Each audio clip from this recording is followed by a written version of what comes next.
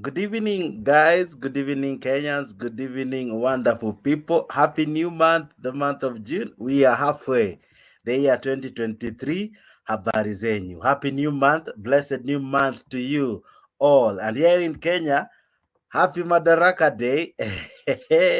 Karibuni sana wadau, wananchi watukufu, wazalendo wa Kenya. Karibuni sana kwa hii show. Ni mimi wenyu Jakes, the moderator. Karibuni. We have a great show lined up for us. We have a lot to discuss. We are discussing the issues that of course happened today. Today was Madaraka Day and Kenyans wako home. Kenyans leo walikuwa na holiday and of course it was a day to have the president speak to the nation. He had a lot to say. He had promises to say. He had to tell us what he has done ever since he took office. And of course, ahadi hazikupungua, and that's what we are discussing. So karibuni kwa show, karibuni kwa hii show yenyu, show ambao mmekuja kupenda, show ambao mmekuja kuitazama kila jioni. Wajamaa mnajikuta mmeingia live hapa, mtembei hapa kwa show yenyu ambayo mmekuwa mkingoja inapofika tu masaa hii ya saa 4 hapa Kenya, unajikuta umeingia kwa show, na ni asante sana. Thank you very very much. Thank you guys, thank you for always tuning in to this wonderful show. We are live. Karibuni sana. Karibisha wawili watatu. Tujuze unatazama ukiwa wapi. Welcome to this show. Welcome to this conversation. I hope you are having a great time. I don't know where you're watching me from. But wherever you are, welcome to this show. Juza wawili watatu. I can see I'm good. I was checking to see if my camera is working well, and I am good. Are you good? My people, where are you watching me from? Nielezeni hapo tu kwa comment section. Tell me, this is me and this is where I am tuning in from. I see nani. Joseph Walela Williamson, I see you. Nyambane, I see you, my brother. Umetuma ujumbe unaniambia you're watching from Kitale. Halima Aziz unaniambia uko Uganda. Aha, dada unaniambia uko Uganda. Karibu sana kwa show. How was your Madaraka Day? Uliifanyia nini siku ya leo? How did you enjoy the experience of today? Did the president meet your expectation? Did he say something that probably uliona ni ukweli ama it was more promises after other more promises that were kept last time? Leo ataka kuguzia stories za gas. I tell you my people, this is becoming interesting. Na huku nje watu wana complain, huku nje wadau mna complain ya kwamba it is not easy, tax left right and center. Huku nje manze ni kumoto, ni kuhot wadau, ni kuhot. Lakini zaidi yote, karibu sana kwa hii show. I'm your host Jakes, the moderator. Nisaidie kufanya vipi? Nisaidie kulike hii show. Nisaidie kulike hii show wapi? Kwa YouTube, kwa Facebook. Like hii show, like hii show. Just do that favor for me. Aha, thank you so much. I see you guys coming in thick and fast. Mnaingia mbio mbio. Nelly Lynn, I see you. Unasema we love baba. I see you. Na mwana dunia ina mambo, anasema salamu alaikum. Alaikum salam kwako kaka. Simba Omar Said unasema jambo, sina niko hiyo jina ni tricky lakini nanikalia Germany. Aha, Mora, I see you. Mora, you're watching from Migori County. Karibu sana. Namuona nani hapa? Namuona Kingdom Jospidis uko ndani. Karibu sana kaka. Nani mwingine? Namuona Philip Kigo ako ndani. James Mboro unasema uko ndani. Karibuni sana. Karibuni sana. Karibuni sana. Let's have a great show. The president really made a lot of statements today. Some were interesting, some were good, some were just promises. Do you believe them? I don't know. But zilikuwa interesting, including the fact that very soon bodaboda kutakuwa na za stima. So tumeshindwa kushukisha bei ya mafuta, wacha tulete sasa za stima. But gharama ya stima bado haiko chini wadau. Stima saizi so inakupa stima I think 3.6 units there about. I'm not sure but I think so.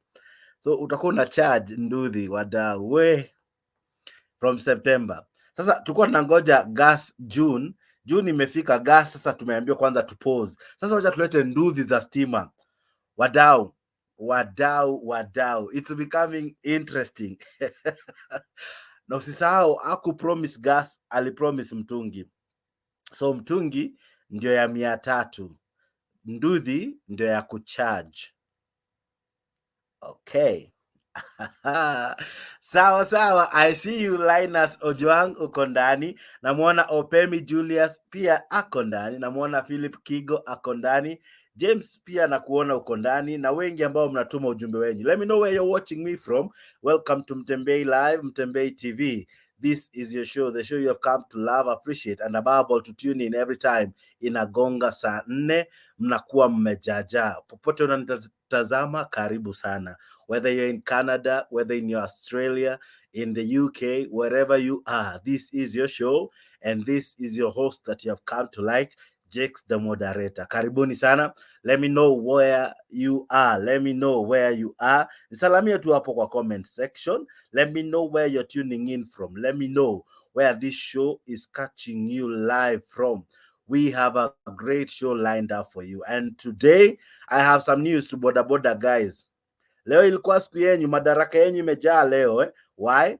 Because the president had to tell you. Is about to experience inclusive transformation through the introduction of more efficient, affordable, and clean motor vehicles.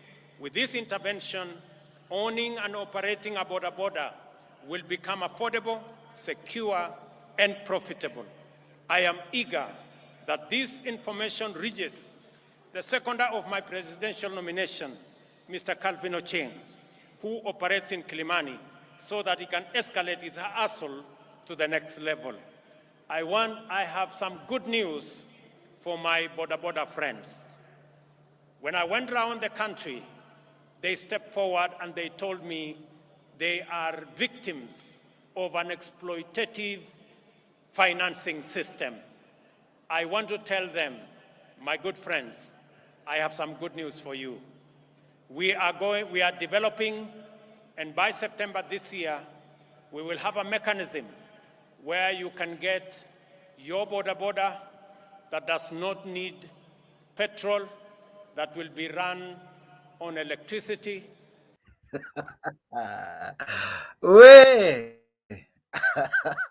Baada ya mama kungoja gas June, sasa hawa wameambiwa pause. Sasa watu wa nduthi wadau utakuwa unabebwa hivi na nduthi, unaambiwa bro, hebu ngoja kwanza tu charge.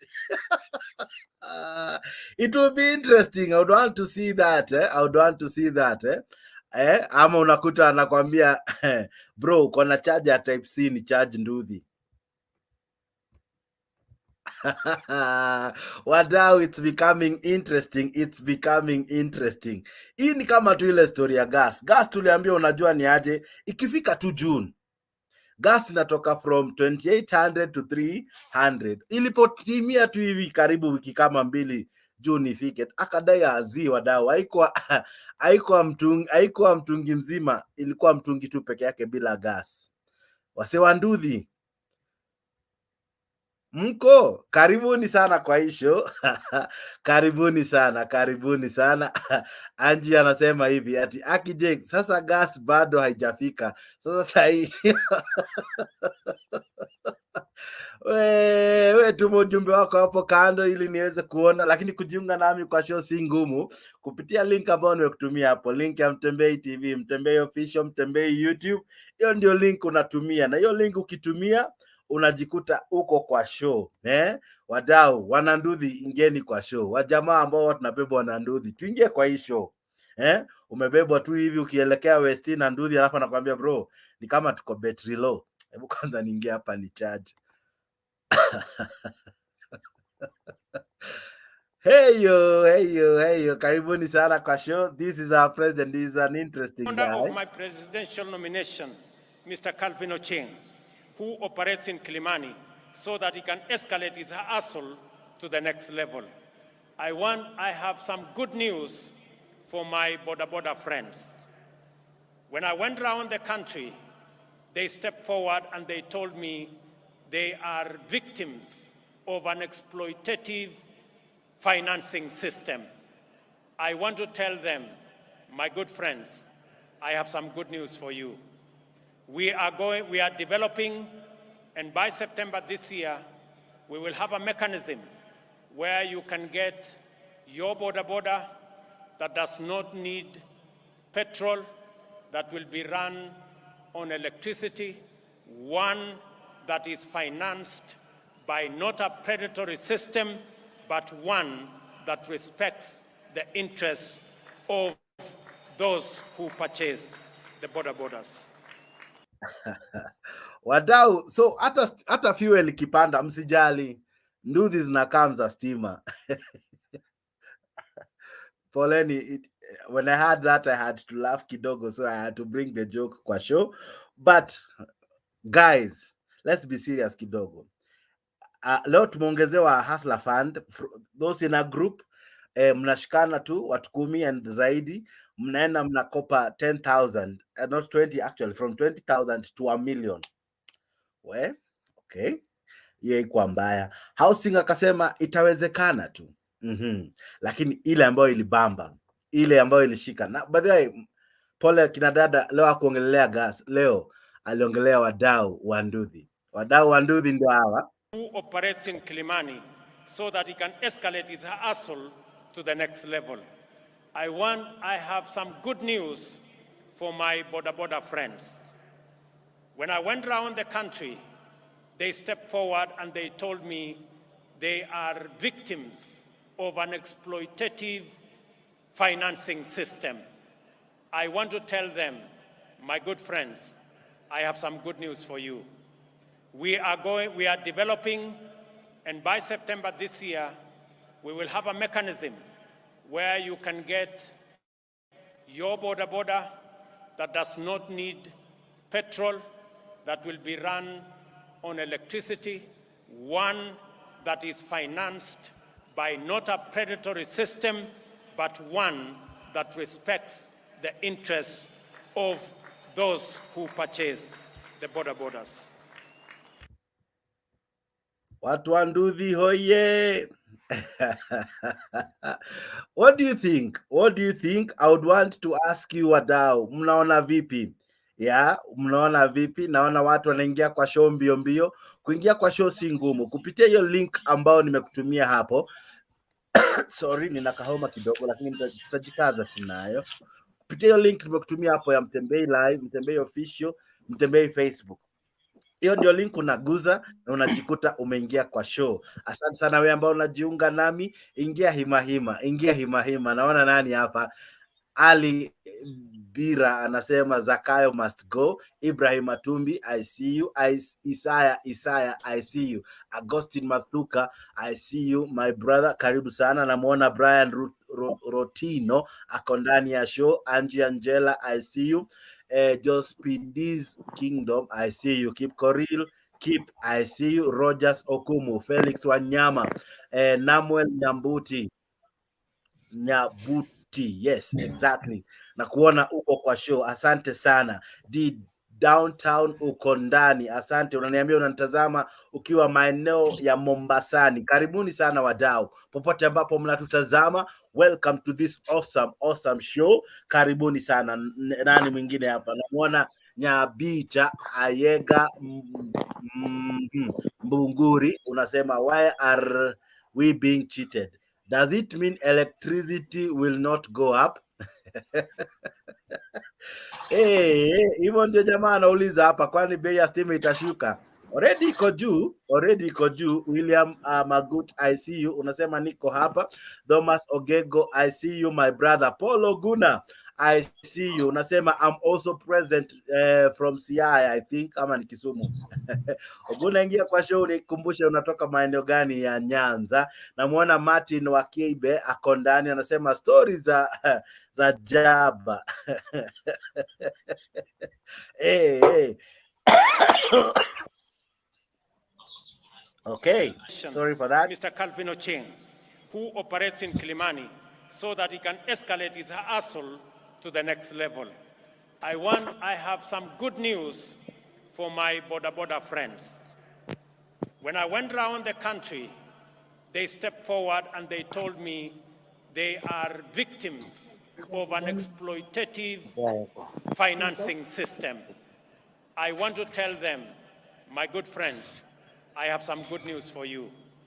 We are developing, and by September this year, we will have a mechanism where you can get your border that does not need petrol, that will be run on electricity, one that is financed by not a predatory system, but one that respects the interests of those who purchase the borders. Wandugu wadada watazamaji, karibuni sana kwa show. Ninaye hapa Anderson ako ndani. Dunia ina mambo, namuona Sam Mudhami ako ndani. Leo ajaingia na Msupa, ako peke yake, lakini zaidi ya yote yako kwa show. Karibuni sana. Thank you for being part of this wonderful show, guys. We are live on all Mtembei platforms, YouTube, Facebook, tuko kote. Karibuni sana. Ingia kupitia link ambao nimekuwekea hapo kwa YouTube, kwa Facebook na kwa Mtembei TV. Hizo ndio link unaingia nazo. Hizo links zinasoma StreamYard. Ukiingia na hizo links, unawasha tu StreamYard, unawasha kamera, unawasha mic, alafu unajikuta uko ndani ya studio. Anderson, maoni yako ni yapi? Rais anasema kutoka mwezi wa 9 nduthi zitakuwa zinatumia stima. Utakuwa unabeba, unaambiwa bro, uko na charge ya type C, ni charge nduthi. Wewe unaona vipi? Ni ahadi ingine ama ni kama ile ya gas? Anderson, asha mic yako. Mambo. Sasa habari ya leo kaka? Niko poa. So, Madaraka Day yako ilikuwa vipi yako? Kama kawaida, unajua watu waazimiwa hata hatushughulikange na huyu mtu. Aha.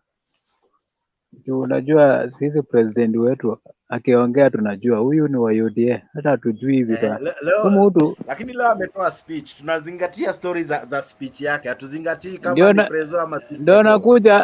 Ndio nakuja hapo kwa huyu president wa UDA, nakuja hapo. Endelea. Huyu mtu ni kama anavutanga bangi. Juu vitu zenye anaongea sijai jua nani anamwandikia, sijui advisors wake ndio wanavuta bangi ama ni yeye, mimi hata sijai elewa huyu. Huyu mtu aliambia watu wa UDA, watu wa bottom up, in 100 days atawapatia unga ya 74. Hatujaiona hata unga ya 150, hatujaiona. Huyu mtu amekuja akaambia watu story ya gas. Kuulizwa jamaa anasema hapo, anasema gas, alikuwa anasema mtungi. Hiyo ni bangi alikuwa amevuta. Ona sasa ametoka hapa anakuja kuambia watu nduthi sijui watakuwa wanacharge. Huyu mtu ni kama anavuta bangi. So sisi watu wazimiwa hatujui vitu zenye anaongea. Ile kitu ningetaka tu. So wewe unaona kama ikifika mwezi wa 9 atasema haiko nduthi ilikuwa. Wachana na huyu ni mtu promise after promise. Wachana na huyu ni bangi alivuta kitambo, alafu akakimbia kukificha kanisani sijui prophet. Huyu ni mvuta bangi. Vitu zenye anaongea si za mtu wa kawaida. So mimi naaje watu wazimio wake na Raila wanazubana huyu mtu atoe uza kayo kwa hii mtu yenye amekaa hapo amezubana anafanyia upuzi yake. Hao watu wamezubana huyu mtu atolewe hapo.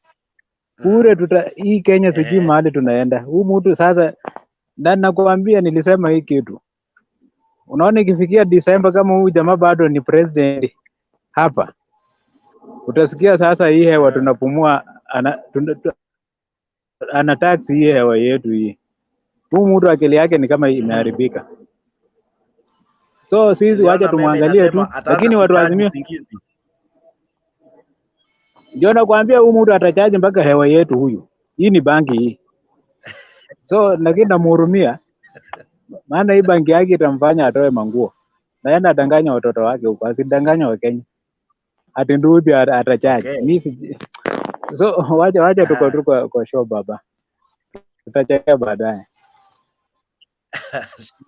Shikilia hapo. Isa Mohamed, habari ya leo. Wewe unangojea nduthi ya kucharge? Mambo ya nduthi, hata watu wanafikiria watajikomboa namna gani Kenya fikia mambo ya nduthi. Nakuja kuongea mambo ya nduthi, kwani kila mtu atakuwa bodaboda? Ati kidogo kidogo umebebwa hivi na nduthi, anakuambia bro, hebu kwanza nikacharge, nduthi inaisha moto. Atoe wakora nyameka ndani ya serikali.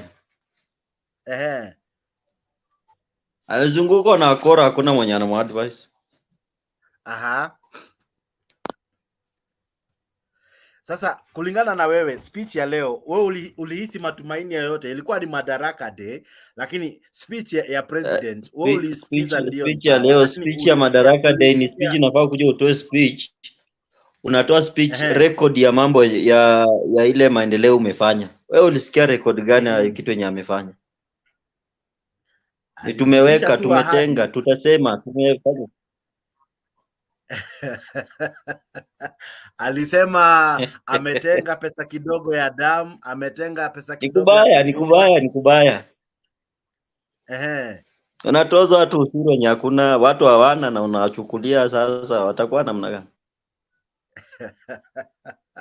Sami Moreidi, habari ya leo bro, vipi? Poa sana. Umeshindaje kaka? Umeshinda poa. Sasa nikuulize, nduthi ya kucharge, wewe inakukalia vipi hiyo story? Hiyo ni uongo bwana.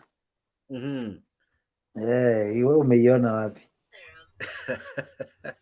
Labda Hasla ataleta nduthi ya kucharge. Unajua stima itakuwa imeshuka bei, so itakuwa ni afueni kununua nduthi ya kucharge kuliko ya kuweka mafuta. Kwanza ni stima maybe iteremke ndio sasa mtu kama anaweza charge si kila mtu atakuwa anaweza afford hiyo nduthi ya kucharge. So hiyo si kitu ya kila mtu. Na amesema hizi nduthi zitapeanwa na serikali, au itabidi ukope mahali, itabidi udeal na serikali ili upate hii nduthi. So labda haitakuwa ya bei kali.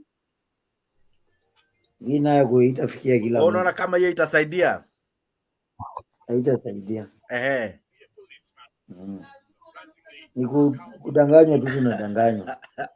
Dunia ina mambo. Kwa hivyo ilikuwa tu ni ahadi za uongo kama kawa. Hiyo ni mtindo bwana. Hiyo ni mtindo.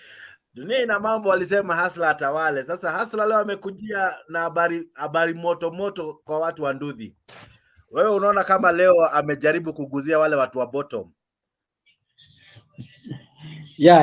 Habari zenu? Dunia ina mambo. Salama sana kaka.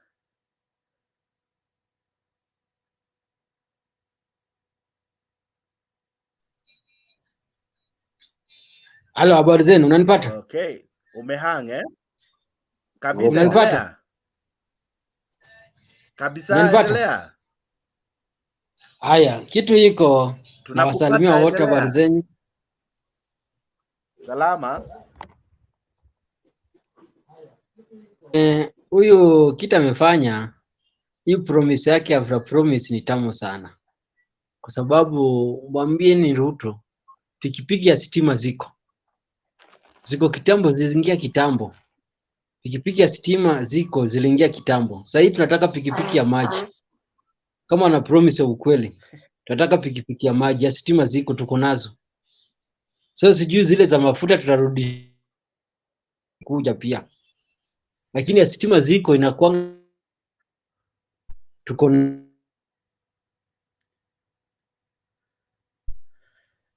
hiyo, itakuwa vizuri. Leo unakwama, sijui ni network yako kama ni yangu. Leo unakwama. Nakwama bado.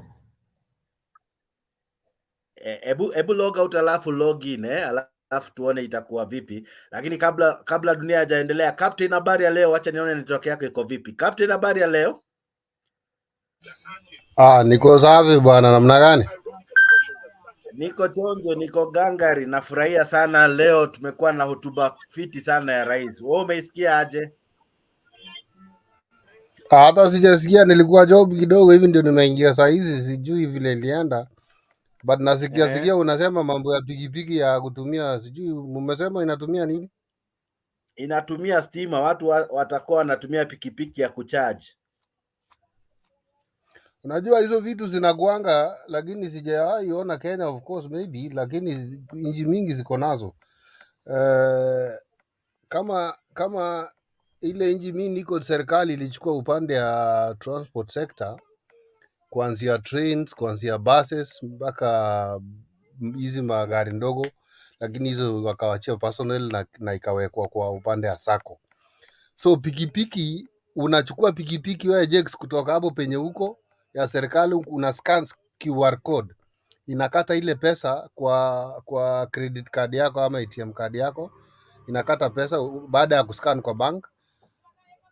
Ni shilingi 2 ya huku, inakuwa ni kama shilingi 2 ya Kenya sijui nini per minute mpaka penye utaenda. Alafu unawacha hapo, mwingine anataka kutumia, ukipaka hapo nje ataendeleza from there ama arudishe penye ilikuwa. Yani siko scattered everywhere, na ni zile za kujaji.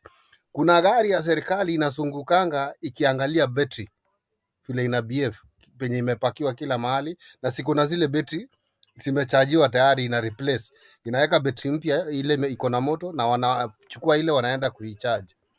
Lakini sasa mimi swali langu, Kenya hizi zinakuja aje? Nani atapatia watu hizi pikipiki? Ni hii njia ya kuchukua kama loan ya 3% tena, ama ni njia gani ambapo mimi sielewi? Ingekuwa ni vizuri yes, kwa wale watu wa bodaboda wanalipa 400 kwa mwenye pikipiki kila siku, inaweza wasaidia. Lakini sasa soko tayari imechafuka na zile pikipiki za Jex. Wewe una pikipiki yako, unakuja unanipea pikipiki alafu unaniitisha 400 kwa siku mingi sana, sitaenda wapi? Unaona sasa ni kama anafinya pande ingine, anasaidia pande ingine, ambapo ni sawa. Kama wale watafinywa, huyu mwingine atakuwa amesaidika. Lakini sasa kama alikuwa anapata kitu hapo ya maisha, itakuwa aje? Sasa hizi za mafuta zitaenda wapi bro? Ndio nakuuliza hata mimi, hizo zitaenda wapi? Na ndio simechafua soko, siku mingi sana kwa soko Zimejaa, kila mtu ako swali. na nduthi kwa nyumba. Sasa itakuwaje? Sasa ameleta za stima na anasema hizo zitakuwa nyingi zaidi, na zinaanza mwezi wa 9. So baada ya miezi ngapi sasa? Miezi 3 kutoka sasa. Hiyo ndio Tutakuwa itachafua na market nduthi za stima. So bro, kwa sababu unaona saa hii ukiangalia hii kitu inaitwa gas, hizi mataxi drivers sana wanatumia hizi tududu, gari ndogo za taxi. Ilikuja mingi sana hizo dudu na ikaharibu soko ya taxi kabisa, na wakakuja tena na subsidy ya gas. Kuna mtu analeta gas pale, silikuwa pump chache sana Industrialia sijui na moja pale, na ikaharibu soko pia upande ya taxi. Hizi zikikuja hivyo itaharibu soko tena pale pande nyingine. Ule mwindi labda saa hizi zake ziko kwa port, saa hizi nakuja kama 100 ama 100, itaenda wapi? Atauzia nani? So hii kitu itakuwa na both advantage and disadvantage, lakini uzuri yake yeye anaweza promise na isikuje. Unajua amepromise vitu mingi na tuone zingine zikifanyika. Mingi zinafanyika, ingine hapo hata inafanyika. alikuwa anataka kukuuliza, alipromise gas wa mama.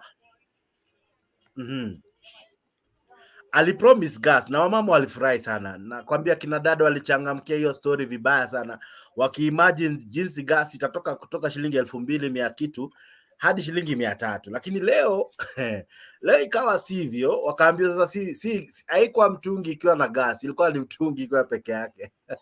Sasa hii ya pikipiki amesema vizuri sana ya kwamba he has good news for boda guys, and the good news is kuanzia mwezi wa 9 for my boda friends. Kuanzia mwezi wa 9 I have some uko nayo clip for my boda friends. When I went around the country, kuchezea bro, kaka ndio that this information reaches the seconder of my presidential nomination, Mr. Calvin Ochieng, who operates in Kilimani, so that he can escalate his hustle to the next level. I have some good news for my border friends. When I went around the country, they stepped forward and they told me they are victims of an exploitative financing system. I want to tell them, my good friends, I have some good news for you.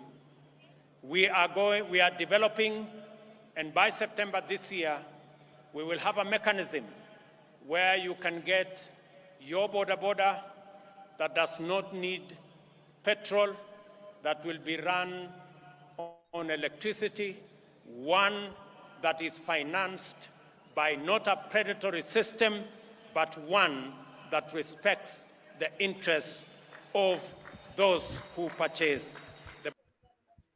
Sasa mimi saa zingine nasikia kumwambia anyamaze tu, kwa sababu alisema kuna unga ya pesa kidogo, akaisifu eventually, leo hata hakuitaja akakuja akasema vile economy itakuwa fiti and all, gas ya 300, watu wakangoja, haiku happen. Sasa leo tena amekuja na stories za nduthi. I think maybe ameona wajamaa wamemzushia sana stories za mama mboga na wase wa nduthi, so lazima leo angeongea akawaambia I have some good news for wajamaa wa nduthi. Pole, nimewapandishia bei ya mafuta, hata kama nimeongezea VAT ya 16%, but nawaletea nduthi za stima. Nduthi ya stima utakuwa tu una charge, wewe unabeba client.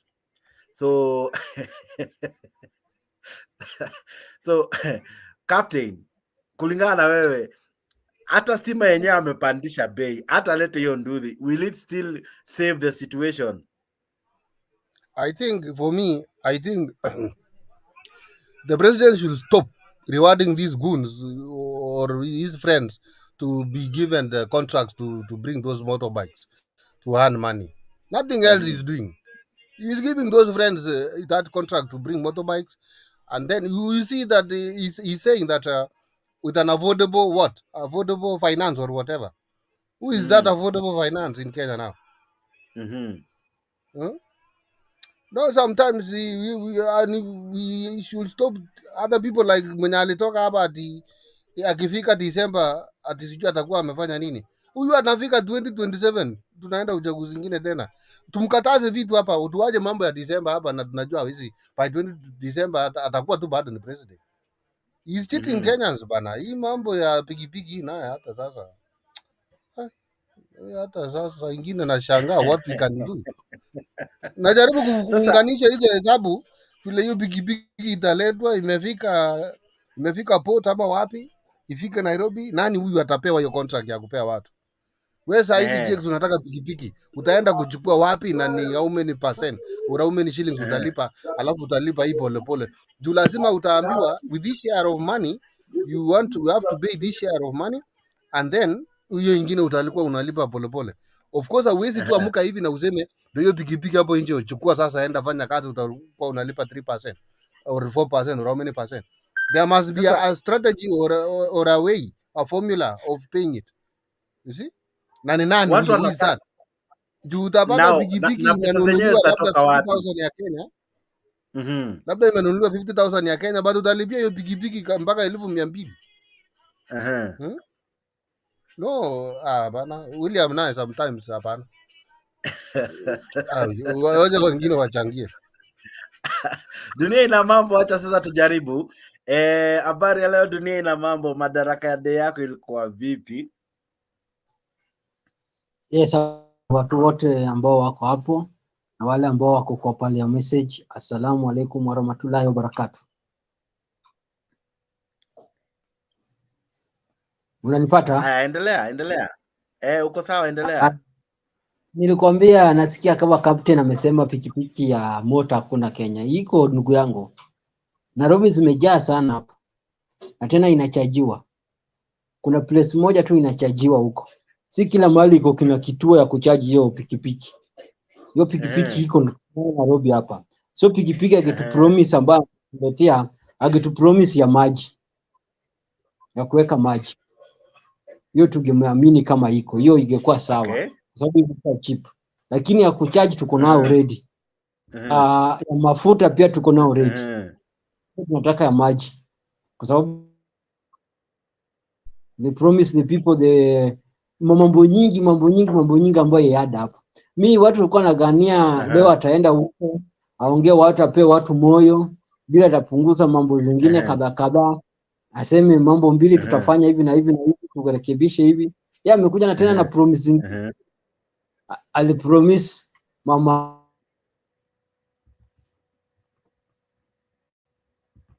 alipromise wamama atawaletea gas ya bure, siyo gas ya pesa ngapi, akabadilika gas nyingi tena, akaulizwa ni mtungi ya gas, akasema hapana, ni mtungi ya maji ndio ataweka 300. So atumuelewi sasa, anataka tuongoza dem. Unajua natumiangu uongo nyingi. So niseme kama Kenya tumekuwa kama tuongozwa, tunadanganywa hivi, nitakununulia ndege ndio, utanipeleka Dubai ndio, na una kitu hata kwenye Dubai. So ni sisi tumekuwa hivyo. Tunakuwa kama watoto wadogo, ukitoka kwa nyumba yako unaambia watoto nikirudi nitawaletea sweet. Baba kwa nini hujaleta sweet? Nimesahau. So huyu jamaa anaongoza Kenya kama nyumba yake. Hii si nyumba. Na kuna wale wamesoma, kuna wale hawajasoma, kuna wale wako na njaa, kuna wale hawana njaa, kuna matajiri, kuna sile, kuna wale ambao wanawekaji pesa zao hapo, na kuna wale hawaweki pesa zao. Nasema hapa mtu anapea mzee wasia apigwe viboko. Huyu mtu anapea president wasia ndio tena atakana kiboko, avutwe kwa hiyo kazi. Kwa sababu mimi najua Ruto avuti bangi, akunywi pombe, yeye anakunyonga tu kahawa na maji. So sijui ya akili imetoka wapi hii korogwa. Ya promise. Hii seta wazako. Unaonekana hii seta. Kuna kakitu hapo akiingia huko wanachapa vitu. Kwa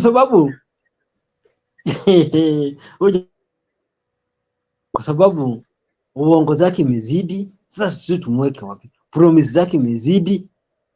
Mimi leo niligani jamaa atakuja kubembeleza watu wa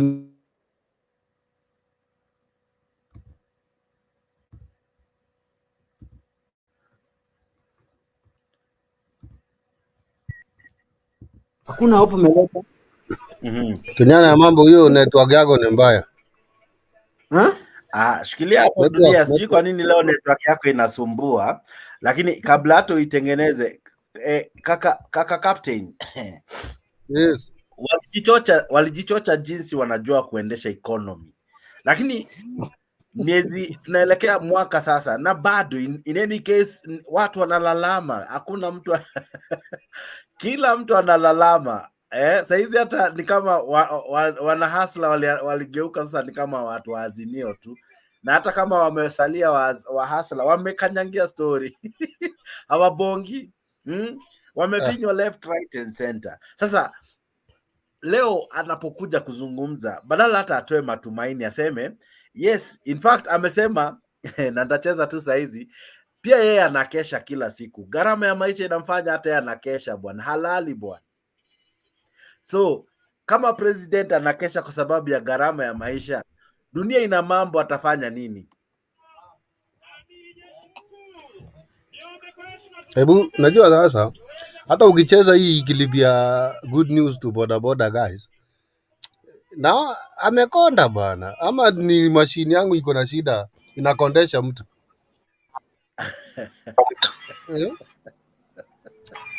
Naona amejifinya kidogo. Amesema halali bwana, jamaa halali kwa sababu ya uchumi inamfanya halali. Nafikiri sasa ile unajua ile promises zake zilikuwa extraordinary. Hata mimi when we were voting I saw Kenya being London. And that is why some of us we voted in. And I was wondering easy promises, how will he deliver? Right now unaona sasa inampatia sleepless nights.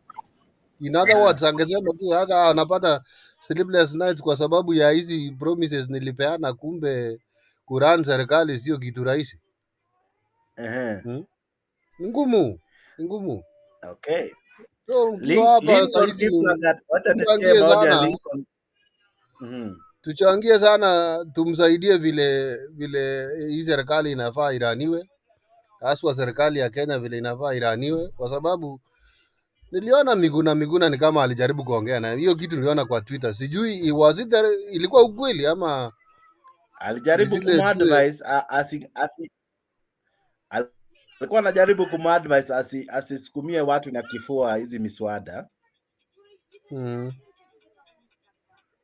Okay, kidogo tu Captain, najua wewe ni mzalendo, utapause tu hapo. Lincoln, habari ya saa hizi? Habari ya leo kaka?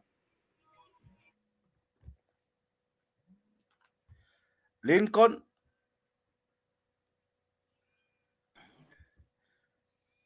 unanisikia? Lincoln Kiplagat. Okay, kabla Lincoln awashe mic yake, sijui shida iko wapi. Jamaa anajiita Mohamed, vipi? Habari yenu? Salama sana, karibu sana kwa show. Salama, hata mimi pia nashukuru. Mara nyingi nimejaribu kuwapatana na nyinyi lakini sikuwa nafanikiwa.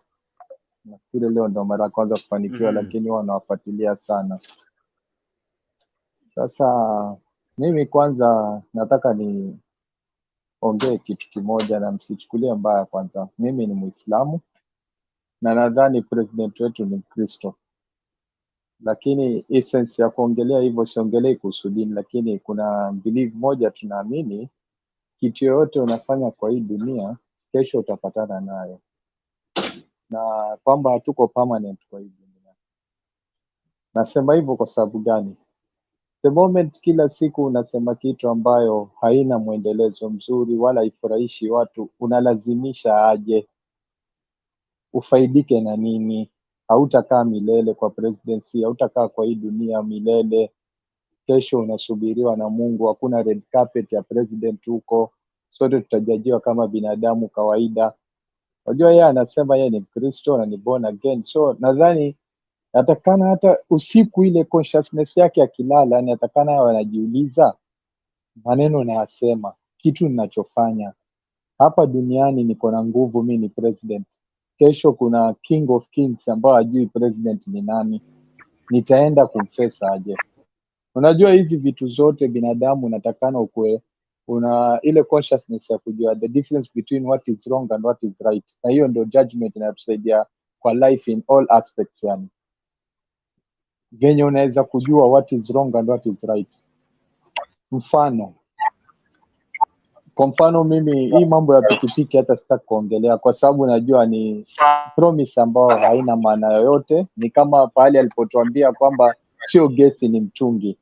Ukijiuliza simple question, mtungi utanunua ngapi kwa lifetime yako?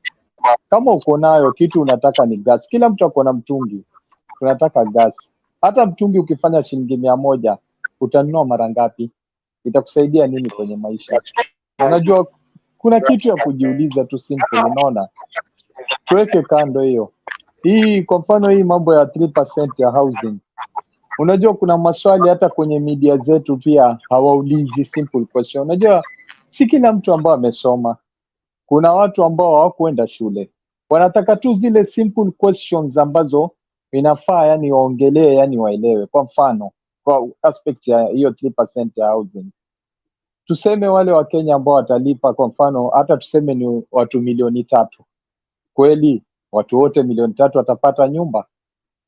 Swali moja. Kwa sababu sote tunalipa, unatuambia tutapata nyumba.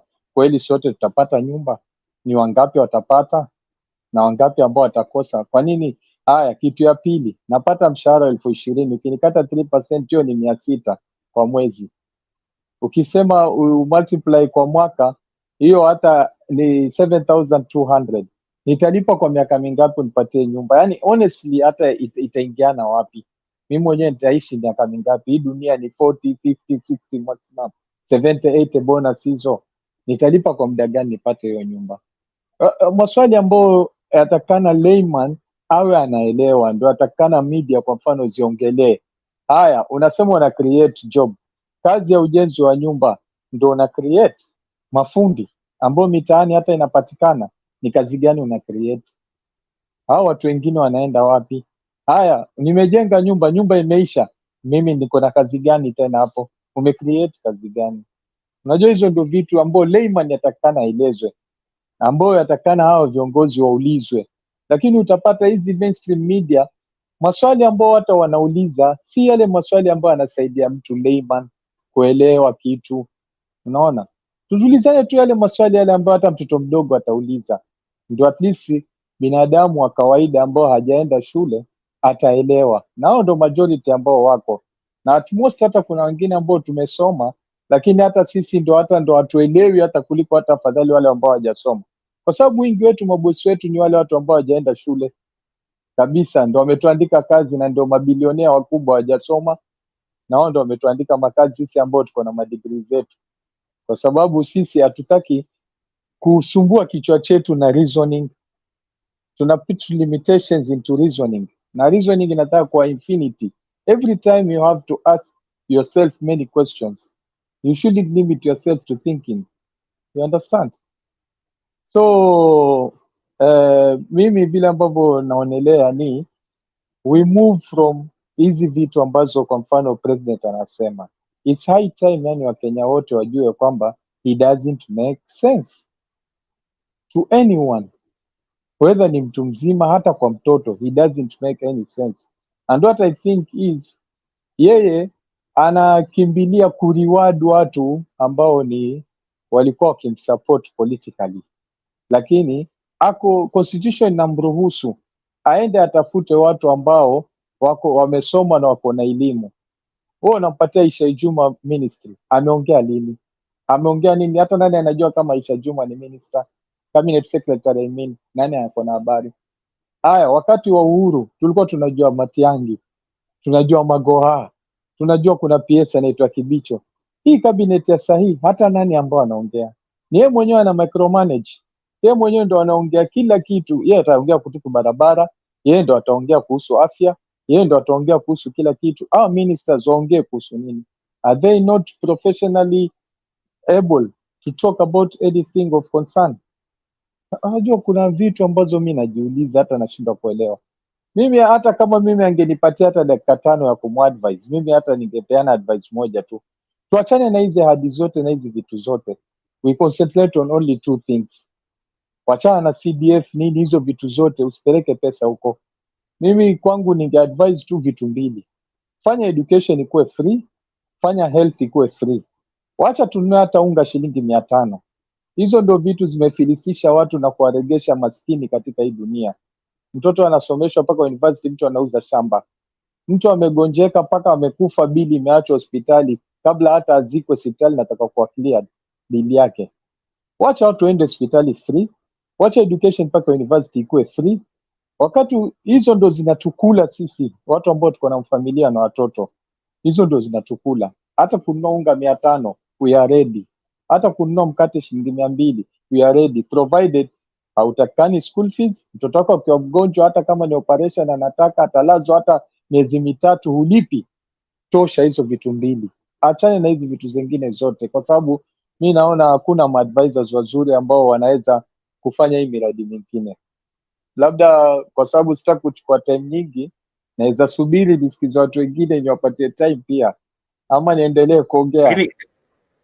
Wacha nikuulize kidogo tu, wacha nikuulize kwa speech nzima, wewe ulihisi kama ametoa matumaini kwa raia? Because wakati mwingine alikuwa anasema kuna unga sijui ya pesa fulani, hiyo unga sasa sijui kama iko maisha imeshuka, lakini leo nikana kwamba hakuongea yale kama ulivyosema, hajaongea kuhusu yale ametenda, wala hakuzingatia jinsi ambavyo ananuia kushukisha gharama ya maisha. Yeye aliongelea kuhusu mambo ambayo ametenga na mambo ambayo atatenda. Je, swali ni aliyoyatenda mwananchi anaifeel kweli? Unajua sasa ukizungumza kuhusu walioyatenda, nitakurudisha pale padogo tu, nitakuuliza.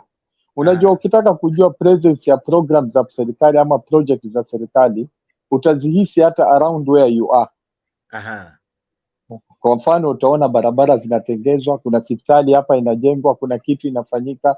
Hata karibu kila mtu ako hapa ukimuuliza, there's nothing going on kitu ya serikali ambayo inatendeka mahali. So hakuna kitu ambayo inaendelea for real. Lakini kitu ambacho mimi ningependa ni Wakenya kwanza waelewe, we are concentrating kwa hii 3% ya housing. Lakini there's more into the finance bill ambayo ndio inatumaliza zaidi hata kuliko hii 3% ya housing. You understand? One thing is, hiyo 16% ambayo mafuta itaenda, obvious gharama ya maisha imepanda automatically. You understand? Kitu kingine nasikia hii kitu ambayo ameongelea kuhusu insurance. Wewe umepata ajali, wewe mwenyewe umepoteza mguu, tena ukate tax. Umelipwa hiyo pesa, itakusaidia na nini? Wewe umeumia, tena ulipwe tax kwa hiyo. Sasa kuna vitu ambazo zimejificha kwa finance bill. Wakenya kwanza wangeongeleshwa vitu zote zile ambazo ziko kwa finance bill. Kwa wale watu ambao wasioelewa, sisi wengine tunaweza enda tukaanza kutafuta kwenye mitandao nini na tukajua hiyo bill inasema nini. Lakini kuna mtu ambaye yuko hapa chini ambao haelewi. Kitu ameongeleshwa tu ni kuhusu hiyo housing peke yake. Of which housing yenyewe ukiangalia ule PS alichukua muda mrefu kuelezea hizo vitu. Ana sweat, amegonga glass karibu mara 2. You understand? Kumaanisha hata wao wenyewe ambao wako kwenye serikali hawaielewi wala hawajaelewa. Paka sasa hii kuna mzozo, ni contribution ama ni tax. Kama ni voluntary, wacha mimi mwenyewe nijitolee. Unaona? Ni volunteer kwamba mimi nataka nyumba. Sasa kwa mfano kama mimi Mungu amenibariki nakaa kwangu. Nataka nyumba ya nini? Ukiniambia kwamba ni save, alafu baada ya miaka 7 bado nitachukua pesa yangu. Mimi nataka kutumia hiyo pesa yangu leo, najuaje nitakuwa kwa miaka 7 kwa hii dunia? Nani amesign contract na Mungu akijua ni baada ya muda gani atakuwa kwa hii dunia? Ulikuja kwa hii dunia, hata sasa hivi na wewe tunaongea, na labda leo usiku asubuhi hata sitafika. Wewe unaniambia niongojee baada ya miaka 7 ni withdraw. Leo niko na njaa, niongojee nikule baada ya miaka 7. Honestly kuna vitu ambazo yani nashindwa, yani how do you advise Kenyans about this? Kuja na proper plan, wacha watu wa contribute wale ambao wanataka iwasaidie. Kuna banks ambazo zinatoa hizi loans. Unajua kuna vitu zingine ambazo hazi make sense. Kwa mfano kama hii ukisema hustler fund, wewe unaenda unachukua hiyo hustler fund shilingi 500. Wingi hata wanakula, hakuna kitu wanafanya. Mimi niko na experience ya banking na nimepeana loans kwa watu. Nikiwa nikifanya kwa bank, kuna wakati nilikuwa nafanya kwa bank na nilikuwa natoa loans. Kenyans, the fact is, watu ambao kwanza wanaishi maisha duni ni civil servants. Wakati nilikuwa kwa bank, hiyo ni kitu nimenotice. Jamaa anafanya kazi, anakuja na payslip yake, anakuambia ofisa, mimi naweza pata pesa ngapi hapa?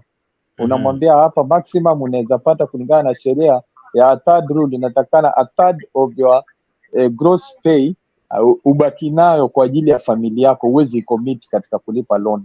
Hiyo ndio sheria. So nakwambia hapa vile una qualify unapata 500,000. Na mtu alikuja akitaka 1 million. Ukimwambia unaweza pata tu 500,000 kulingana na payslip yako, anakwambia nipatie hiyo hiyo. Haya, mtu wa biashara unaanza kuangalia appraise hiyo biashara yake, unamwambia kulingana na vile una bank na biashara yako vile naiona, kitu naweza kupatia maximum ni 100k. Anakuambia mimi nilikuwa nataka 200, naambia uwezi pata, utapata 100k. Anakuambia nipatie. Ujue plan aliyokuja nao ni ya 200k. Anachukua hii 100k. 100k anaenda kufanyia nini kama alikuwa na plan ya 200k?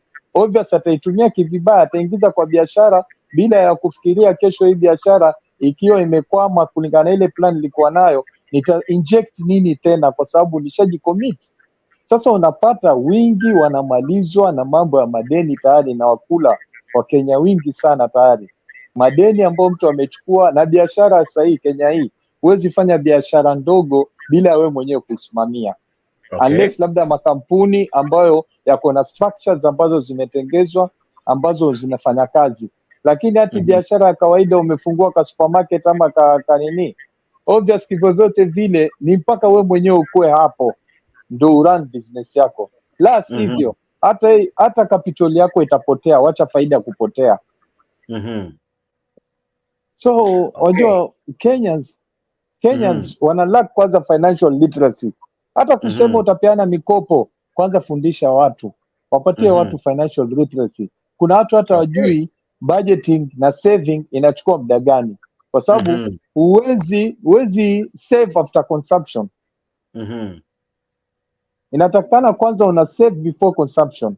Na sisi watu wengi katika mtaa tukiwa na 10,000 umeitumia imebaki 4,000 ndio wakumbuka wacha ni save 2,000 hapa. Obviously utairudia. Okay. Shikilia hapo kidogo Mohamed. Naona hapa Zadok Shari ako ndani anasema Ruto 5 tosha. Okay. Bob Willis unasema can you admit me my people? Now kujoin show si ngumu. Kupitia link ambayo nakutumia hapo, link inaitwa StreamYard. Hiyo link unaingia nayo kwa show ambayo itakupeleka hapo StreamYard, unawasha mic, camera na unaandika jina. Si lazima iwe jina rasmi, lakini jina ambayo tutaitumia hapa kwa show, alafu naingia live unakuwa miongoni mwa hawa wa jamaa ambao wengi wako ndani na wengine wajawasha kamera ndiposa uwaoni, but tuko kwa show. Karibu sana wewe ambaye unajiunga nasi. Naona Linet Jane Jerotich ako ndani, George Njoroge I see you. Namuona Aisha ako ndani, Lincoln ako ndani, namuona jamaa anajiita Nyamawi ako ndani, namuona Lawrence ako ndani, David Karani ako ndani, Sami K kwa Kamba ako ndani, Stanley Warui ako ndani. Na wewe ambaye uko ndani ya show, asante sana kwa kujiunga nasi. Like hii video kwa YouTube, like hii video kwa Facebook, share jinsi unavyoweza mara nyingi kabisa. Asante sana kwa sababu ya kuwa miongoni mwetu. Pascal, habari ya leo? Nzuri sana, tusimi nani huko tu.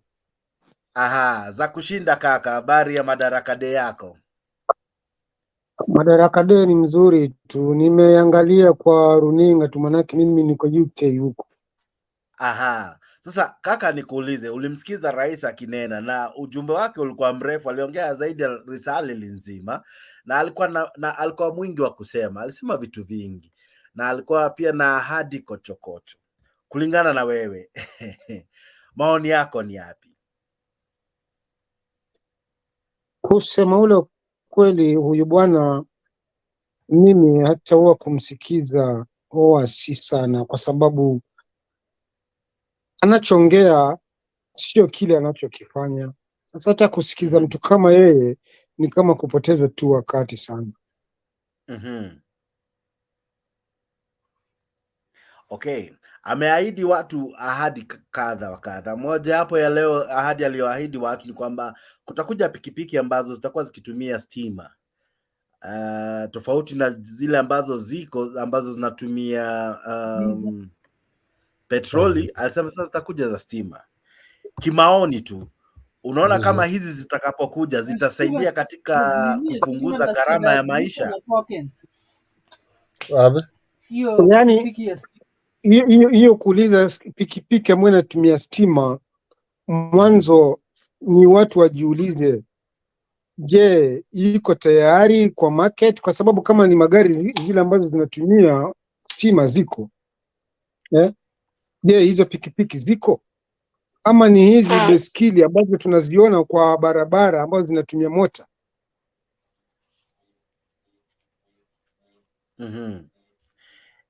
Siko sure kama ni hizo, kwa sababu alisema by September, actually ni miezi mitatu kutoka sasa. Sasa swali ni, unajua juzi alisema ameahidi gas, alafu akasema sababu ambayo haitawezekana ku happen June ni kwa sababu haiko imewekwa kwa budget. Sasa swali litakuwa, hii pikipiki zishawekwa kwa budget ili asikuwe na excuse. Kuna order ambayo imefanywa, watu wameambiwa itatoka pesa ngapi, amepata watu ambao wanazinunua, ili before aahidi watu tayari ame clear hizo story. Because kama gas, ukikumbuka vyema, alisema gas kuanzia June itakuwa shilingi 300, lakini June ilipokaribia alikuwa mwepesi wa kusema ya kwamba haikuwa ni mtungi wa gesi, ilikuwa ni mtungi peke yake, mtungi wa gesi bila gesi. Sasa Akasema sababu ambayo haitawezekana juu ni kwa sababu haiko imewekwa kwa budget na sheria haiko imetungwa. So yeye aliongea kabla ya kutunga sheria na kabla ya kuzingatia vitu kadha wa kadha. Hii ya leo unaona kama pia itakuwa ni hekaya na ngano tu kama za kawaida ambazo ametupa, ama labda kuna matumaini safari?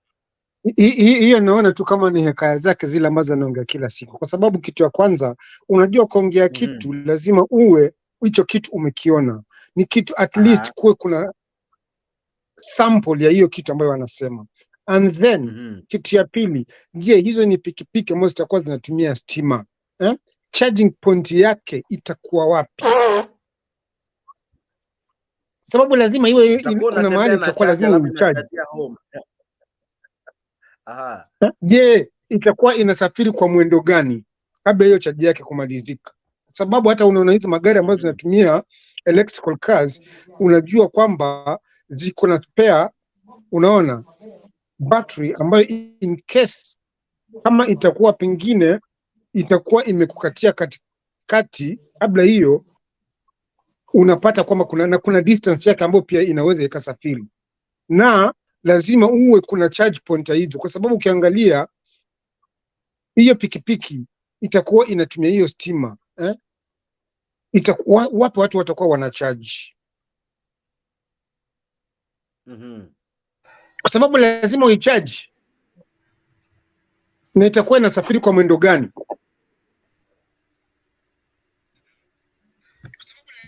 Sasa hizo lazima watu ni maswali wajiulize. Kwa sababu pengine wewe utakuwa ni hiyo ni kitu ambacho pengine itakuwa umecharge, na kwa sababu watu wengi hawana access na stima, unaona. Sasa itakuwa pengine kama kutakuwa kuna mahali kama kwenye petrol station kuna hiyo charge point, na zitakuwa ngapi kwa hiyo petrol station? Have those charge points already been installed in the areas of which they know that our boda users ambao watakuwa wanatumia hizo watakuwa wanaenda wakichaji pikipiki zao, ama itakuwa ni majumbani mwao? Kwa sababu ni kitu ambayo ni kama kwa mfano hivi unavyotumia simu yako, lazima uwe unacharge simu, na kama ni battery ya hiyo simu unajua iko na lap ya kwamba pengine unahitaji leo, na matumizi yake ukitumia kabla kuicharge pengine itaenda until 18 hours ama ni 12 hours ama kama ni 13 hours. Je, hii pikipiki kama itakuwa ni ya kutumia stima, utakuwa ukiicharge wewe mwenye kuitumia hii pikipiki kabla kuicharge tena itakupatia muda gani, na itakuwa unaweza ukasafiri na hiyo mwendo wa kiasi gani kitambo kukatikia katikati ya charge na nini charge? So sasa hizo ni watu wasiamini, kwa sababu mpaka watu hao wameinstall the charge point hizo pikipiki, na watu kama ziko hizo pikipiki kweli, kama ziko watu wengi watazinunua, na kama wakizinunua, you take example zile pikipiki ambazo ziko sasa za wala vijana bodaboda ziko kwa wingi kila mahali, na sasa hizo zikitokezea, unajua sasa zitakuwa nazo pia zitakuwa zina replace ya hizi za kutumia petroli. Watakuwa wanachaji wapi? Au wenyewe bodaboda? Maswali mazuri, una maswali mazuri sana Pascal. Na ndayasukuma kwa Mohamed. Pascal anauliza kama kuna miundo misingi ambayo imewekwa mahali pa kuchajia hizi pikipiki, mahali ambapo ikiwa una charge itacharge pikipiki ngapi kwa kipindi kimoja, itachukua muda mgani kucharge hii pikipiki, ama ina charge the whole day ama the whole night? So maswali kama hayo, gharama ya kucharge na ya kuweka mafuta hiyo hesabu imefanywa na serikali. So kulingana na wewe, unaona kama hizi pikipiki zikija, kwa sababu ni neno moja kuahidi, ni neno la pili kutimiza ahadi. Kulingana na wewe, unaona kama tu hii ni ahadi ambayo ingine itakuwa tu ahadi ya kupotea hivyo? Kwanza mimi nikikumbuka kulikuja BRT system. Ililetwa proposal ya BRT system mpaka Thika Road iliwekwa, mpaka ukiangalia Thika Road kuna line moja ambayo iliwekwa ya kutumiwa na hizo basi za BRT. na mpaka wakasema wakaweka stage zao kutoka hiyo wakati mpaka leo. Umewahi kuona hata basi moja ya hiyo kushika hiyo barabara? Hiyo pia ilikuwa ni ya stima hiyo. So haya, stima yetu yenyewe Kenya bado haijakuwa stable. Kuna watu wengi wanaenda na blackouts. Na ukiangalia kwa mfano Kenya Power ni monopoly, na mpaka leo kila mwaka inafanya hasara. Na ni monopoly, si ati wako na competition na mtu mwingine. Kila mtu akijenga atataka stima kwanza waya afute, na ni ya nani? Ni ya Kenya Power. Unajua vitu mingi watu wana rush, lakini hata ukiangalia pikipiki ya kawaida yenyewe, waendeshaji wenyewe pia hawana elimu. Wewe ukiangalia watu wa bodaboda wenyewe, barabara inaweza kuwa kubwa, lakini wanapita ile mahali ambayo binadamu mwenye miguu yake pia anapita, yeye pia anataka kupita, na hapo anasahau kama yeye ni chombo cha moto. Kwanza kabla hata tujafika huko, hao watu wenyewe wanataka elimu ya kutosha. Pikipiki iko kwa driving school, kwa leseni yako kuna motorbike pale, lakini hawa bodaboda wenyewe wakiangalia wingi hawajui hata signs za barabara, hawajui nini. Kabla hata hatujafika kwa pikipiki, hao wenyewe wanataka empowering ya kujua kwamba kupeleka pikipiki unafaa upeleke na sheria gani na nidhamu gani. Mambo ni mingi kabla hujaruka hata hiyo kwamba tunahitaji pikipiki ya stima. Unajua hata ikikuja pikipiki ya stima sawa, ikuje bado tayari pikipiki ni mingi tayari. Ile ambayo iko tayari hata inasumbua kabisa, imekuwa mingi hata kupita kiasi. Unaona? Sasa utadispose vipi? Manake zitakuwa obsolete. Nani ambaye atakubali pikipiki ya gharama na ili pikipiki ingine? Mtu umenunua kwa mfano pikipiki yako 120,000, kesho ya stima umekuja, utataka kuiuza hii yako, nani anataka kuinunua? Value yake itaenda wapi? Utapata value yako? Uwezi. Maswali mazuri. Mna maswali mazuri wadau, lakini sijui majibu tutatoa wapi. Unajua one thing is the problem ya system yetu ndio system mbaya, because once tayari kura ishapigwa, watu washachaguliwa, watu wataongea vile wanataka, wataongoza vile wanataka, bado tena Wakenya bado tutapiga kura, ni sisi tu, nakuja unadungwa 500, bado hao watu wanakuwa pale, mtu anaongea na kiburi, anaongea na madharau, bado wako pale. Ukienda upande wa kimaisha, tunalalamika kweli, tunalalamika, lakini tunalalamika kwa angle gani? Je, sote tukienda tukipiga kambi kwa mfano nje ya bunge, wa Kenya wote waende wakasimame, ama Uhuru Park tusimame, tukae hapo 2 days 3 days tukilalamika kuhusu chakula, obviously itapunguzwa bei. Lakini sasa unajua platforms ni chache, na zile ambazo ziko zenyewe pia hazipati support. Wananchi pia, saa ngapi utaenda kwenda kulilia haki yako? Wewe mwenyewe umeacha nyumbani, umeambiwa tayari mtoto asipokuja na school fees kesho asikuje. Saa ngapi utafikiria ile shida ambayo iko? Unajua sasa by the end of the day tunakuwa individuals, hatuwezi kuwa collective kwa sababu ya system zetu venye ziko. Lazima utafute chakula, mtoto ni mgonjwa lazima umpeleke hospitali, shule inakungojea. Saa ngapi utaenda kuongea? Hata ukiambiwa maandamano yako hapa, wewe utaenda maandamano na uko na njaa. Wale wanaoenda ni labda ukiangalia, yaani sisemi kwa ubaya, lakini wingi ambao hata wako na time ya vitu kama hizo, wako na malengo yao mengine pia, lakini si kwa lengo hilo. Unajua the problem is sisi raia wenyewe pia ni watu wabaya, ile ukweli tuseme, because mbunge, kazi ya mbunge tukiulizana hapa ni kwenda pale kuturepresent, kutunga sheria, ndio kazi ya mbunge. Na kazi ya mbunge ni kucheck government pia.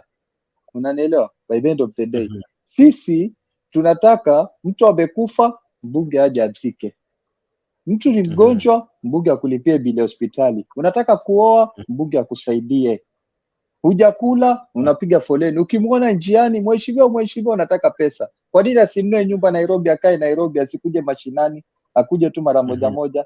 Because kitu priority, zile vitu ambazo tunataka hawa watu watu represent. Kama ingekuwa tuko na akili ya kwamba hawa kazi yao ni kutu represent, tupelekee shida zetu, waende nazo bungeni. Akifika hapa, hata mimi mwenyewe nimwambie mheshimiwa, karibu kunywa soda, lakini sio akitokea tu mahali kila mtu anataka kukula. Tuachie. Umeona kama juzi Jalango ameenda kuzika, unaona vile watu wamemshambulia, wanataka pesa na hata si watu wa kwake. Umeelewa? Sasa sisi mwanzo, wananchi wenyewe tunafaa tujue kazi ya kila kiongozi, kazi yake ni gani, tumpatie ile kazi ambayo inatakikana. Kwa mfano mahali mimi niko sahihi, tumfuate mbunge wetu, tumwambie kwamba tunaomba uende bungeni, uende ukaseme kwamba kampuni yoyote ikitaka kufungua kwenye constituency yako, akitaka kufungua kampuni ama supermarket, imekuja Naivas ama Tuskys, sio hati wakuja na wafanyikazi kutoka Nairobi direct wote, alafu maklina tu na watu wa kusafisha hapo nje na security ndo wachukue kwa area yetu. Yatakana kuwe na percentage ambayo watu local waingie pale kazi. You understand? Kama ni tunataka sheria, kama ni hizi TVT ambao wanasema hizi college inaitwaje hizi, wachana na university hizi technical, tuseme kwamba TVET, peleka sheria kwamba watu wakigraduate pale wao wametengeza kama group, kama ni plumbers wapewe vifaa, kama ni watu ambao wamemaliza kwa mfano kazi ya mbao ama vitu kama hivyo furnitures, wapewe vifaa, waende wakafungue kazi yao. Alafu museme kwamba kwa serikali hakuna kuleta furniture kutoka China. Wale watu wa TVET ambao wamefunguliwa mahali ya kufanyia kazi na wamepewa vifaa, wao ndio watutengezee furniture kwa hiyo constituency, kila mahali watengeze wao furniture. Kama ni plumbers, wao ndio wafanye kazi ya serikali. Kama ni mechanics, wapewe tools, gari zote za serikali ziwe zinatengezwa na wao. Sijui kama una understand, tunasonga mbele, you understand? Lakini sasa sisi wa Kenya hatujui haki zetu. Sasa angalia, ukienda ku apply kazi unaambiwa lete experience ya 5 years. Wewe mwenyewe umetoka kugraduate, experience ya 5 years unatoa wapi? Kwa nini usipewe hata kazi ya chini ugrow nayo? Haya, recycling ya watu ambao wamepita umri kwa kazi imekuwa ni mingi, imekuwa ni too much. Sasa hii watu ambao kwa mfano kama kina Kidoro wanaenda kutafutiwa kazi ya nini? Mtu ni multibillionaire. Tuko watu ambao tuko na akili za kufanya hiyo kazi, lakini saa ngapi utapata hiyo nafasi? Kwa sababu wewe hauko affiliated to anyone, au juani na hao watu, na uko na brains za kudevelop. Angalia kama NYS ni platform nzuri, lakini wanafanyishwa kazi gani? Kujeni chimba mitaro, kujeni toa takataka. Sasa honestly, hao watu, hiyo ndio kazi ambayo itawasaidia. Hata watu wengine wanasupport kazi mitaani, lakini mimi niliona kazi mitaani ni kama matusi kwa vijana. Enda mwagia maua maji, enda kata miti, enda nini. Sasa hiyo ndio kitu unajivunia, unasema mtoto wangu nimemsomesha mpaka secondary amemaliza, anakata miti kwa barabara ama anakata nyasi kwa barabara. Honestly, unaona? Sasa kuna statement hapa president alisema, nataka tusikize unapoendelea, kwa sababu president alisema hivi, tunapo hata msikiza kuhusu gharama ya maisha. Encourage inclusive negotiations and a collective means of pursuing them. In the last general election, the people of Kenya finally broke free. The campaign was conducted purely on the basis of important national issues, foremost of which were economic issues.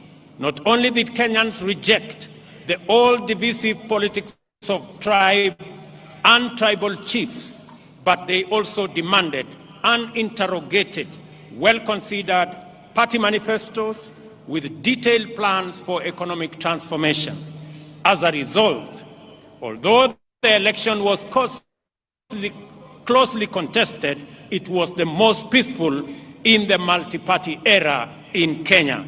And I want to congratulate all Kenyans for being participants in this great feat. Our public discourse and political discussion and the agenda of social debate has changed for good. Substantive policy issues continue to define the national conversation well beyond the election. At the moment, there is a robust debate on the finance bill taking place everywhere in this country, in churches, social places, formal and informal workplaces, all media platforms, and busy markets, as well as in urban and rural gatherings. We are truly a trailblazing nation. Many countries struggle in vain to generate a national debate on public financing, taxation, or other policy issues. In Kenya, we have easily sustained intense discourse on the finance bill and the affordable housing policy for weeks now.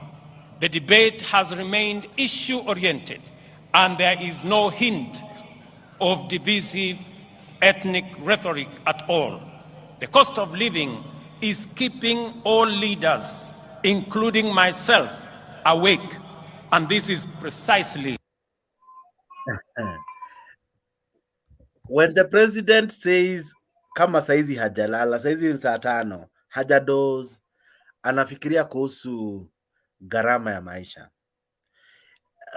Do you trust him? Do you see initiatives za anazozichukua baada ya kukesha akijaribu kupunguza gharama ya maisha? Are you seeing anything? Because in any case, kila siku ukiamka, there is something that has gone up, from the prices of food stuff, from anything, including fare to very short distances.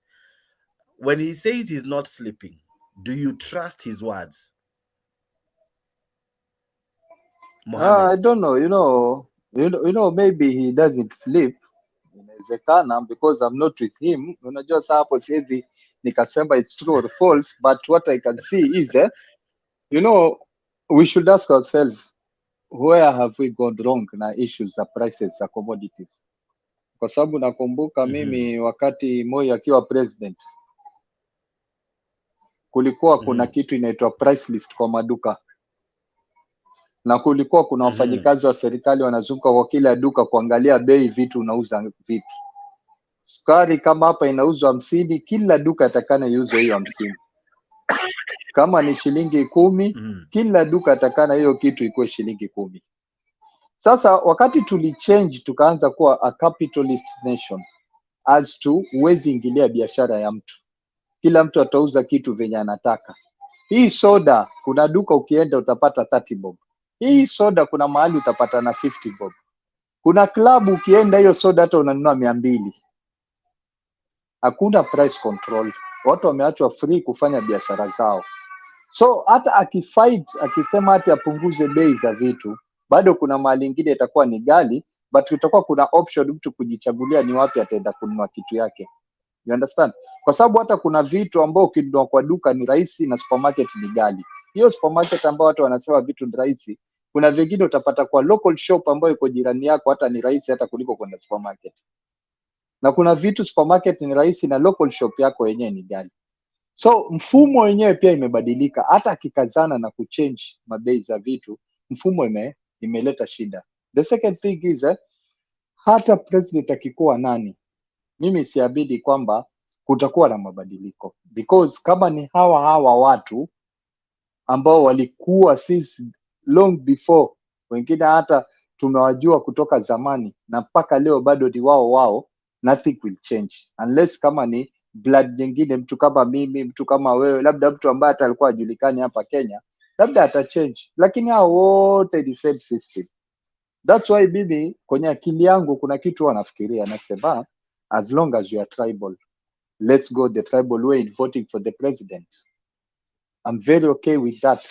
Kama tribes za Kenya ni 45 tribes, let's vote along tribal lines, as in every tribe ambao utaongoza, that's a point. Kama ni 45 tribes, then you need to get more than half of it.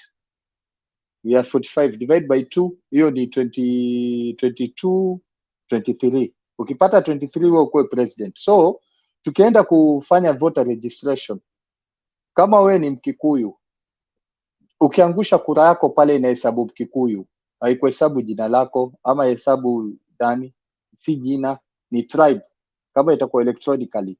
Sasa kama umeshinda kwa Kikuyu, umemshinda the opponent, uko na point moja, wewe ndio uko na point moja. Twende kwa Wakamba, chukua point yako ya pili. Twende kwa Turkana, umeshinda, ni point yako ya tatu. So tushinde upresidency na points along tribal lines. Sasa tukifanya hiyo system, lazima utapeleka maendeleo Turkana, because hapo umesema, nikuulize tu swali. Nimalize tu kidogo. Ni hiyo tu swali ya tribe venye umesema, kama wewe ni Mkikuyu nini. Wacha nikuulize swali hapo alafu utaendelea. Ama utaendelea, endelea kidogo alafu nitakuza tu swali, endelea. Kidogo tu nataka nikumalizie. So kesho kisimama urais, lazima utapeleka lami mpaka Turkana. Hii Northeastern ambayo mpaka Mandera hakuna lami utapeleka, because Somali ni point moja na unataka kura yao. Maendeleo yataenda kwa kila tribe, kwa sababu every tribe will matter. Since we are tribalistic, let's go the tribal way. And then tribalism, ethnicity, kuna negative ethnicity na kuna positive ethnicity. It depends venye unaitumia ethnicity yenyewe. You understand? Iko na negativity na iko na positivity, na depend na vile unavyoitumia. So in this way tutakuwa tunatumia ethnicity but in a positive way, as in you are gathering points from the tribes. Kesho kama sisi tulikuja tukaitisha watu wa Lamu, tumeitisha kwamba tunahitaji tutengezewe bridge kutoka Mokowe mpaka huko, na wewe ulikuwa president miaka 5 huko, tupatia, tunakuangusha. Mwingine lazima atatwekea hiyo bridge, atakayekuja because anataka tribe yetu, because tribes za Kenya zinajulikana na ziko gazetted. Kama ni 45 ni 45, hakuna tribe nyingine. So wakati ukija kujiandikisha, unajiandikisha na tribe yako. Haya, uliza chenye uko unauliza. Sasa umesema kama wewe uchaguliwa kama kura moja wa Kikuyu. Seme kwa mfano mke wangu ni Mkikuyu, mimi niwe Masai. Tumeoana, alafu ama hata wazazi wetu ndio walikuwa hivyo. So mimi mwanzo tayari wazazi wangu wako na kabila mbili.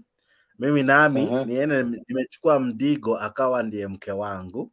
Watoto wetu nao walipofika umri wamechukua kabila lingine, wamechukua Mkisia akawa ndio mume ama mke. Sasa hao watoto ndio sasa wako sasa hivi. Ukianza kuwagawa hivyo, wataenda sehemu gani? Kuwagawa azi? Umesema ya kwamba unahesabiwa kura yako moja iwe ya Mkikuyu, kura ingine iwe ya Mkamba, ingine iwe ya Msomali, iwe atukipata kura iitwe ni kura ya Wakikuyu, ziitwe kura ya mtu. So kuna watoto ambao hata hawajui. Sasa kuna watoto hata hawajui, ama kuna watu hata hawajui mizizi yao ya kikabila ni gani. In any case, wazazi wao wamechanganya tangu mababu zao walianza kuwa na intermarriages between clans and tribes. So by the time tunawafikia sasa, hata kwa hii generation kuna watu hata hawajui lugha zao za mama, wanajua tu Kiswahili na Kiingereza ambazo walifunzwa ama walikuta wazazi wao wakizungumza. So hawa utawalink wapi? Unakuta hata siku hizi watoto hawana majina za kikoo, wako na majina mawili ya Kizungu. Hiyo nakubali, lakini African setup, by the end of the day we are Africans. African setup, tribe inatokana na baba. That's the African setup. Mimi kama ni Mkikuyu, mamangu ni Mbaluya, nikiulizwa wewe kabla gani, mimi nasema mimi ni Mkikuyu. Kwa sababu African setup, the man ndo anatengeza family. You understand? So hakuna watu, usidanganywe. Unaweza poteza culture yako, unaweza poteza language yako, but huwezi poteza tribe yako. That's for a fact. Mimi naweza kuwa Mkikuyu lakini sijui Kikikuyu, na pia sijui culture ya Kikuyu, but najua mimi ni Mkikuyu nikiulizwa. That's how we are as Africans. Hata ukazaliwa China, lakini utajua mimi ni Mkikuyu lakini niko China. We don't lose our tribes. We can lose our mother tongue, we can lose our culture, but we can't lose your tribe. Mimi nasema hivyo because hiyo ingetusaidia, hakuna tribalism. Sahi ingekuwa mimi ni Mkalenjin ndo president, siweze kwa Kalenjin kwa serikali peke yake, kwa sababu kesho president kukuwa president nahitaji tribes zote kura zao, niwe nimeshinda almost more than half of it, 50+1 kwa hizo tribes. So I need all the tribes. Ethnicity itakufa completely. Utapata hata kuna Mpokobo ambaye atakuwa ni minister, unaweza pata hata jaji mkubwa labda ni Masai. Tutachanganya kila kitu na tutakuwa tumeua ethnicity kwa kuikubali kwamba sisi we are tribal nation. Let's go the tribal way and vet the tribal way.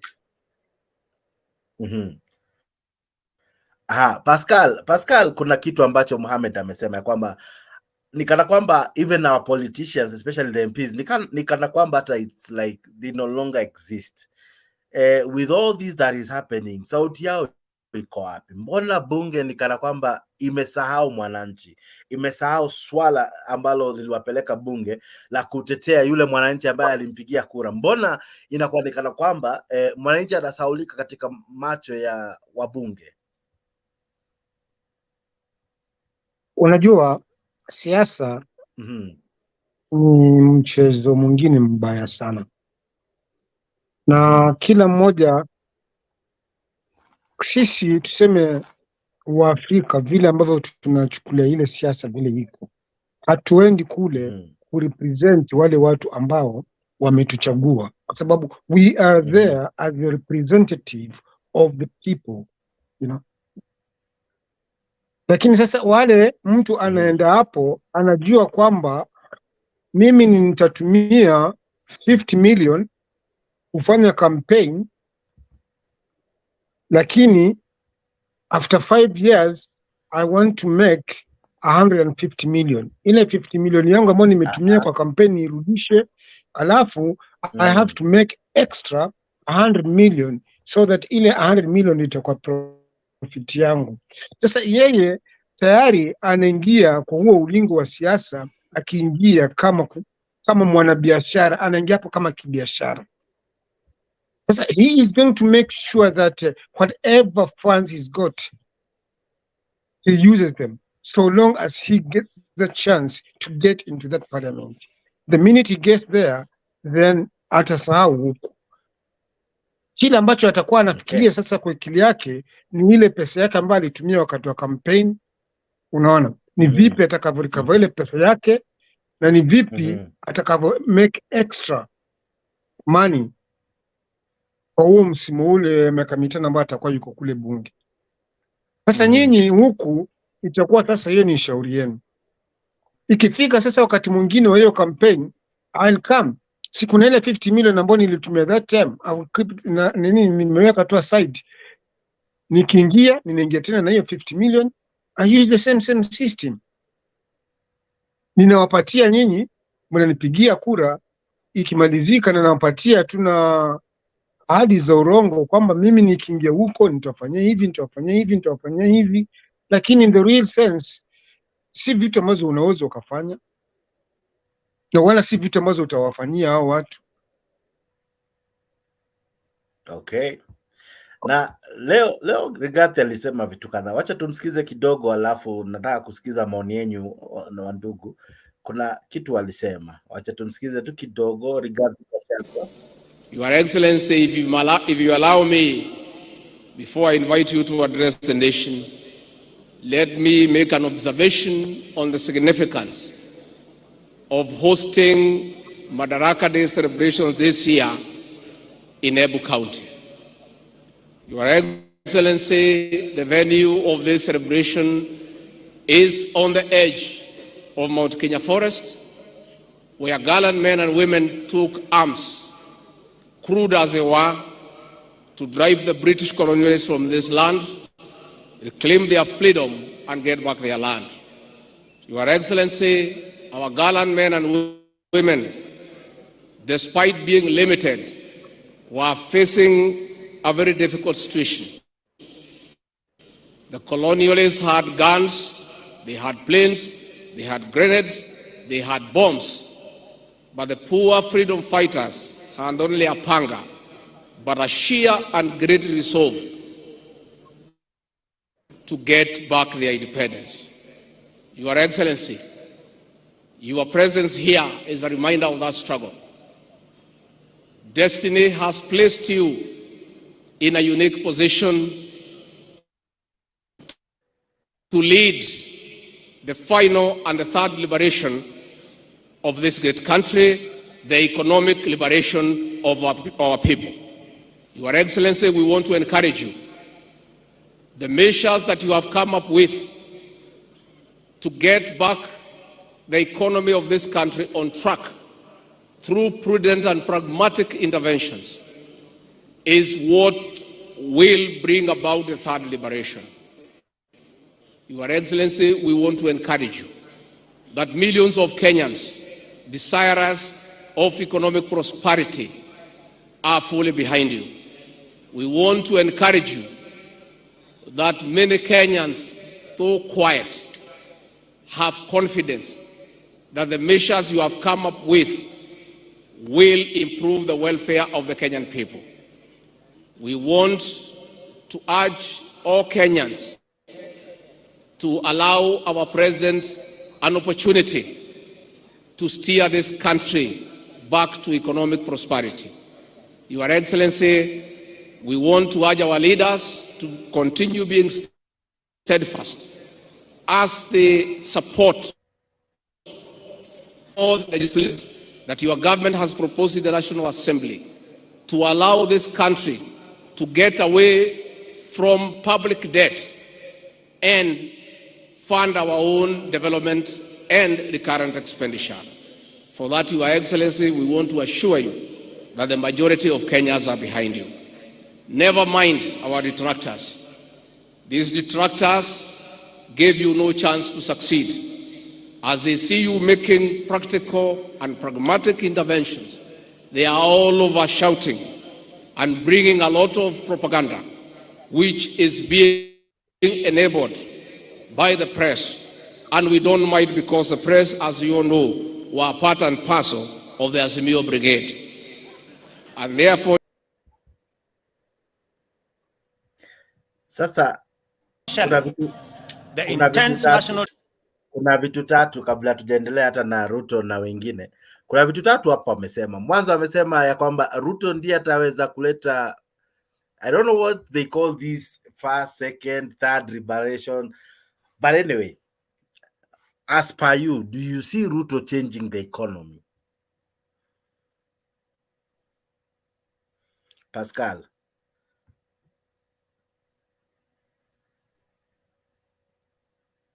Washa mic yako Pascal. Pascal umemute.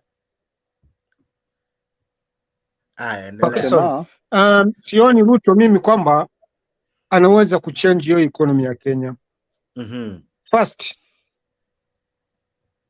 unajua mtu kuchange for a leader or for a leader of a country to change the economy, he needs the background staff, wale ambao his cabinet, a strong cabinet, first of all. And then katika hiyo manifesto yake ambayo alisema kwamba ahakikisha kwamba hizo ni vitu ambazo ziko open to the public. Lakini yeye ukiangalia kuanzia wakati wako wa campaign mpaka kufika hivi sasa ni maneno mawili: nimetenga, nitafanya, na nitatengeza hivi. Unaona? Sasa hizo ni vitu tayari anajicontradict yeye mwenyewe, kwa sababu wakati ule akifanya campaign alikuwa anasema nimetenga milioni 50 nitaweka hapa, nimetenga bilioni 1 nitafanya hivi, na hiyo pesa alikuwa anaongea namna ilikuwa iko wapi? Kwa sababu alikuwa bado hajaingia financial, alikuwa bado hajakuwa na budget yake, lakini tayari alikuwa anasema kwamba ametenga hizo pesa na atafanya. Kuonyesha kwamba alikuwa ni vitu ambazo alikuwa ameshaziplan, alikuwa anajua kwamba kuna hiyo pesa iko mahali plan ambao anajua ataitoa.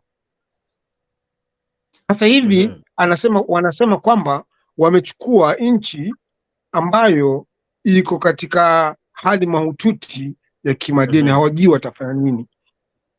So to change around the economy of the country, he must have a strong cabinet which is going to work together to make sure that the economy is revived. And how do they achieve that?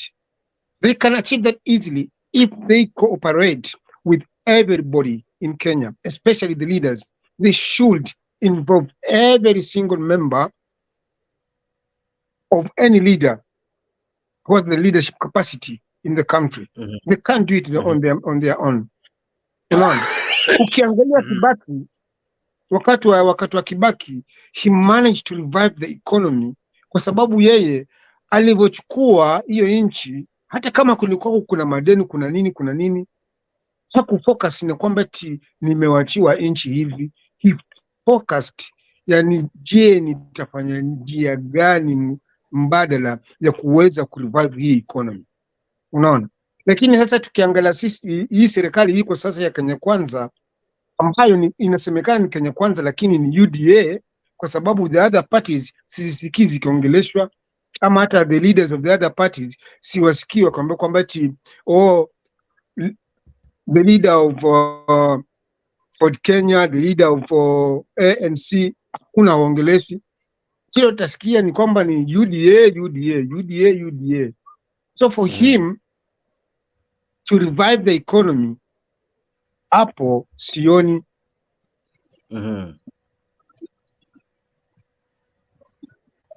Okay. Mohamed, do you see him akirevive economy?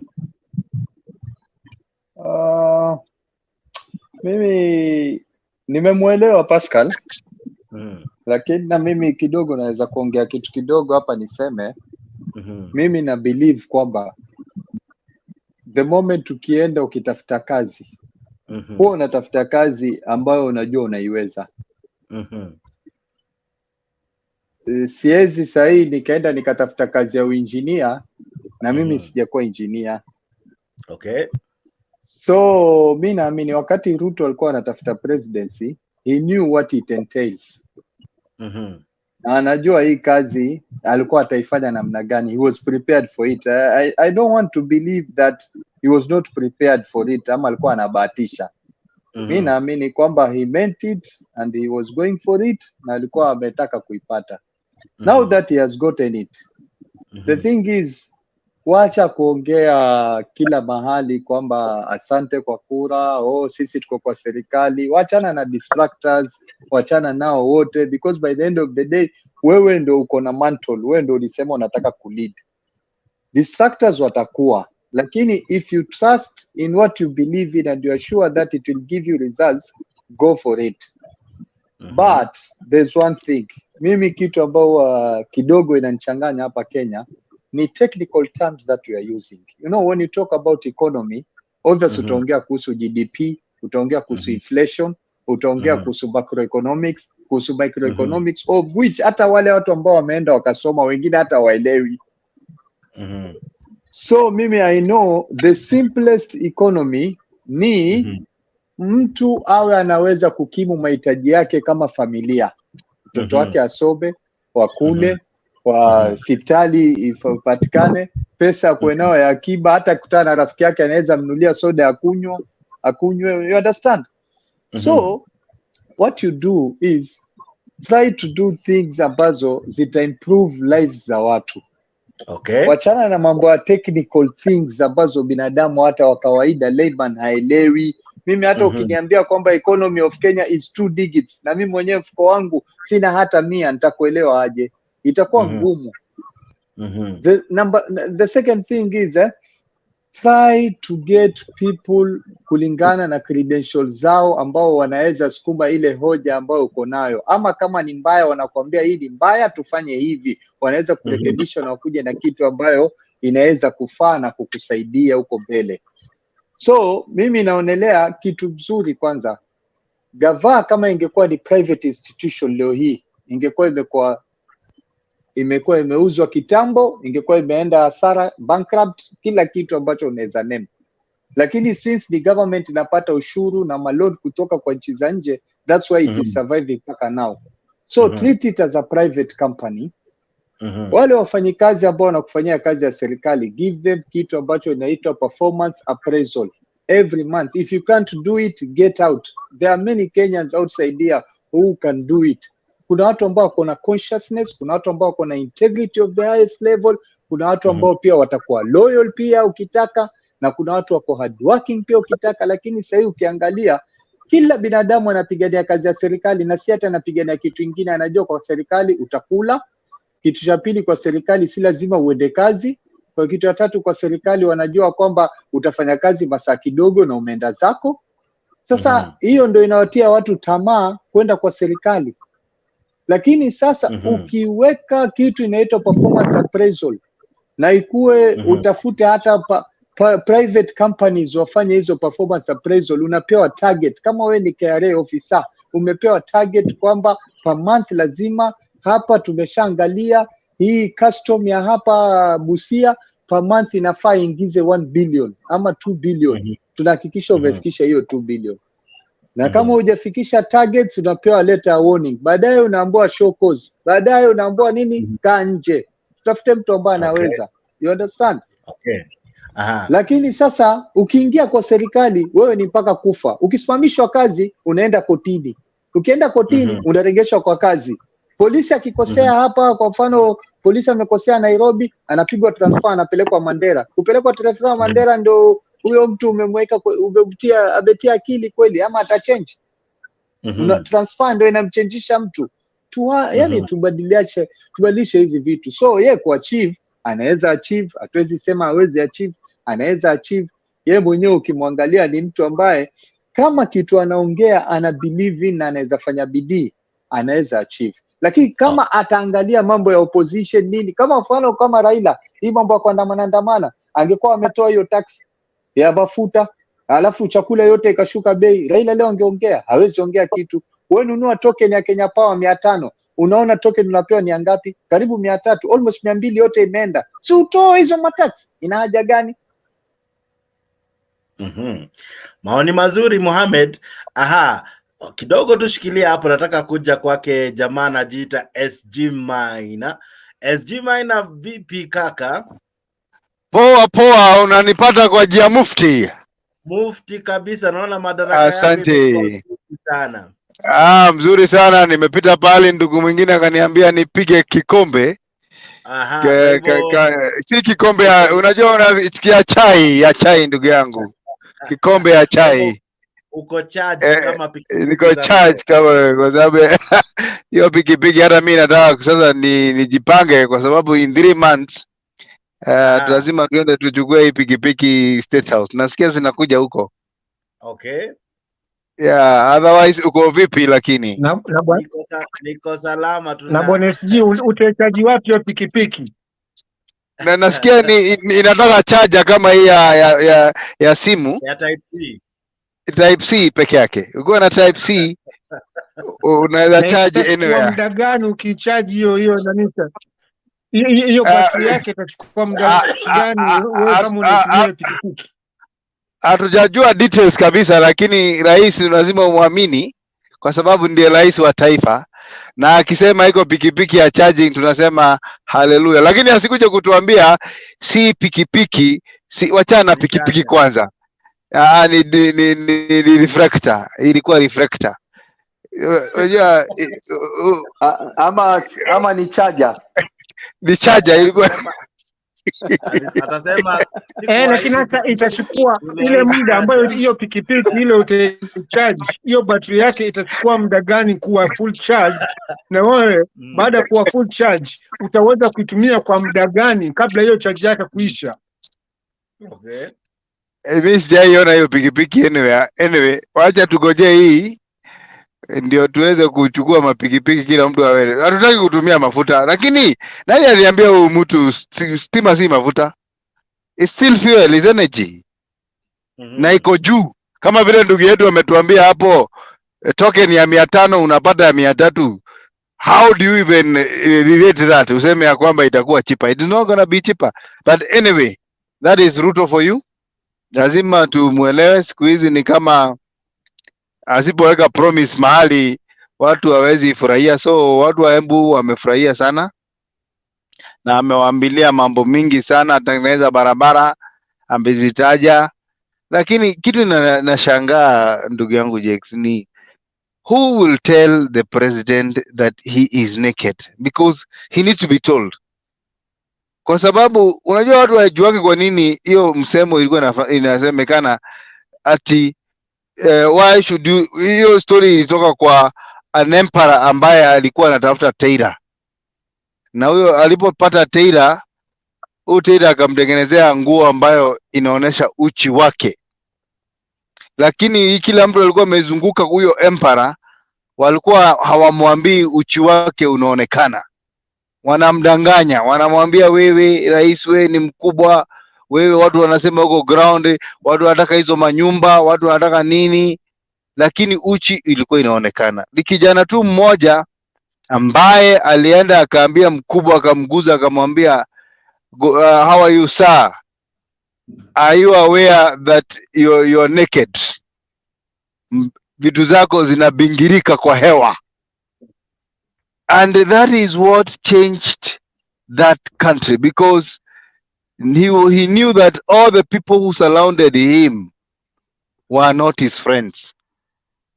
Either they were scared of him or they didn't want to show that he's actually naked, because whatever Ruto is pushing, and for me, and you remember Jakes, I told you, mimi kama hustler nataka nyumba, so me I have no problem watu wakatwe, but the question is, I'm asking as a person, as an individual, in a place like Canada, and I want everybody to go and Google, yeah, if you pay more than 50% of your taxes, what you expect in return is free education from nursery school to the university.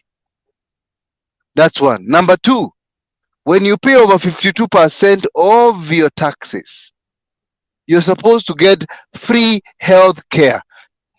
Ukisikia tu unakohoa na kuna hospitali karibu na wewe, unaambia hebu nipime kila kitu, pima makojo, pima kichwa, pima masikio, pima everything.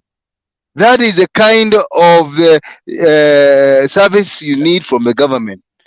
But when you see a country like Kenya, where there is no roads, hata wale wanakaa Runda hawakai vizuri, because asubuhi sewage imepita katikati yao, mara hawana maji, mara hawana stima. The service, you don't see it despite the taxes. And therefore mimi nimesikiza President Ruto leo na nimetamaushwa sana, kwa sababu kile alikuwa anapeana hapo ni hadithi za Abunwasi, na nasema ni hadithi kwa Abunwasi kwa sababu hakuna kitu Ruto atafanya. He will not make any extra road, he is not going to make any hospital, na hakuna promise atafulfill. And there is a reason for it. One, Ruto has no capacity to deliver. Number two, he has no friends to help him to deliver. And number three, amevuruga kila mtu. Hata kwa hii finance bill, amevuruga matajiri, amevuruga maskini, amevuruga mama mboga, mtu wa bodaboda, amevuruga kila mtu. So he has no friends. And I'm actually saying, siku moja hata wale watu wanapeleka huko kwa stadium na mabasi, itafika mahali watachoka, because wataenda nyumbani waulize, kwa nini sijakunywa chai? Sukari ni 550, ni 450 ama 440, which to me it is not helping him. Kama sasa ni miezi 8 in his leadership and almost the country is crying, what about 4 years? Si mtu atatolewa hapo na kukurumwa na meno. And therefore it is sad, but me, I know there was a reason why God allowed this man to be president, so that he teaches some people a lesson, kwamba things are not everything that glitters is gold, because that is exactly what we are saying today. Mafuta tunanunua 182, kitu ambayo haijaionekana. Ameongeza mpaka advance tax ya matatu.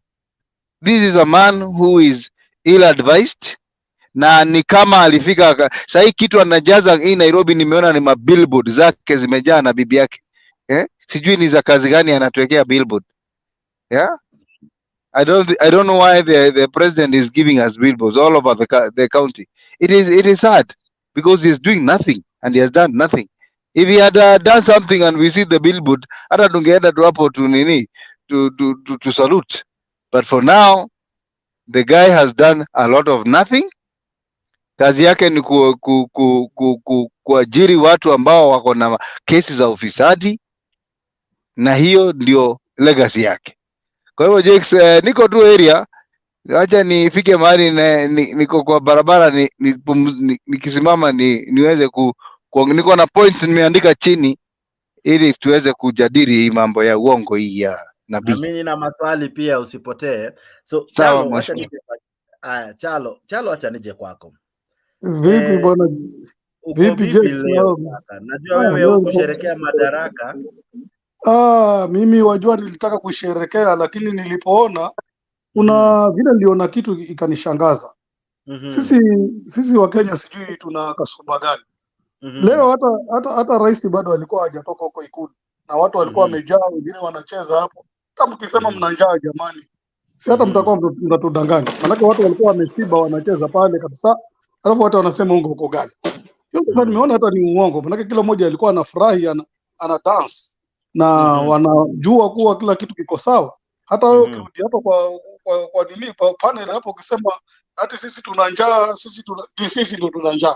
Lakini watu Kenya bwana wamefurahikia. Leo watu wamedance. Nimeona mdansi mwingine hapo, sijaiona. Dance zile za pattern kabisa. Watu wanafurahi, lazima anaharibu. Unajua kuna wakati pia lazima uchekelee shida bana we. Kabisa nyingine. So unaona hivi vitu tukiangalia kulikuwa kuna kama mpango fulani. Nimewatch interview nyingine ya Mr. Gachagua kuhusu hii pesa. Kuhusu hii pesa, hii noti wanasema wanataka kuprinti zenye picha ya Kenyatta. Na mimi sasa hiyo alipokuwa walikuwa wanagombana na mtu hapo kwa interview. Walipokuwa wanaongea interview nilikimbia, maana nilikuwa na noti moja nilificha ya hii ya 1000. Nikakimbia nikataka kujua zile picha ambazo wanaongelesha ndio zile ziko kwa ile 1000, na nilipofika nikakuta ni vile vile. So it means mimi kivyangu naona kuna hii pesa ambayo ilikuwa imekatazwa hii na Uhuru wakati ule wa nyuma. Onekana kuna mtu ako nazo nyingi sana. Sasa wanataka wazitoe tena wazirudishe, waseme zile zile ni mpya. Watatudanganya ni mpya, lakini zitakuwa ni zile zile tu. Ni vile hizi noti nafikiri hazina ile tarehe na mwaka zinatengezwa. Maana yeye anasema anataka kurudisha ile Kenyatta conference na ile picha ya Kenyatta pale katika hizo noti. Na walikuwa wanashindana sana. Interview ilikuwa sijui kama si jana basi ilikuwa pengine juzi, sikuangalia hiyo date, lakini ilikuwa live interview ambayo ilikuwa tu mpya. Walikuwa kwa kibishana na mtata huyo. Sasa hiyo noti wanasema wanataka kurudisha ile noti ya picha ya Kenyatta. It means zile pesa zilipokatazwa walikuwa wameziiba kweli, zimewekwa pahali, sasa hii wanataka kuzitoa. Maana walianza kuzungumza, kuna watu walibeba magunia ya pesa na vikapu ya pesa. So mimi nashangaa sana kama Wakenya watakubali kwenda kudanganywa all the time. Mpaka wanaenda wanacheza pale kwa sababu wamepewa 500 pengine. Ile huyu mwenzangu hapa amesema amebebwa na magari kupeleka. Mimi hata nikabebwa na gari nikifika hapo nitakataa. Nitachukua kama ni pesa na niende zangu. Maana pale hakuna haja kusikiza uongo. Kama mtu una akili yake kuambiwa stadium inaweza kujengwa kwa siku 3. Stadium 20 zijengwe kwa miezi 3. Hii si Manyata. Hata ataijenga hata hiyo Manyata mpaka utengeneze udongo, utafute vile utaijenga. Tena mtu anakubali na akili zake, anakubali stadium inaweza ikajengwa kwa miezi 3. Stadium ni stadium ama ni nini? So hivyo vitu hivyo bana, sisi tunaongea kila siku wa Kenya, tujaribu kuelewa watu. Kama wanaongea tujue wanaongea nini.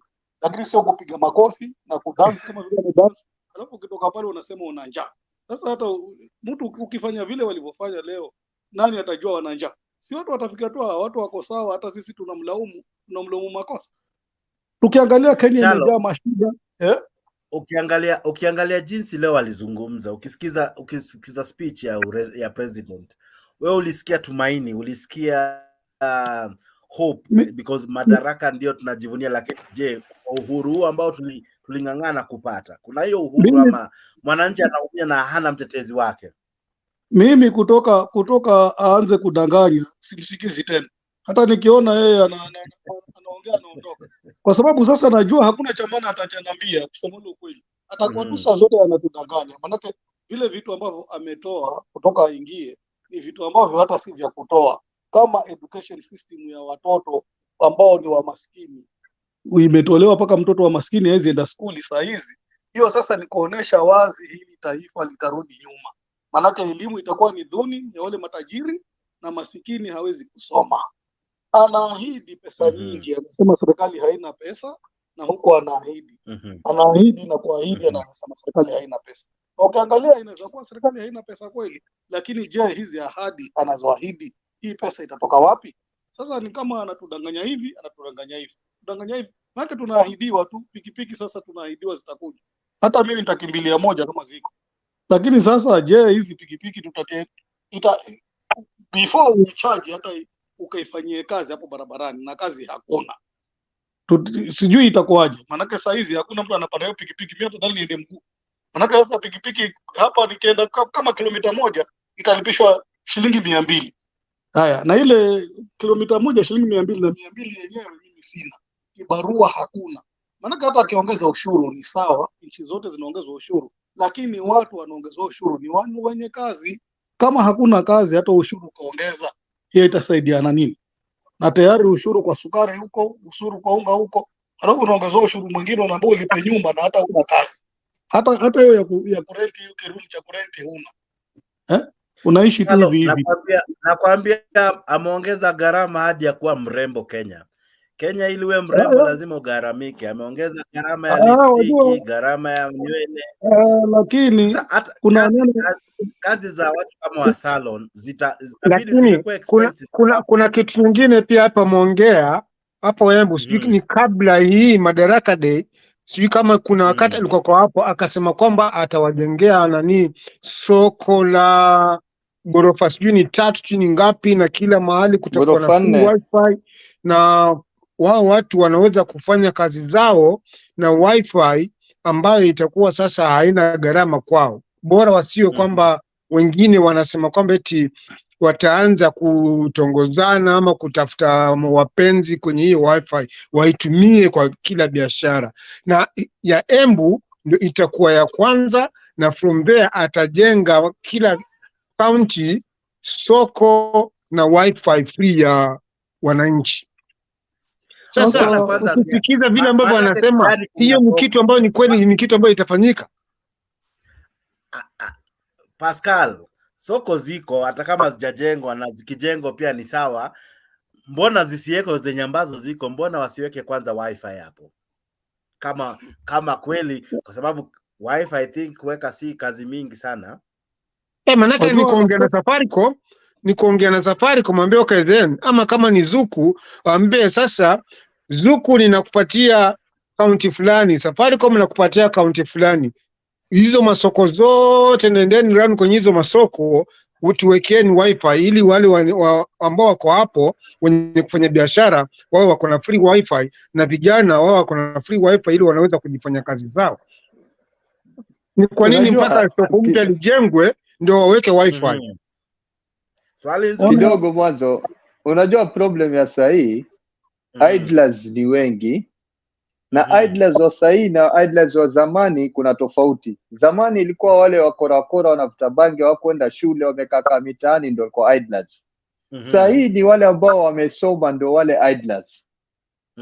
Sasa hata ukisema hati kwa mfano utaweka wifi, ndugu yangu, si vijana wote mtaani watatengeza mabezi huko tu, kwa sababu sasa wakule mgoka wao na ma TikTok nini watatumia wakiwa pale.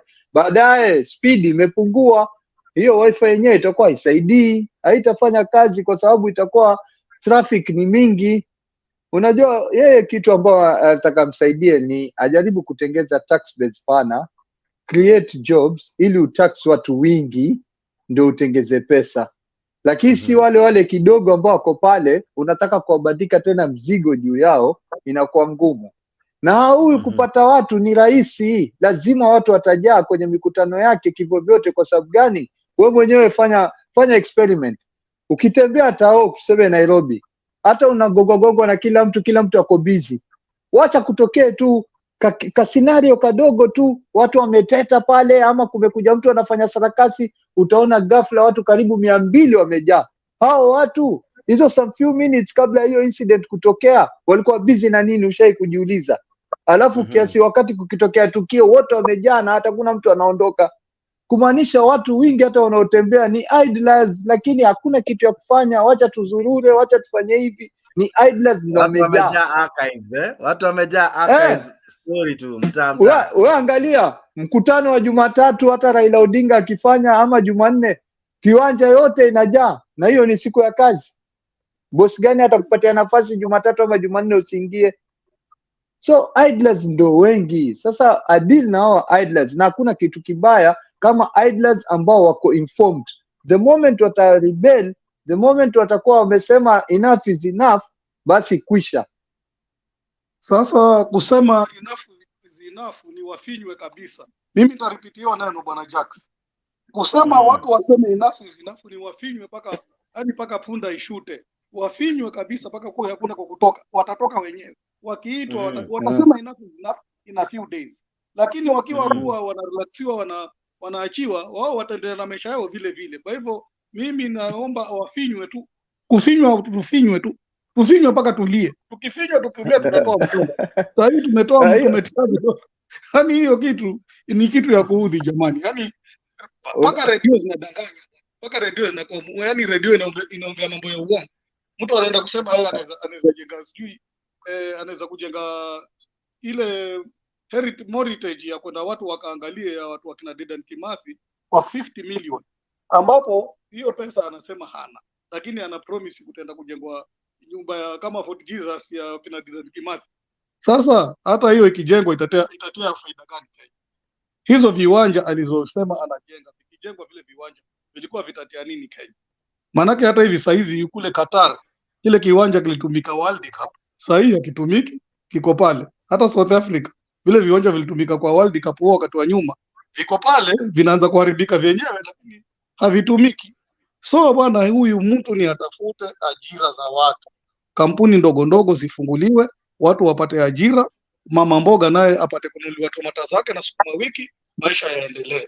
Lakini kama ataendelea kudanganya namna hiyo Charo, sadfa ni kwamba unajenga uwanja lakini timu ya Harambee Stars haiko. Alafu tunaanza unasikia tunashabikia watu wengi. Hizi viwanja kuzijenga huwa ni si vibaya, lakini unaona kama hapo hivi sasa kwa hiyo KPL ya Kenya Premium League, si kuna timu kama Gor Mahia, kuna AFC Leopards, kuna Bandari. Sasa kujenga hizo viwanja ni wa identify ile home ground ya Bandari. Unaona? Hata kama Bandari wanatumia Mombasa Municipal Stadium, wa expand Mombasa Municipal Stadium, lakini Bandari wao wako na training ground yao. Sasa wakati kama kuna match ndio wanaenda sasa Mombasa Stadium. Unaona? Sasa bwana Pascal, vile ceremony ndio wanaenda hapo. Bwana Pascal, mashabiki tutawatoa wapi? Na wengi sisi ni Arsenal, Manchester, zile timu zimetengezwa tayari. Hawa mashabiki waliangamiza mechi za Kenya. Ukiangalia hapo jadi hapo nyuma, wananchi walikuwa wanajitokeza sana kuona mpira. Ya Kogalo Derby ilikuwa watu wanajaa kabisa, uwanja zilikuwa zinajaa. Siku hizi hata zile soka ambazo zinajaa sana ni soka za kama secondary wakicheza, utakuta watu wanatoka wengi. Soka za mtaani watu wanakuja, vijiji wanajaa sana. Lakini soka kubwa watu ni kama walikataa hizo story, kwa sababu aidha mkienda mawe itarushwa, watu wataharibu stadium.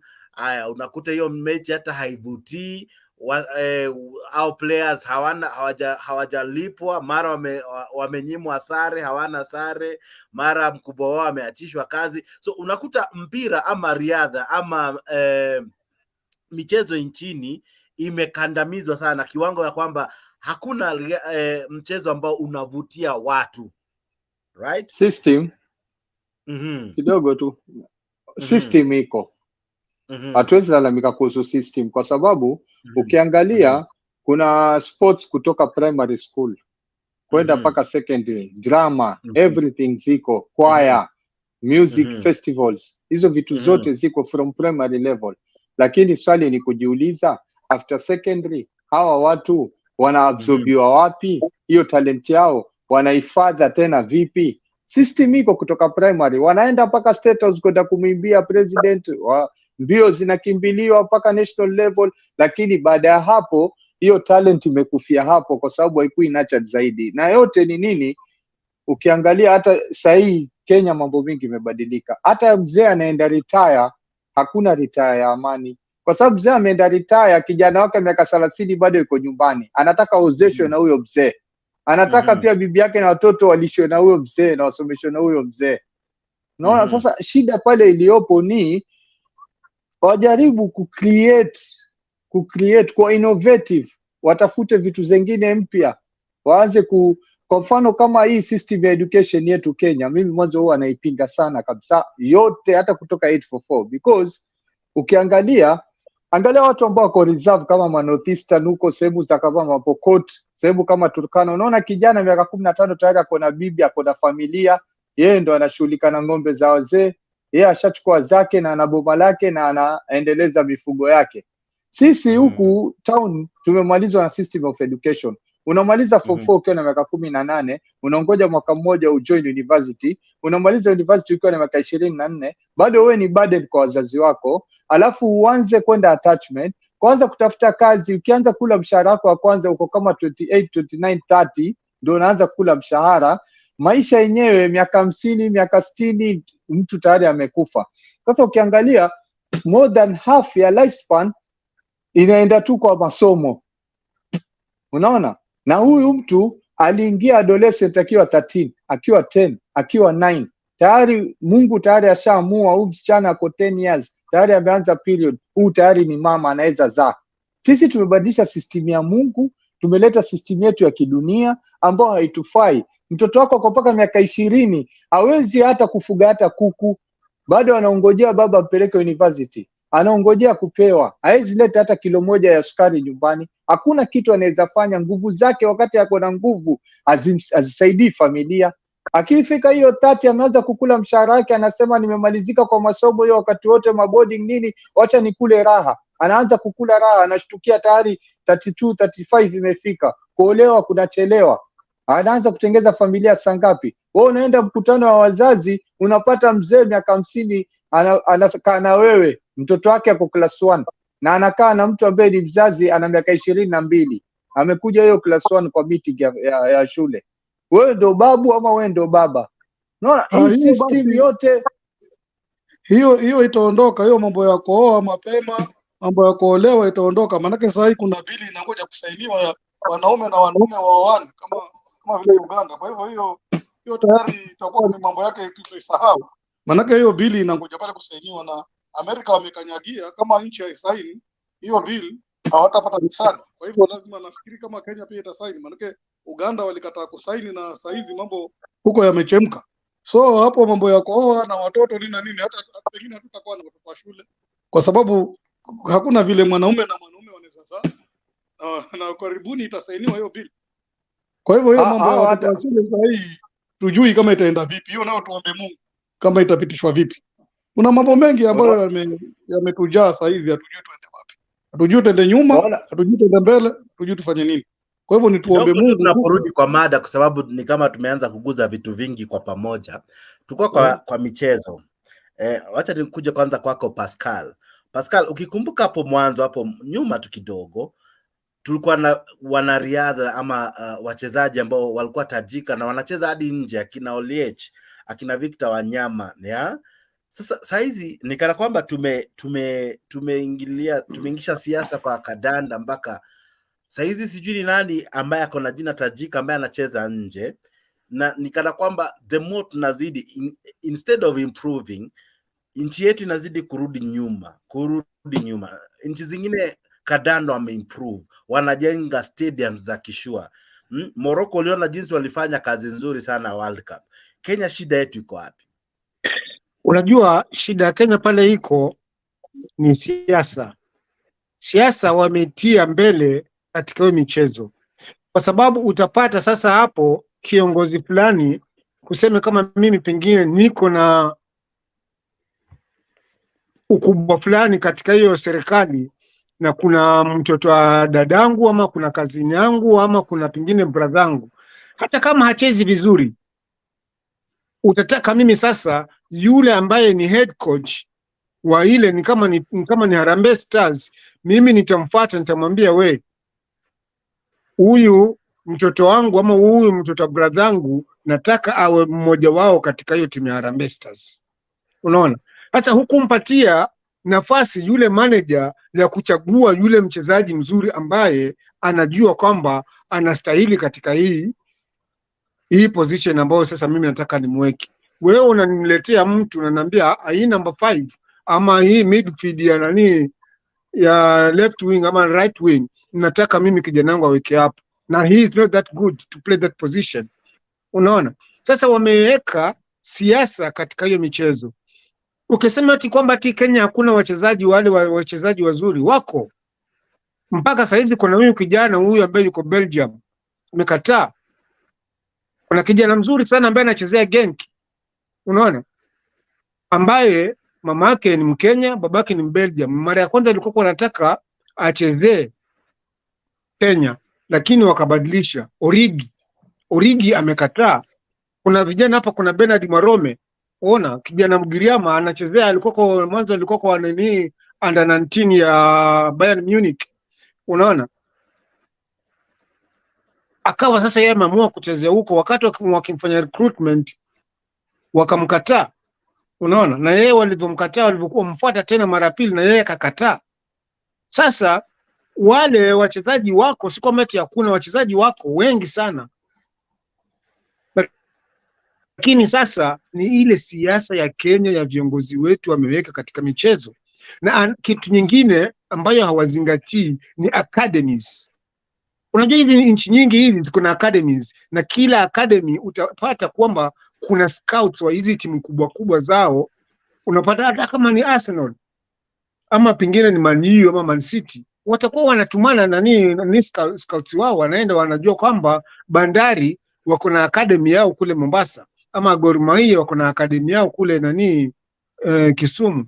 Unaona, sasa watakuwa wanatuma kwa sababu mna develop ile mchezo from the academy, kwa sababu unapata wanaenda through school games, from the school games unakuwa sasa kuna scouts wa zile timu kubwa kubwa wanawaleta. Baada ya kuwa akishamaliza sasa anajua kwamba huyu kijana ni mzuri from the primary level, kwa sababu kuna mpira ya primary na mpira ya secondary.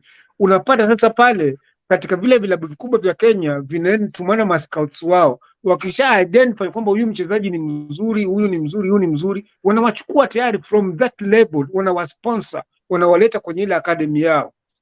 Unaona, kwa sababu in the academy kuna shule ya kusomea formal education na hiyo michezo. Unaona, sasa kama wangelifanya kitu kama hicho, wangedevelop vizuri, and then wapatie nafasi the managers wachague wale wachezaji ambao wamewaamini kwamba okay, hao ni wachezaji ambao wanaweza wakadeliver katika hii mchezo. Okay. Lakini wakifuatilia siasa hakuna kitu ambacho watafanya. Mohamed, ni nini tumekosa? Ni wafadhili? Ni nia njema? Ni nini imekosekana katika michezo? Sababu unakuta kwamba wachezaji wanaingia uwanjani wanasema hawana sare, hawajalipwa marupurupu. Unakuta wachezaji pia wanafika mahali hawana hata pesa za kulipa mambo muhimu ya kimaisha, rent and kadhalika.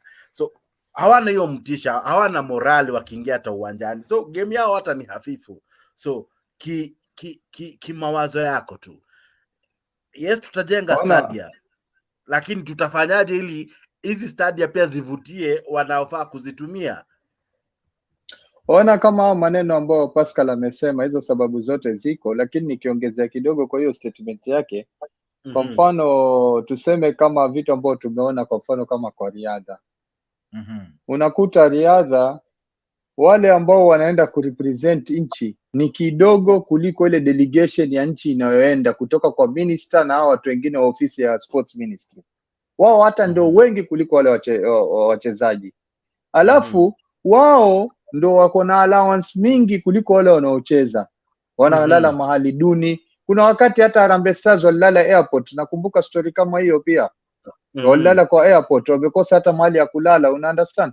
Kwa sababu Kenya kila kitu ni dili.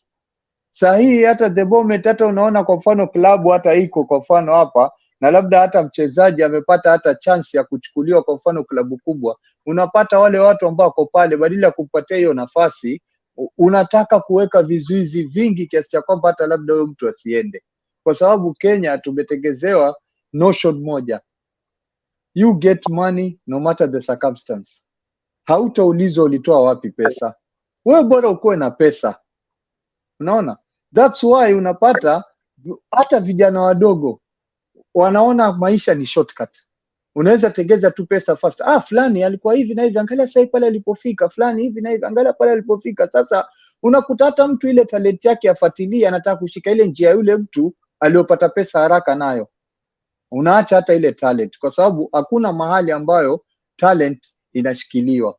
Na talent kama ni kushikiliwa, njia ni rahisi. Njia ni katika kila kwa mfano ward ama kila constituency ingekuwa kuna mahali ambayo labda talent inachukuliwa. Kwa mfano kama Nairobi yote, watu wako na talent mingi, wote wanakutana wapi? National Theatre.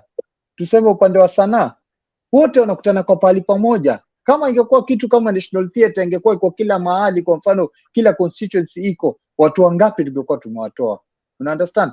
Na ukisema pia mambo ya viwanja ni tofauti. Mtu ambaye ametoka kucheza mpira kwa mahali ya mawe, hata hakuna shamba, hakuna kiwanja ambacho kiko level moja, huwezi fanisha na mtu ambaye anacheza kwa kiwanja ambayo kimetengezwa vizuri, kiko level vizuri, huwezi fananisha. Unaelewa? Na kitu kingine pia, hata vile vifaa ambavyo vinafaa mtu akoe navyo katika kazi yake inakuwa ngumu. Unakuta huku kwetu kuna vijana wanajua kucheza mpira, lakini game ikifika anaenda kuomba buti mahali, anaenda kuomba kitu fulani. Hata wakati wa game wenyewe unafuata, bana boli lenyewe ni moja bana, tusaidieni na boli, na wakati game imefika boli lenyewe ni la kuomba.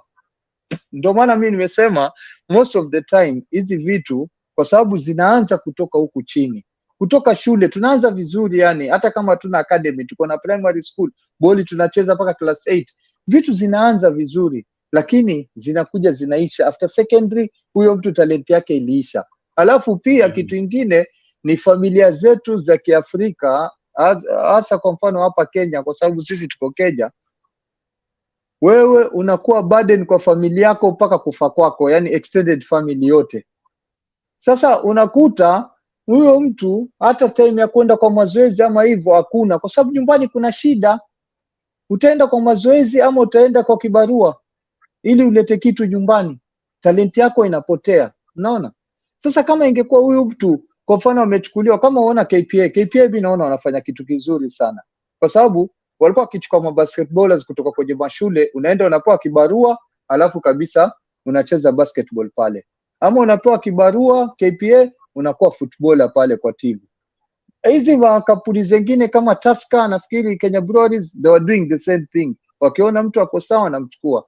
Lakini sasa kama hizi viwanda venyewe vinakufa, so Mumias imekufa. Mumias ingekuwa ilikuwa ina timu yake, Sony, Nzoia, hizo zote ni matimu walikuwa wana sponsor. Sasa hivi viwanda venyewe vilikuwa vina sponsor hizo matalent, lakini viwanda venyewe kama vimekufa, talent itasponsiwa wapi? Okay. Chalo, wanariadha wana talanta. Siwezi sema Kenya kuna talanta, lakini ina celebratiwa siku 2-3, lakini mwisho wa siku ni kana kwamba hatutunzi vipaji vya wanariadha wetu. Mpaka wengine upotea, wanasahaulika, wengine inabidi wajitoze kwa madawa na mihadarati, kwa sababu mwisho wa siku hawana uwezo wa kujikimu. Unaona kama ni serikali inayofeli ama ni pia sisi mashabiki tunashindwa kutunza hawa wanariadha? Mimi kwa upande wangu nitafikiria ni kama ni ile ministry ambayo inahusika na mambo kama hayo haina moral. Kwa kitu ya kwanza ni yule minister amewekwa hapo kusimamia hiyo kitu, amewekwa mtu ambaye hajui, hajawahi, hata yeye mwenyewe hajawahi kukimbia. Hata anaweza kuwa yeye ni wakili ama ni wanachukua ma politician. Kwa hivyo huwa pale tayari kama ambao wameingiza siasa katika ile sehemu ambayo inatakikaniwa kuwa. Maanake mtu huwezi kuwa minister wa sports wewe mwenyewe kuwa hujajua sports zinaendeshwa vipi. Sasa wale watu wako pale ni politicians, wanaenda wanapiga siasa, pesa itoke. Lakini kuna pahali wamejaribu sahi comedy, manake naona kila mmoja hapo Nairobi ni comedian, na sijui wao wanatokea wapi, manake wao naona tu kuna huyu kamba sijui anaitwa Churchill, alipoanza pale sijui alianza kivipi, lakini alianza kuinua watu tu wakapanda panda, nikaona sasa kila saa hizi hata ukitoka university wewe ni usome comedy tayari. Kwa comedian wewe nafikiri utapata viewers hapo, alafu mambo yatakuwa sawa. Lakini upande mwingine wa mambo ya sports nini na nini, hiyo ni kama yule minister ambaye amepawa hiyo wizara hajui anafanya nini, kusema ule ukweli. Na kama pengine mimi ndio sielewi, tuchunguze wale ambao wanapawa hiyo minister. Je, hawa watu ni watu walikuwa wanariadha ama ni watu walikuwa mafootballers ama ni watu walikuwa nini? Maanake hata ukiangalia kunao watu walikuwa hapo walikuwa ni wanariadha, na kunao wachezaji wa zamani ni watu ambao wanajulikana, kunao wengine hata wameretire wako nyumbani na walikuwa wakicheza timu za nje, na wale bado hata hawawezi kuwa nafasi kutoa ile yani akafunza vile anavyojua yeye, akafunza wenzake nao wakaenda mbele. Hao wanawekwa kando, anachukuliwa mtu from nowhere ambaye hajui chochote, anaambiwa wewe hii mimi nisimamia. Hata hakuna kitu anachosimamia yeye, anasimamia pesa. Ile pesa ikiingia, timu ikichukuliwa kwenda hali, ile pesa kwanza inaanza kuwa na fungu yake yeye mwenyewe, halafu wale kama ni wachezaji ama ni wakimbiaji wanakuta hata vifaa hawana, viatu hawana, pahali pa kulala ile choo anaenda hakuna, kwa sababu ile pesa ambayo amebakisha ni ile tu pengine ni tikiti ya ndege na nusu ya chakula, ile nyingine hata ni kujua ameweka kwa mfuko, ameweka kwa tumbo yake. So the mistake it comes first to the government. Ina appoint watu ambao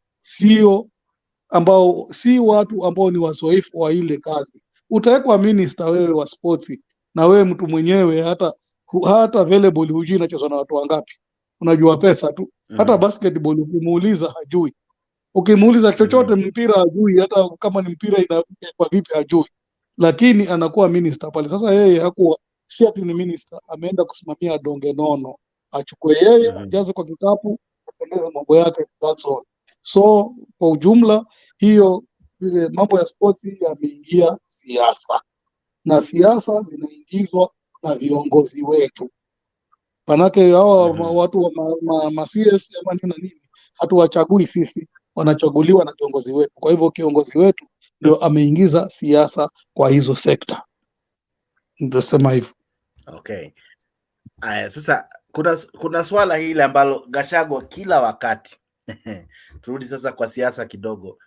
Kila wakati Gachagua akipewa nafasi ya kuongea, asipotaja Raila Odinga na Uhuru Kenyatta na serikali iliyopita, ni kana kwamba speech yake haijakamilika. Now mwaka unaelekea karibu mwaka mmoja, na unajua, wacha nipacheze tu padogo tu leo, na pia yeye upenda pia kublame media kidogo tu, nicheze hapo. Our own development and the current expenditure. For that, Your Excellency, we want to assure you that the majority of Kenyans are behind you. Never mind our detractors. These detractors gave you no chance to succeed. As they see you making practical and pragmatic interventions, they are all over shouting and bringing a lot of propaganda, which is being enabled by the press. And we don't mind, because the press, as you all know, were part and parcel of the Azimio Brigade. And therefore, Your Excellency, we want to urge you to continue with the confidence that the people of Kenya will give you the necessary support.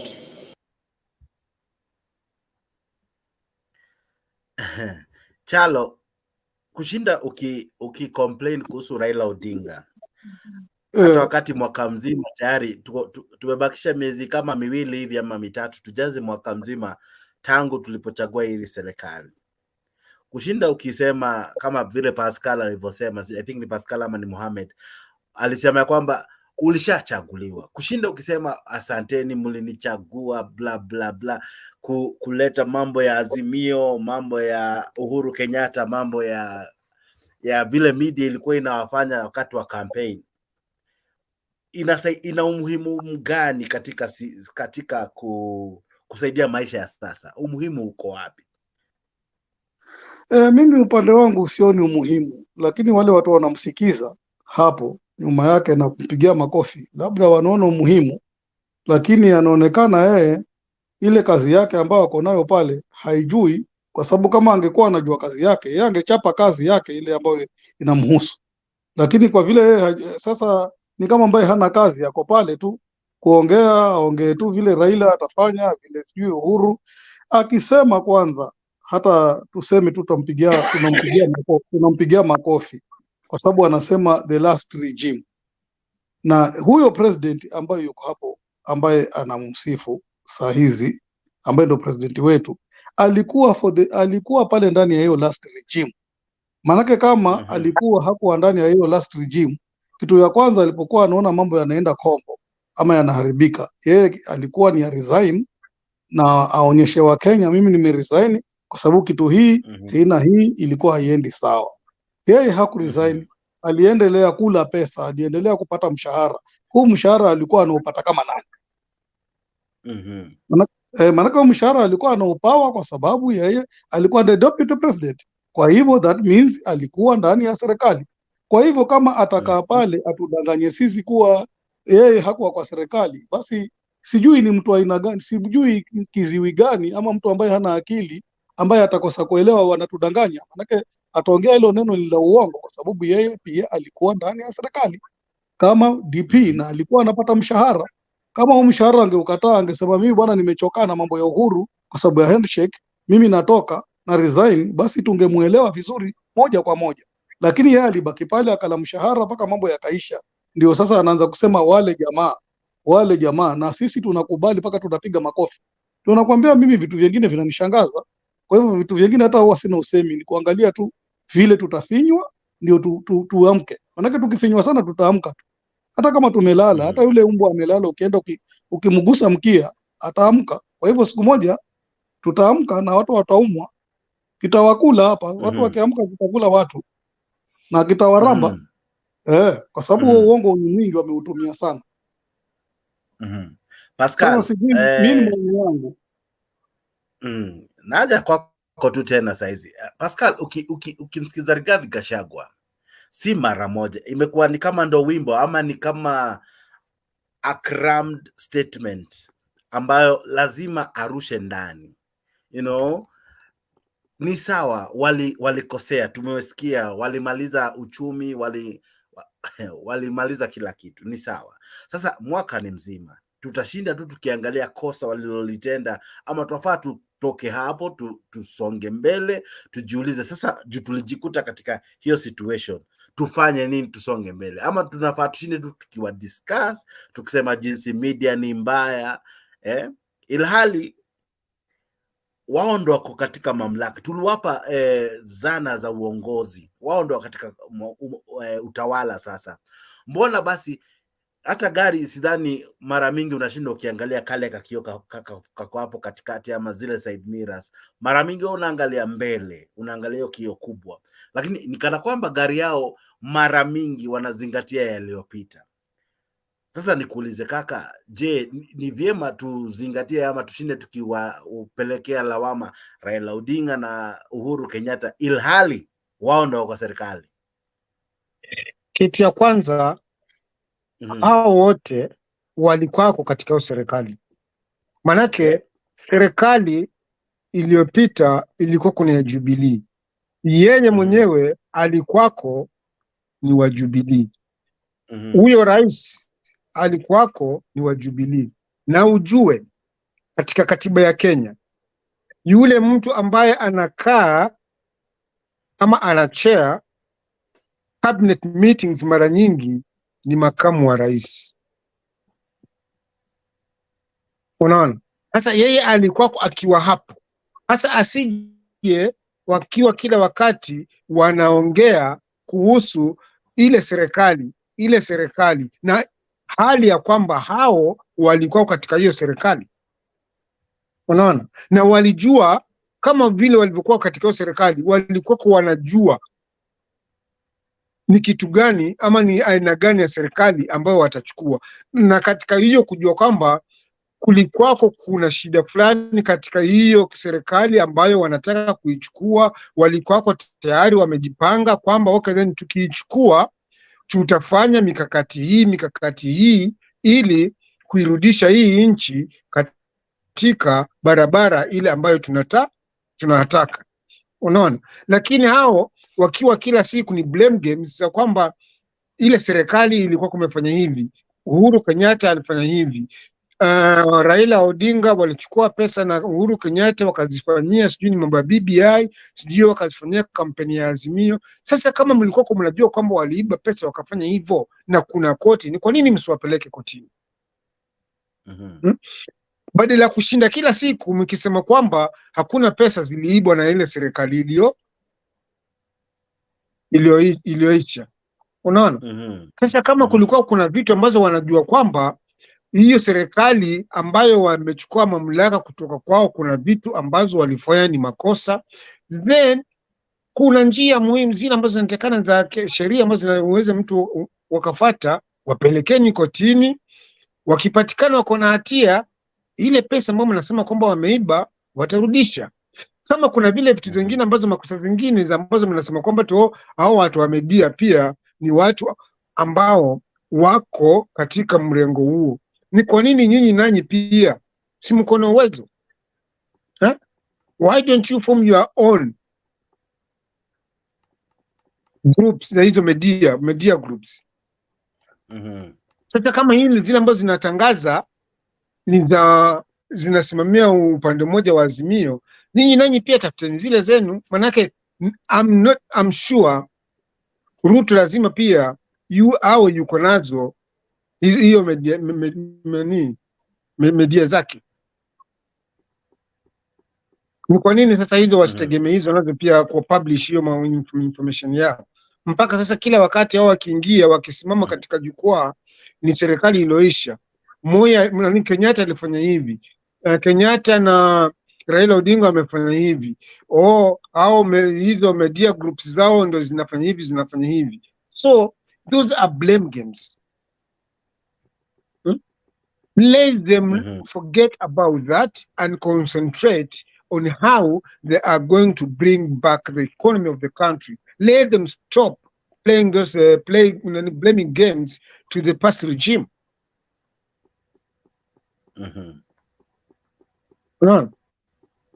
Sasa hii wataenda tu kila siku wataimba serikali serikali iliyoisha, serikali hiyo. Kitambo wakishtuka hivi 5 years zimeisha. Unaona? Sasa watawaambia nini tena wananchi wakirudi tena kwa kampeni?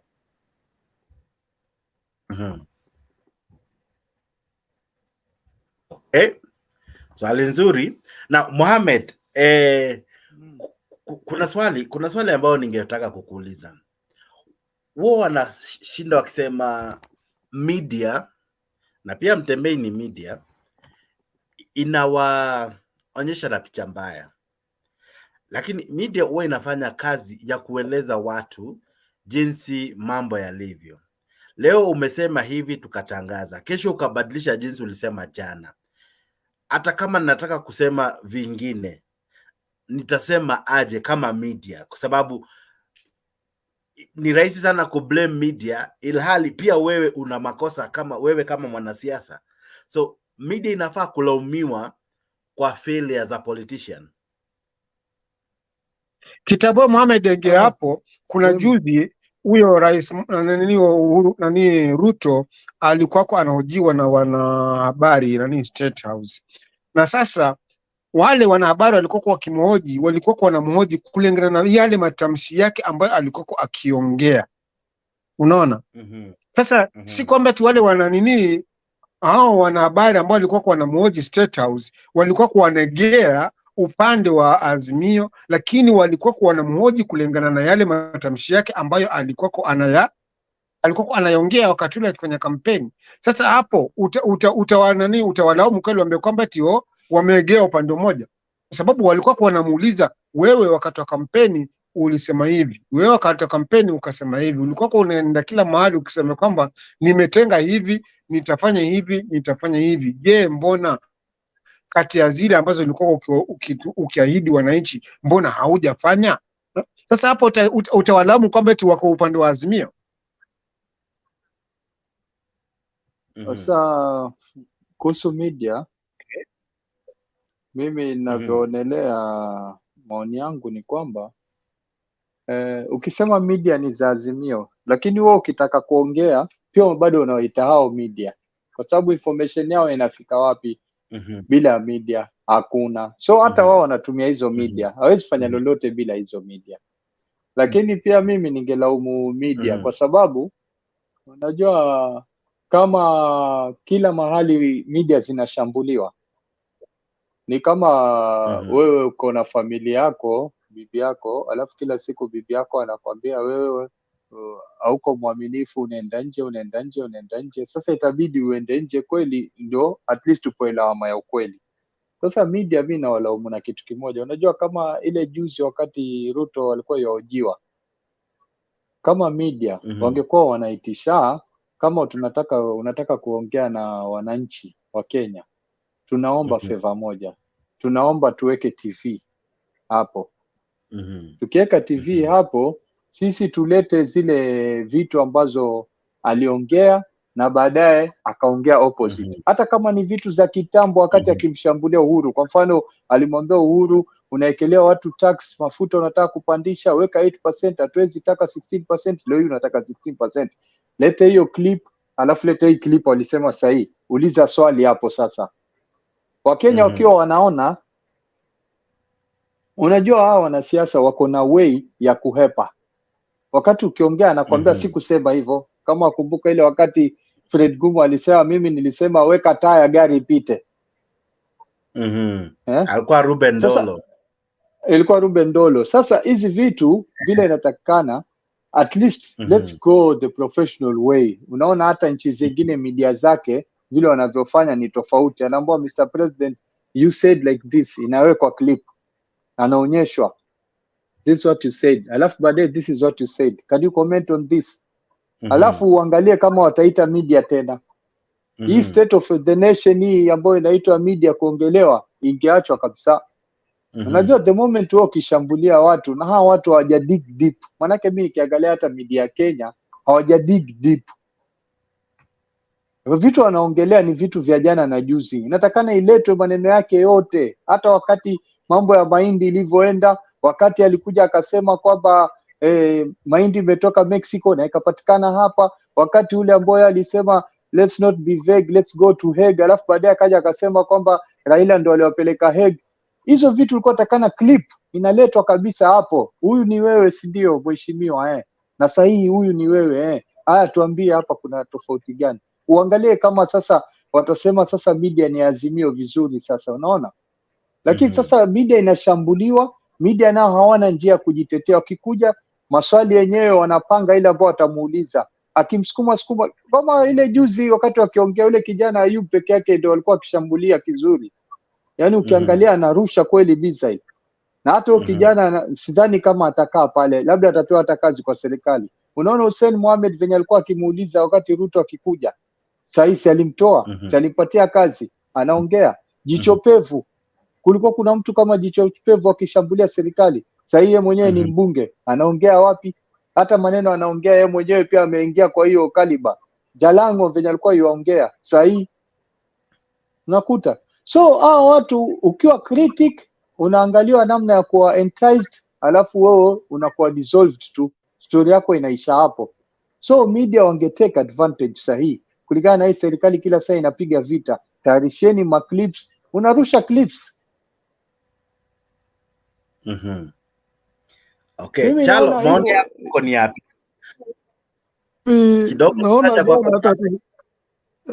Naona mimi jana tuliongea kuhusu hii kitu. Wajua sisi Waafrika sisi wa Afrika tunapenda kuepuka, tunapenda kukimbia paka image zetu. Mtu unaweza kupatwa paka kwa CCTV kamera na useme sio wewe, hata ukaleta hizo clip tena, jamaa bado ataruka na ataziruka na staili nyingine. Anaweza kusema yeye alikuwa ni ndugu yake. Kama wewe mtu anaweza kushikwa ndani ya nyumba ameachiwa ufunguo zote, yeye ndio kiongozi wa kila kitu pale, na pesa inapotea na unaambiwa hakuna ushahidi, hata utamwekea klipu huyo, ukimwekea klipu si kama mnasumbuana tu. Hawa jamaa bwana ni tuwastadi vile wanapodanganya, tuwajue tu, hatuwasikizi tena. Wakiweka mikutano yao waende wenyewe. Kama vile leo basi alikuwa anatakaniwa, kama watu wamefinywa kweli pale stadium, angebaki yeye na hao watu wake ambao wanamsikiza, hakungekuwa kumejaa. Sasa vile kumejaa, ndio wanapata ule urongo wa kudanganya watu. Kitu ambayo iko ni watu wajielewe, tukiambiwa maneno tufikirie before. Lakini bwana Charo, jua kwamba wale watu ni ile ni group ambayo imefanya kuwa mobilize, si kwamba ni watu wameenda pale wenyewe. Wamefanya, najua wamelipwa, najua hata wamepandishwa kwenye basi wakapelekwa wakaenda. Lakini wewe kama una akili zako, hata ukipandishwa kwenye basi si unaweza ukaenda na ukashuka ukaenda na njia zako, kwa sababu yeye unajua unaenda kudanganywa. Kama hivyo wangeambiwa wanaenda kuuawa, wangeenda wapi? Wapawe pesa, waambiwe mnaenda kichinjoni mkachinjwe, na watu kwenye basi wapawe pesa, wangeenda. Sasa wao wanaenda kwa sababu wanajua wanaenda kudanganya, ni kitu ambacho wanajua. Maanake kama wangeambiwa huko mkifika leo ni kuchinjwa, hata sidhani kama kungeenda mtu. Lakini wamefika kule wakisema wataambiwa nendeni mkale pilau. Hii kitu imekuwa ni mazoea, wamezoea kudanganya hata kwa TV. Hata ukaweka hiyo media ikaweka hizo picha tena, bado wataruka na bado watatudanganya. Ni kuua hawa watu, tusiwasikize tena. Anaongea mambo yake peke yake na maredio yake, ataongea na vyombo vya habari za kutoka nchi gani, aongee peke yake. Mikutano kama ile yake akiweka, watu wasiende, ndio siku moja atajua mambo yangu nimesinywa. Watu wamesinya na wamesinywa na stories zangu. Lakini hata tukaweka media tukawalaumu, tukasema hawakuweka picha, hawa jamaa wanaruka mpaka CCTV kamera. Kama CCTV kamera imemshika kabisa live, na kwambia sio yeye.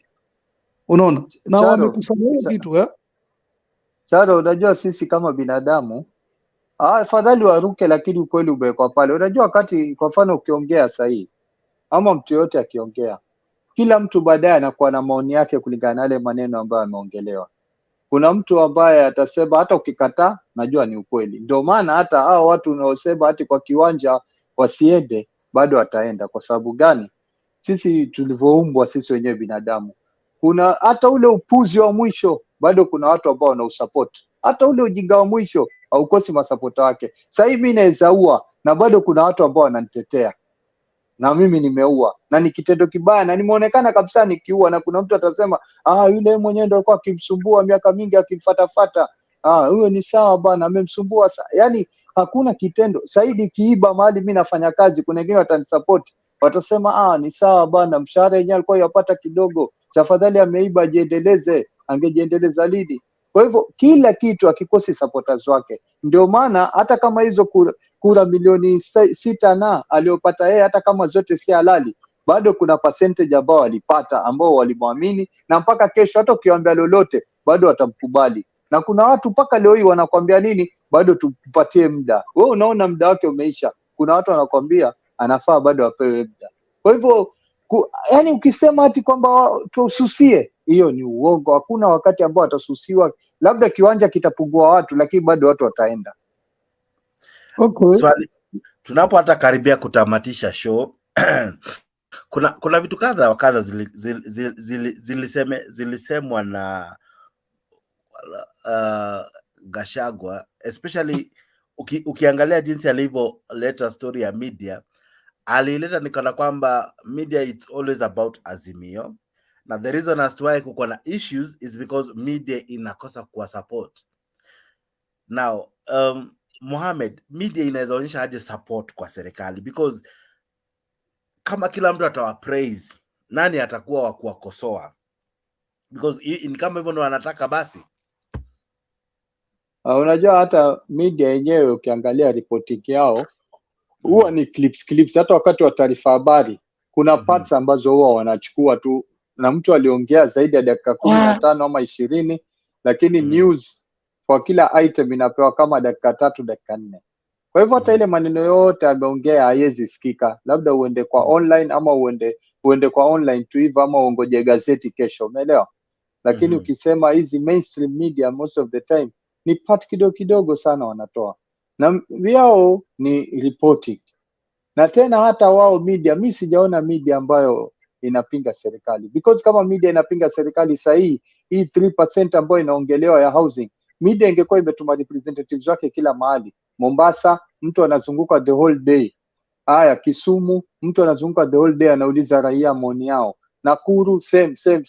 Watuletee hata kwa mfano 3 hours ya kuhusu housing kupitia kwa maoni ya raia, watasema nini wakifanya kitu kama hiyo?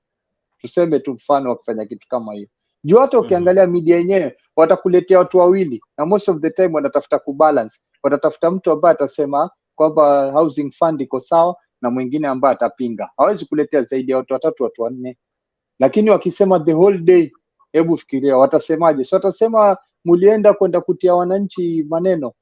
So mimi sijaona kama kuna shida kubwa unless vitu zingine huko ndani, lakini they just report on the situation that is on the ground. That's simple. You report what you see, you report what you hear. Alafu tena media haiwezi eka information ambayo haina evidence, because by the end of the day akija keka kitu propaganda, kuna defamation, ataenda atashtakiwa. Na vitu kama ni za kuprinted zenyewe mpaka zipitie editorial. Huwezi enda tu kaongea tu maneno ile ambayo unataka. Editor iko pale ili kuangalia kuchuja ni kitu gani kiende na kitu gani kisiende, na wako na sheria zao ambazo zinawagovern. Kama wako na shida na media wako na Media Owners Association, iko chama yao, waweza enda kwa organization yao Media Association, Owners Association, waende waongee nao. Wako na nini ambayo pia kuna disciplinary yao pia, ambao hata wanahabari kama uko na shida na mtu unaenda unapeleka kesi yake pale na inaangaziwa. So wao wenyewe wakisema kwamba we are governed by the rule of law, so hata kuongea pale haisaidii, because sisi kama raia ukija ukituelezea shida zako na challenges zako, na wewe ndio tunapo expect kwamba utatupa solution. Ni kama mimi nikuje nyumbani jioni alafu hata pesa ya chakula hakuna, alafu mimi niwaambia watoto leo hakuna kitu nimepata, mnaonaje tufanye nini ndio tukule? Honestly mimi watanisaidia na nini? Hakuna maoni watanisaidia nayo. So they should not air their frustrations, their challenges to us. We need a solution from them. Okay, beautiful. Chalo, maoni yako ni yapi? Unaona kama kwamba nchi inaelekea wapi now, generally speaking? Where are we headed as a country? Nchi, mimi kimaoni yangu naona hii nchi inaelekea ndivyo sivyo. Hatujui ya Mungu, lakini wajua sisi hatulali na Mwenyezi Mungu, na Mwenyezi Mungu ndo anapeana na Mwenyezi Mungu ndo anaondoa. Kwa hivyo hatuwezi kuamua kuwa nchi kwa sasa inaelekea wapi, lakini kule gari kule kuna dereva anakoangalia ndiko gari naona inakoenda. Haiwezi kuwa gari inaenda kwa kishogo cha dereva. Kwa hiyo kioo kimewekwa mbele, usukani uko pale mbele, ukiona dereva anaangalia upande huo wa mbele, ujue huko ndio gari inaelekea. Sasa hii gari yetu kule inakoelekea inaonekana inaelekea kwa shimo. Lakini sijui ya Mungu kama itapigishwa kona. Na kuhusiana na mambo ya media, nafikiri wanataka iwe kama ule wakati wa Moi. Ukifungua TV yako inaanza Moi, inaimba nyimbo kuanzia za Moi mpaka alikuwa anaitwa mtukufu. Nafikiri wanataka kitu kama hiyo, lakini kushambuliwa kidogo wakiambiwa hapo kweli wanakataa. Mtu anaweza kusema bei ya gasi itashuka, alafu kesho akiulizwa anasema hata alikuwa anaaminisha ile mtungi tu peke yake. Sasa wajua vitu vingine kama hivyo ni vitu ambavyo vinatia hasira, vinahusunisha, hata hatujui jamii inaokuja watoto wetu watakuwaje. Sijui nao kama watakuja kwa waongo kama viongozi wa sasa, ama itakuwa ni vipi? Maana sasa inaonekana hiyo nchi imejaa uongo. Ndio kwa maana pia tunapata hata mapasta wa uongo, wale ambao tumewategemea waende watuambie la kweli, wanakuja wanaanza kudanganya watoto kutoka Sunday school, wanawaambia uongo at the mpaka mwisho. So vitu kama hivyo sidhani kama ili basi linaelekea kuzuri. Maanake tungekuwa hili basi linaelekea kuzuri, kungekuwa mambo kama hayo kidogo yanaondolewa yanafagiliwa, ndio ile kizazi kijacho kiwe at least na maono tofauti na sasa. Lakini saa hizi hata si ajabu ukiwa na mtoto wako mdogo akikuibia shilingi 10 kwa nyumba, ukimuuliza kwambia baba mimi sijui, basi ni uamini kuwa hajui, kwa sababu imeanzia juu. Kwa hivyo hizi tunavyofanya ndio vile vizazi vijavyo vitakavyokuwa. Tunafikiria tunafanya vizuri, lakini at the end sisi ndio tutakuja kuumia in the future, kwa sababu vizazi wale wazazi wale vijana wanaozaliwa saa hizi wanapata mambo yako vile vile. Mambo ni corruption, mambo ni kudanganya, mambo ni kuibiana, hizi vitu kama hizo, na wanainukia nazo na hazitaisha. Hata iwe vipi hazitaisha. Labda generation na generations, labda kutakuja mtu atabadilisha, lakini kufikia sasa kuna generation kama 2 zitakuwa zikiwa hivi za uongo, kuibiana, yani story nyingi za chini na makanisa mengi bila hospitali. Nafikiri itazidi kwa hivyo, hatujui kwa wengine kunavyokuja. Sina la ziada, lakini ni jambo la kusikitisha. Kenya Rebel, habari ya leo kaka? Mzuri Jex, niambie. Salama, pole huko kwenye hakuna Madaraka Day, lakini hata hivyo karibu Kenya ambapo Madaraka Day yetu inakuwa na mambo tu wewe. Vituko si haba. Nasikia. Nasikia mtapewa speech sikusikia, lakini nasikia mtapewa pikipiki za ambazo zinatumia stima. Pikipiki za kucharge. Za kucharge. Lakini mimi ningependa kuuliza hivi, swali ni hivi. Kwa Wakenya wote, hata wewe je, utanijibu leo. Najua wewe ni host, unatajaribu kwa usichukue slide yoyote, lakini nataka kuuliza hivi. Suluhisho ni nini? Maana okay, huyu rais amekuwapo kwa hiyo kiti hata haijapita mwaka moja, lakini ndio tudanganya. Tunaona bei za kila kitu zinaenda juu. Sisi kama wananchi tunaweza kufanya nini? Maana nikiangalia wale wanaazimio huko wanatuambia twende maandamano. Tunaweza kufanya nini ndio hizi bei au kama vitu kama mafuta na kadhalika zirudi chini? Hebu niambie, je, ama Mohamed Abdullahi na Steven Charo, hata poleni sikuwasalimia, lakini nyinyi mnafikiri tunaweza kufanya nini ndio huyu rais afanye mabadiliko? You see, according to me, I think the first thing that we need to do, we need to tell the president, please, Mr. President, with all due respect, we don't want you to tell us, please do it. Don't even, in any case, I think we should tell the president, the day you'll be doing things, that is the day you should be giving your speeches. Because, sorry, I'm saying it in that bad way. No, it's not. He speaks so much. He speaks so much with a little to show on what he's saying. So if I was to say anything, I would say it like this: Mr. President, please stop saying do, and then after you have done, now come say.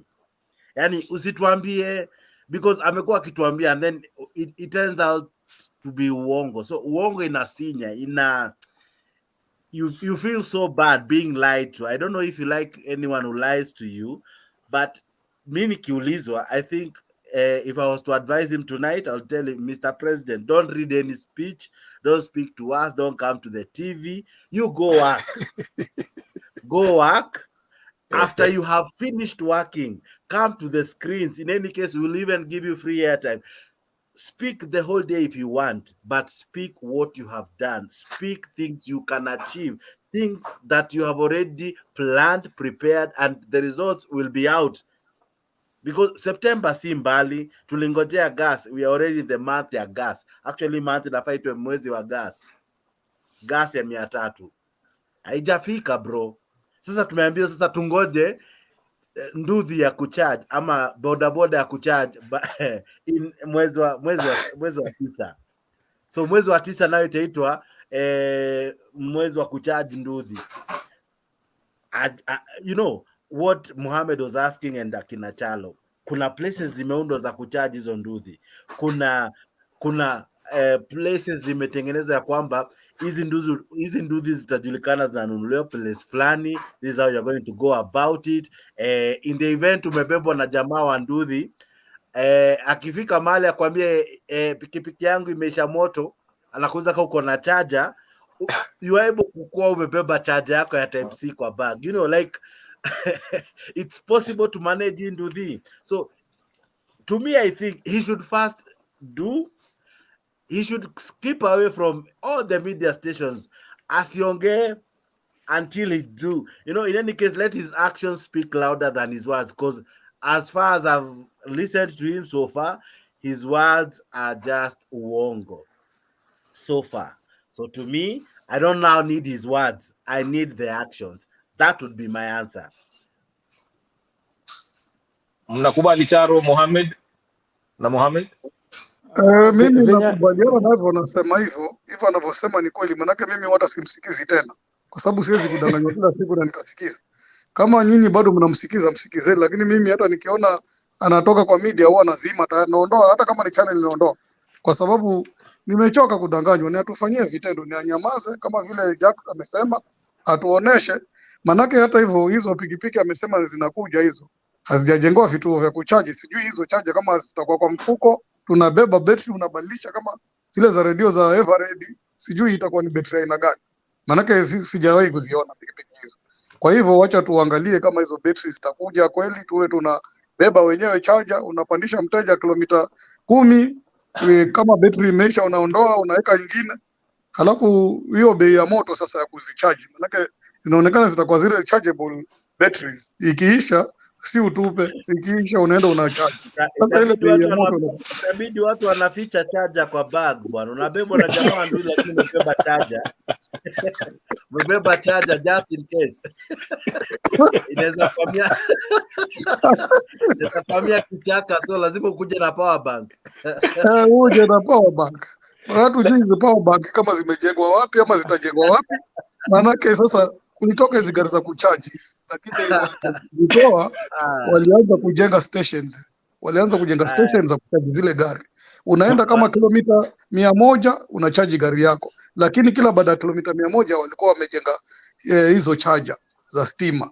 Sasa sijui uko nyumbani na vile stima upotea, unaenda na nduthi, alafu stima imepotea, chaja imeisha, sijui sasa kama uko utoka za miguu.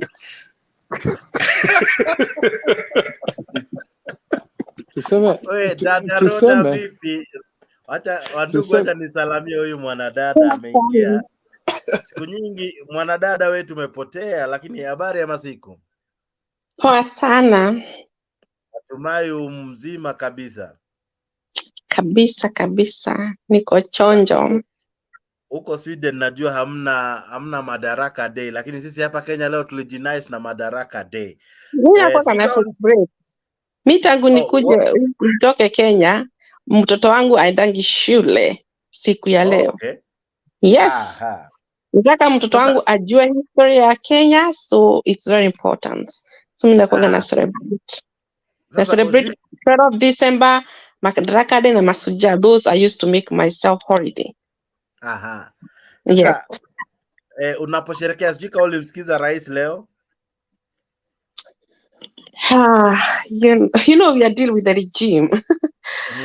To deal with the regime is not easy. So I think Kenya is a time we need to be united. Because to kutoa nchi yetu ukombozi, kwa sababu this is not the time to say Azimio or UDA. Can you imagine somebody's lying is saying with a big mouth that is going to have a motorbike with electricity? That doesn't make any sense. He just lying for Kenyans, and it's sad to lie for the Kenyans. It's really sad because I live the country, democracy, freedom. Can you imagine the prime minister of this country say, "Oh my God, I'm never." He cannot lie. Actually, go to the court. We take him to the court because this is a country ruled by the law. constitution and democracy. So we have long to go. But after independence, now we were celebrating 60 years. So after independence, Kenya is by the way, Kenya, people that used to ask me, is it Kenya, is it them? This country I'm living, even this friend of mine live in Germany, I know you understand. This country there's a lot of refugees that used to come from different all over the world. So I remember when I came to this country, I started to learn the language, Swedish language. So when you go to the language, you meet people from Syria, from Iraq. You ask, where do you come? Because of our country, refugee. Because they have a dictatorship, they have a country living with the under pressure. Then I understand. I was just laughing. I was like, what? Dictator? Problem? So I was feeling proud of myself all the time. No, my country is democracy, it's a freedom of expression. In my country, we have 40 tribes, and we are united. We love one another because we are one king. I used to talk positive about my country since I came this country when I meet foreigner. In fact, it's a time we were introducing to talk our country. How do you live? We were sharing our culture, food. Because we need to be proud of ourselves. Even where we can, we have to make our country be respected. So one guy asked me, what is going on in Kenya? Actually, he's from Iraq. Actually, he's my neighbor because he saw that things are not going well in Kenya. Because people international, they can see things are not going well. He told me, I thought your country is like South Africa, democracy. I told him my country is always democracy. The former president was there. He was making our country more freedom. There is nothing in this world like a freedom, my dear friends, my dear brother and sister. There is nothing in freedom. Freedom expressions, freedom to say how you feel, freedom to say how you think. A country democracy. You cannot lie for the people. Really democracy. Because you can be the court. They can do impeach. Like in South Africa, they used to do impeachment.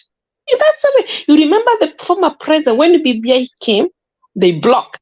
And he accepted, he said, I will accept it. Because Uhuru Kenyatta, he was very smart. He know what is the democracy. But this guy, he's have been abusing our power, abusing our democracy. He crossed, he can redeem all in the time Kenya. Let us hold hands together.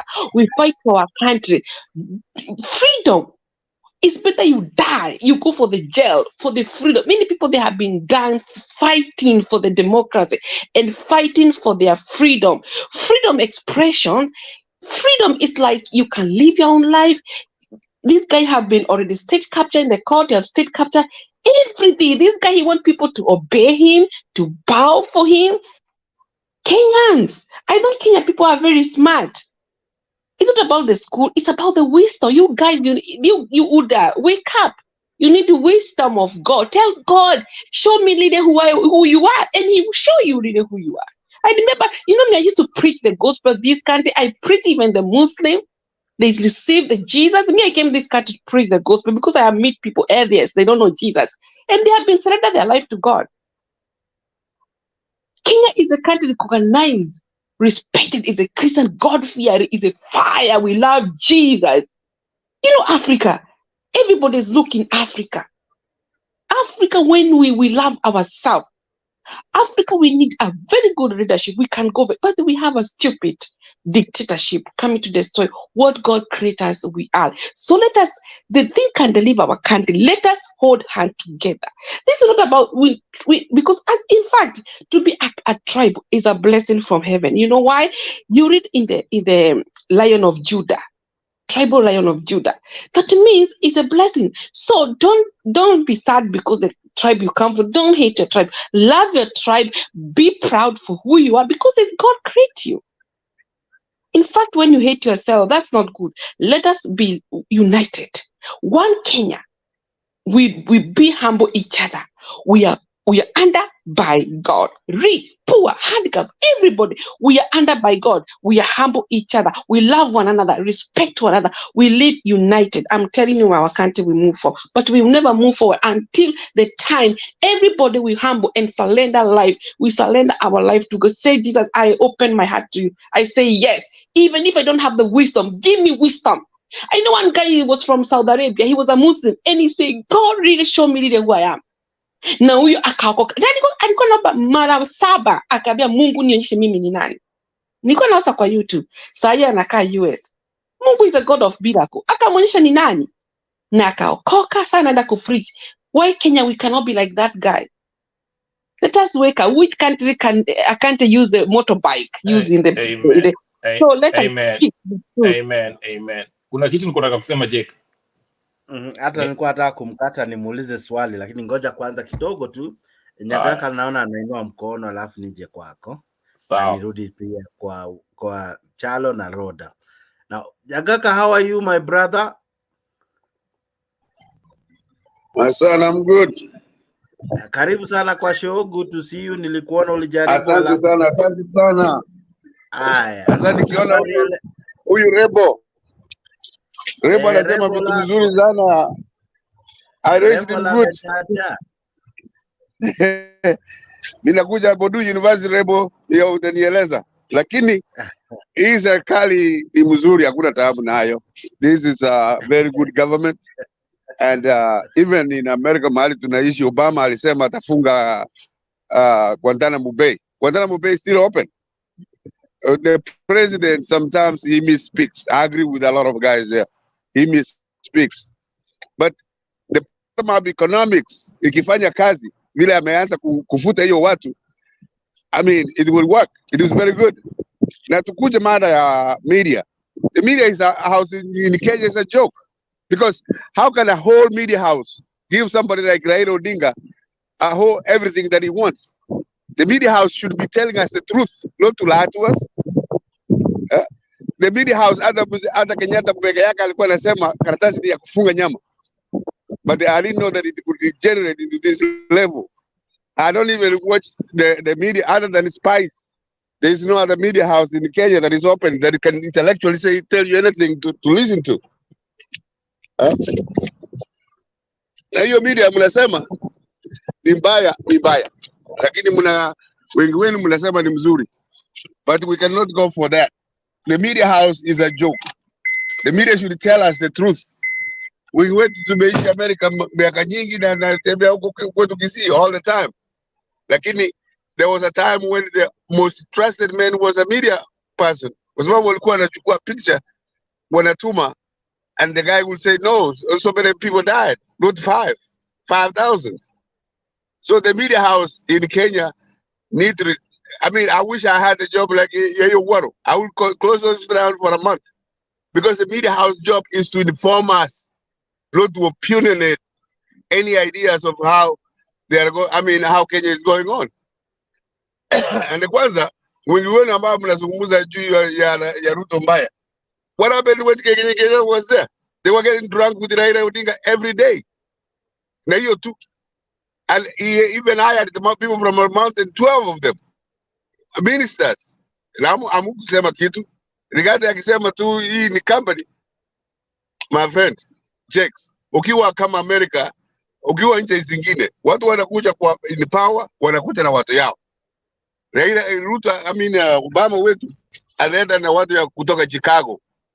Na akatoka na watu hao. So there is nothing. When mnasema ati Raila alileta democracy, he doesn't know understand what democracy is. Democracy means you win some or you lose some. Siku ya Moi Raila alienda jela kufaitia demokrasia yetu. Raila ni mtu amesacrifice. Hata najua mzee mwingine anakaa huku iti alikufa juzi alikuwa na fight na Nyayo. Koigwa Moi alienda Norway refugee kufight na Moi. Wewe acha zako wewe. You cannot mix Koigwa Mere na Raila Odinga. Those are two different people. No, I'm saying siku ya Moi regime. Moi regime. Let me explain you. Raila Odinga to the jail. Raila alienda dictator. The same like Ruto. Shame on you. Don't try to pretend. Ruto is a dictator. He's a dictator, and I don't understand you guys why you support him, because you don't have somebody doesn't have empathy. Ruto doesn't have empathy, doesn't have a feeling. He cannot feel how we feel and how we do. He's a apathy. It's called apathy in English. And that is very dangerous for Kenya. Kenya, God is the one who gets us to have a feelings about others. That guy doesn't have a feelings. And that's why he lie. You guys wake up. Wake up. Shame on you. Wake up. Wake up. Roda, we listened to you. I listen to you. Can you listen to me? To Nyagaka. Nyagaka, go No, ahead. I mean, she cannot go everywhere and think that she runs the show. Kwa sababu ukipenda Raila unampenda, that's your right. There's nothing wrong with that. Some of us think Raila is a thug. Raila alienda hata kwa mzee yake akaanza kufunja vitu. He was the first man in black.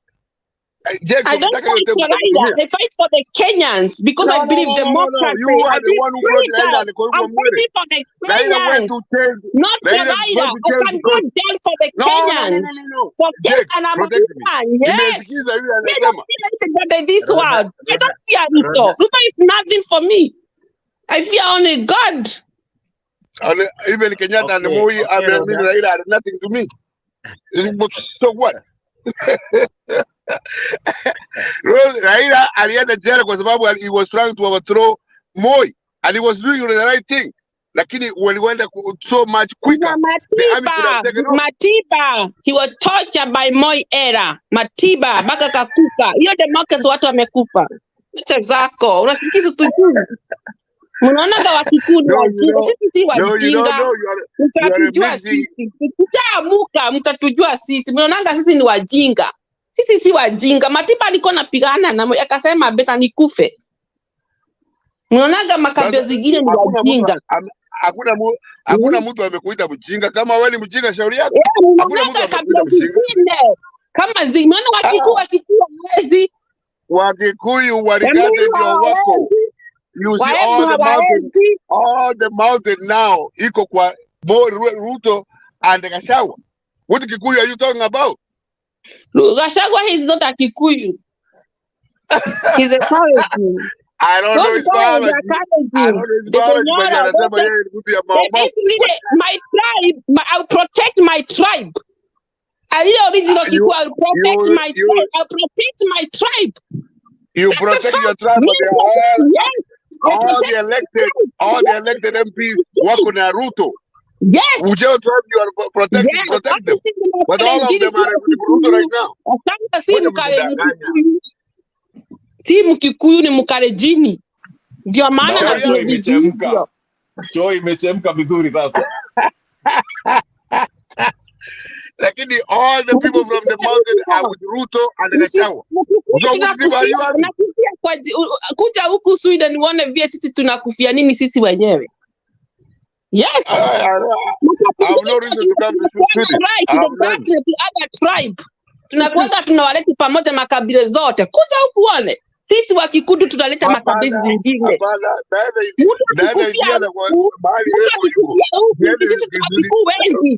We do whatever we can because Wakikuyu sisi tunapenda unity. We believe unity. Sisi tunaga mambo na ukabila. Roda. Wakikuyu wote ambao wamekuwa elected wako na Ruto na Gachagua. So which Kikuyu are you talking about? Kwa nini nasema Wakikuyu they have been erect? It's not because can you answer my question? Come down and answer my question. I hate UDA MP member. I don't hate them. I don't hate those people from the center of the UDA. I can eat food together and we can speak one voice. We want only our community to be united. Waebu wasikie wako waka Wakikuyu. Are you able to answer my question? Are you able to answer my question? Yeah, democracy. Let me ask you a question. Yes. What Wakikuyu wote kutoka Azimio wako kwa mountain wako na Ruto na Gachagua sahi as we speak. So which Kikuyu do you have? Okay, that questions I can answer you. You know why they went there? Because they were like because the way we Wakikuyu, the way they are, we used to if hear one voice. We are like a family and we grown up together. We like to be together. Even me, I have been very, very disappointed because we have our own party called Jubilee. We always hear one voice. Tunakulanga chakula moja. Hata kwa jirani unaenda kukula breakfast. That's where who we are. So it has been very disappointing. Hata wao wanajua. Hawa wanajua. This man, I answer him. Mimi nimemwanza. Hata mimi nimekuwa disappointment. kwa sababu hata walikuwa UDA walikuwa ni vile nini hata sijui ni nini what happened. Even now I still ask it's not I hate them. I don't hate those UDA member of parliament. I don't hate them. No, Kenyatta is very naive. Kenyatta is very stupid. That's why they left him. No, they no. Watakuja nyumbani. Utaona. Kenyatta fired them all of them. Kenyatta drunk. Wapi ni wetu. Mimi I will always stand for my community. I love my community. Jubilee is exclusively for Kikuyu. Hiyo ndio kitu tunasema Roda. No, but Rift Valley, I can say like a Kalenjin community. UDA is their own, right? If you go to Rift Valley, if you go to the ODM ni Nyanza, Eda Western Kenya, hii chama ya Mudavadi. Ndio. Roda, say Ruo Nyanza. Mimi kutoka Nyanza lakini mkisi. I don't care. Tell me, what is your party? Naona Charo anataka kuongea hapo. Mpatieni nafasi kidogo. Nipate yenu, niambie. Unaona mimi nitaongea kidogo kwa sababu nitakutawaacha. Maana yake siasa nyingi hapa. Wajua kuna sisi binadamu wengine tukitoka pale Kenya tukienda huko ng'ambo tunajisahau. Tunajifanya tunajua na hata pengine huko amuruhusiwe hata kupiga kura. Wewe ni mtu tu wa kufuata ufanye kazi zako, ufanye kusikia rais amechaguliwa, alafu wewe ujigambe kuwa mimi sijui Amerika ama mimi sijui wapi, lakini uruhusiwi pengine hata kupiga kura, hata pengine una makaratasi ya maana. Kwa sababu hapa watu wanaishi na vibaya. Unaona? Kwa hivyo saa zote tuongee kama Wakenya, tuongee jambo moja ambalo litatusaidia kimawazo na kimaendeleo. Lakini kuja hapa waanze kulaumu sijui nani, mwingine unaita mwingine ni mzee na wewe mwenyewe pia utakuwa mzee siku moja. Hizo shida tukiziondoa nafikiri tutakuwa watu wema tu. Kenya ni nchi nzuri, Kenya ni nchi ambayo imeheshimiwa, lakini watu wengine wakitoka Kenya akikanyaga Amerika anaona amefika mbinguni na pengine hata hana vibali vya kuwa hapo.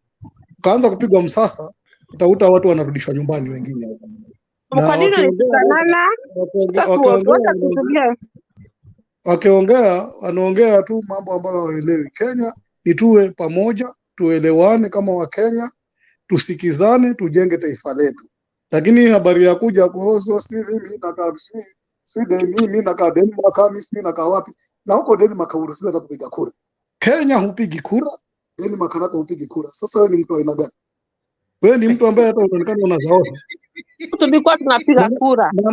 Kenya huko hupigi kura. Wewe ni mtu wa kuzunguka, ufanye kazi zako, maisha yako ya kuendelea, umeenda kutafuta green pass.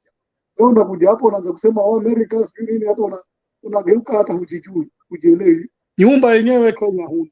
Kura huna. Huko ni ama ni America umepangisha. Sasa hiyo ndio shida sisi wa Kenya tuko nayo. Tunapenda kujiona yani unataka uonekane wewe kuwa wewe ni nani, na ili hali kuna wenzako wako pale, hata wengine hawajakula, wengine wanaona shida zimewabamba. Tufikirieni jamani, kabla tuje tupigizane makelele kwa hii platform. Hii platform naona imeletwa hapa na Jex, ambao tutafahamishana, tukumbushane, tuelewane vizuri. Si haja ya kuwa saa zote mtu aseme yes sijui ni nini na nini. Hapo basi hata msako ukaanza huko Amerika, naona wengine wanarudishwa nyumbani hapo. Na ukiangalia wenye matatizo mengi hapo huwa hawakusoma vizuri, akili zao ni kidogo, alafu wenyewe kama umeenda kama profesa ungekuwa una reason kivingine, kama umeenda na kama ni judge ungekuwa na reason kivingine, lakini vile wana reason wao wanasema wanakuwa kwa Amerika, vile wana reason, basi hata mtoto mdogo huko Amerika reason kama hivi. Charo, hata nikuulize swali kabla hujaondoka. Wajua kama mimi naishi huko nje, sasa sijui kama wanizungumzia mimi ama ni mwingine. Mimi nazungumza in general. I know you unanitukanana. I know, but I don't care. You are very old man than me. You cannot respect me and I don't have a house. My mother have a house. Mimi sijatukana.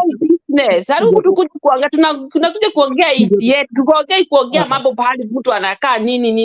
Mind your own business. Mimi sijatukana mtu. Tabia yako vinaongea. Unaona mimi nimekutukana, mimi nakurespect. Me, I respect people, but I have to say how I feel. And say how because I believe democracy and freedom expressions. That shit. Mimi nimejaribu kuweka hilo joto. Sasa ukisema shit ni kama bwana tukadana watu hapa nini kuongea ati Mungu ana nyumba na wewe uko nayo. Unasema shit ni kama fingers. Don't put fingers to me. Look your own. Don't put fingers. Look your own problem.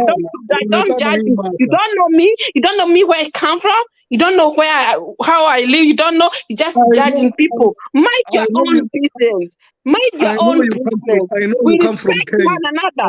I know you come from You don't know the area I come from. You don't know the area I come from. You don't know my family. You don't know who I am. So I know where you come from, Kenya. Yeah, but you're old man and me, I don't care. When I try to use like metaphor, I try to attack me. I was not attacking you, my friend. I was just telling you. Speak like a liende chini. Nilijaribu kuweka joto liende chini. Lakini wewe hujanielewa ile statement yangu. Manaka yule aliyenielewa hata amekimbia. Manake it's the second time hata nafikiri Jackson wajua yule ambaye ameelewa hivi vile ambavyo unaongea amekimbia. Kwa sababu usije hapa ukasema mimi ni Americans nini. We are all Kenyans. Why should we not behave like Kenyans? Kuliko tuje hapa tuanze kuongelea mambo ya nchi za watu na nchi yetu inabomoka. Hiyo ndio nimejaribu kuelezea. Wewe unaanza kusema sijui shiti sijui nini. Shiti ni sawa. Shiti mimi hata sijui kizungu. Wewe hata ndio wajua kizungu lakini mimi sijatukana mtu kwa hapo tafadhali na nakuomba. Na niliongea ni kweli kabisa niliongea kweli mtupu. Unaelewa? Na hata wewe hunijui nafanya kazi gani? Na hujui na mimi sikujua nafanya kazi gani. Don't see people here, we are all coming from Kenya. Wacha mnajikoroga kwanza na mjipoeshe wenyewe. Mimi nimekuja kuleta joto kidogo. Niliona chat imenyamaza, nataka hii joto iende juu kidogo. Shukran Charo. Nimejaribu kupoesha kidogo mnawaka sababu mimi nimejaribu kupoesha moto. Lazima niwache. Nimejaribu kupoesha moto kwa sababu kulikuwa sasa kuna wengine wanasema tunatoka Amerika, wengine wanasema tunatoka wapi. Sasa sote ni wa Kenya, situongelee mambo ya Kenya, tupigane na shida zetu tujue tutastatua vipi. Hakuna shida yote hapa. Umefanya roda kasweti bana we. Amesweti kama hinga. Umepeleka roda na wengine mbio sana. Sasa nilipoongeza watu walianza kutoka mbio. Mpaka joto tuongeze joto kidogo. Usiongeze joto. Hapo usiongeze joto. Sio kutafanya. Sawa. Ai. Charo mimi tarudi nyumbani.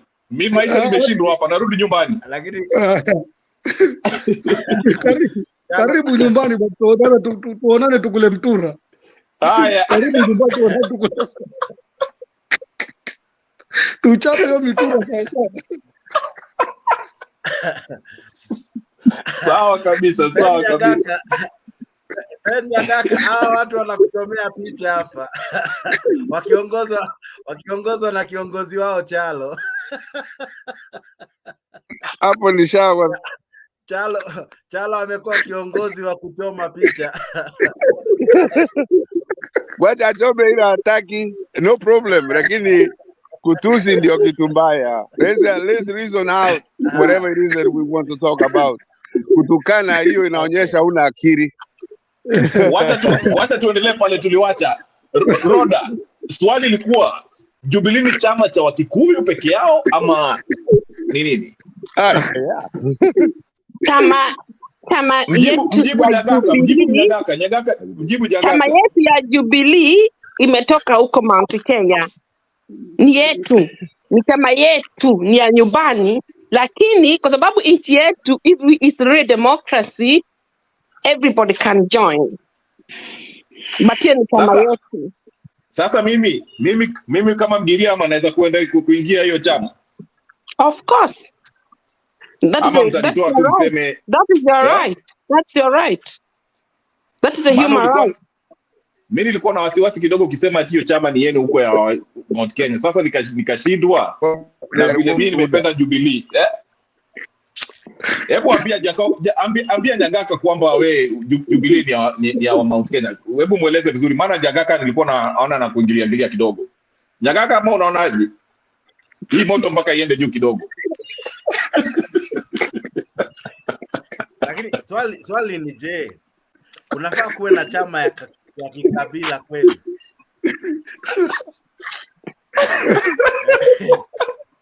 Every community they can express. That is our human right. Every community in Kenya, they can have their own party. Yes. Yeah.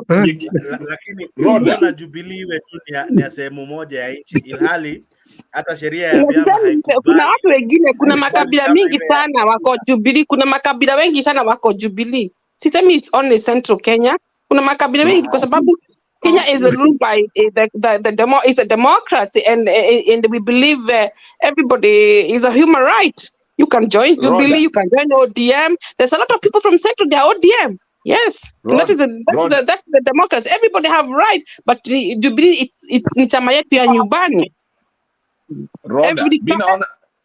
Every community they have right to have their own party. That's things work. But I'm not saying that Jubilee is only people from Omni Kikuyuni. It's everywhere in Kenya, even Rift Valley, even Western, even Northwestern, all over Kenya they can join. As long you want, because that is your human right. Hatutasema tusijoin, lakini that is our home. Roda, mimi naona Ruto hata nafaa achukue hiyo Jubilee. Bwana Ruto kazi yake nimeona ni safi sana. Ama unaonaje? Achukue kwani aliaga Jubilee? Achukue kwani amechukua yote? Amechukua kawacha Uhuru peke yake. Kwa sababu pia Jubilee anataka kuwa chama zote za Kenya. Anataka kuwa baka ODM, ndio alikuwa ananunua member parliament wa ODM kwa sababu anataka kuwa every parties, kwa sababu he want Kenya to have a one party like those days. That's the way he wants. Kuna gani akichukua yote? Si wamependa. Si Jalamo alienda peke yake.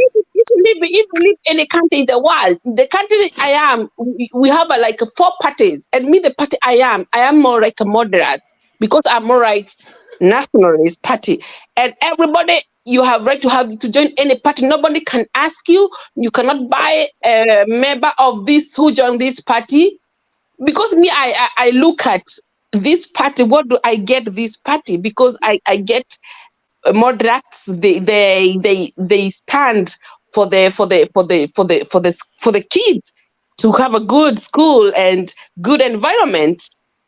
You are parents, you understand what I mean, and that's what I stand for, because they want like a minister of ukifanya minister wa shule, everything is working well. So me, I'm that part. Since I came this country, I have been all the time moderate and it's blue. So I'm a blue. And remember, I'm not born this country, because that's a democracy, and this country is ruled by the multiple parties.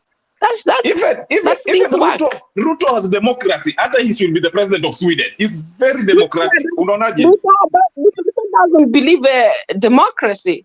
He doesn't believe freedom. That's electric pikipiki. Unga inarudi chini. Don't you think? Hiyo ni democracy. Roda anatuletea internet. Ruto is democratic. Anatuletea internet.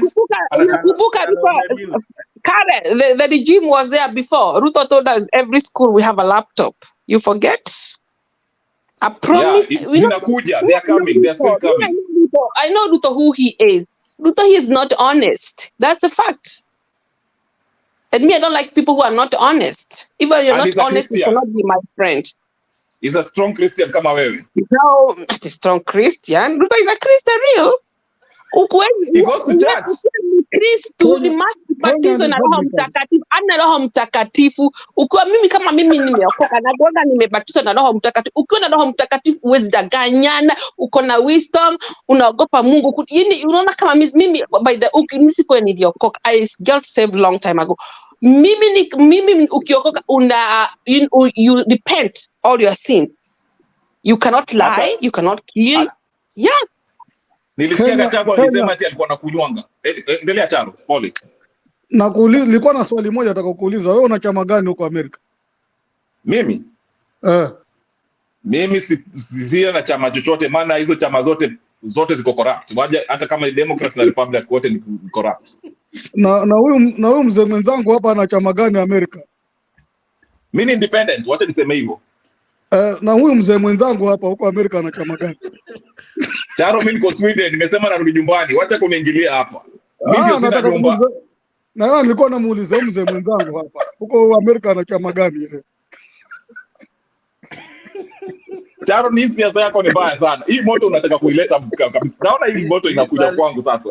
As we live in the Africa, we can make our country more right because we know where we are living the democracy. Like a US is very strong democracy. We are the ones who can change our country, and I believe we can change because I have learned many in this country. I have learned many, and I know I can change even my country through the things I have learned this country, how democracy work, how human rights work, and I know I can change because this country it's human. The hospitali daktari adini operate you bad. There is a human right will fight for you. Even when there is you are working the places there's a discriminations. There is a human right. Even if you have a disability, they discriminate you. You have a human right. So that's why I like this country. Very soon. I can in my country, they can get a lot of knowledge, but they don't want. I can help even this regime. Putin will soon bomb Sweden. Hauna wasiwasi. Anyway, nani Charo ulikuwa unasemaje? Nilikuwa nataka kumuuliza huyu mzee mwenzangu lakini ametoka. Nilikuwa nataka kumuuliza na yeye ana chama gani huko Amerika. Manake wajua sisi ambao tuko nyumbani hapa hatujui kama huko nyinyi mnaenda na green card, mnaenda mnapawa vitambulisho vya huko wanachama huko mpige kura. Ndio nilikuwa tunataka kujua in case mimi na Jax tukitaka kuwa join tutafanya mpango gani. Hiyo pia itatusaidia. Haya, wacha nikujibu. Huko mpaka wacha niseme hivi. Huko mpaka you have to arrange yourself. Ukikuja huko unaelewa. You have to arrange yourself. 300 Kenya they have win the green card. 300 Kenyans. Wacha niseme hivi lakini in all seriousness. Suluhisho siku kuja hapa Amerika, unaona?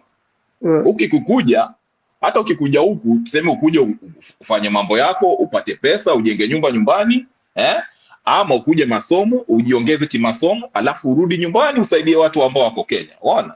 Sasa suluhisho siku kuja huku, maana ukiangalia hata kwa nini economy. Unaona? The future is in Africa. Unaona?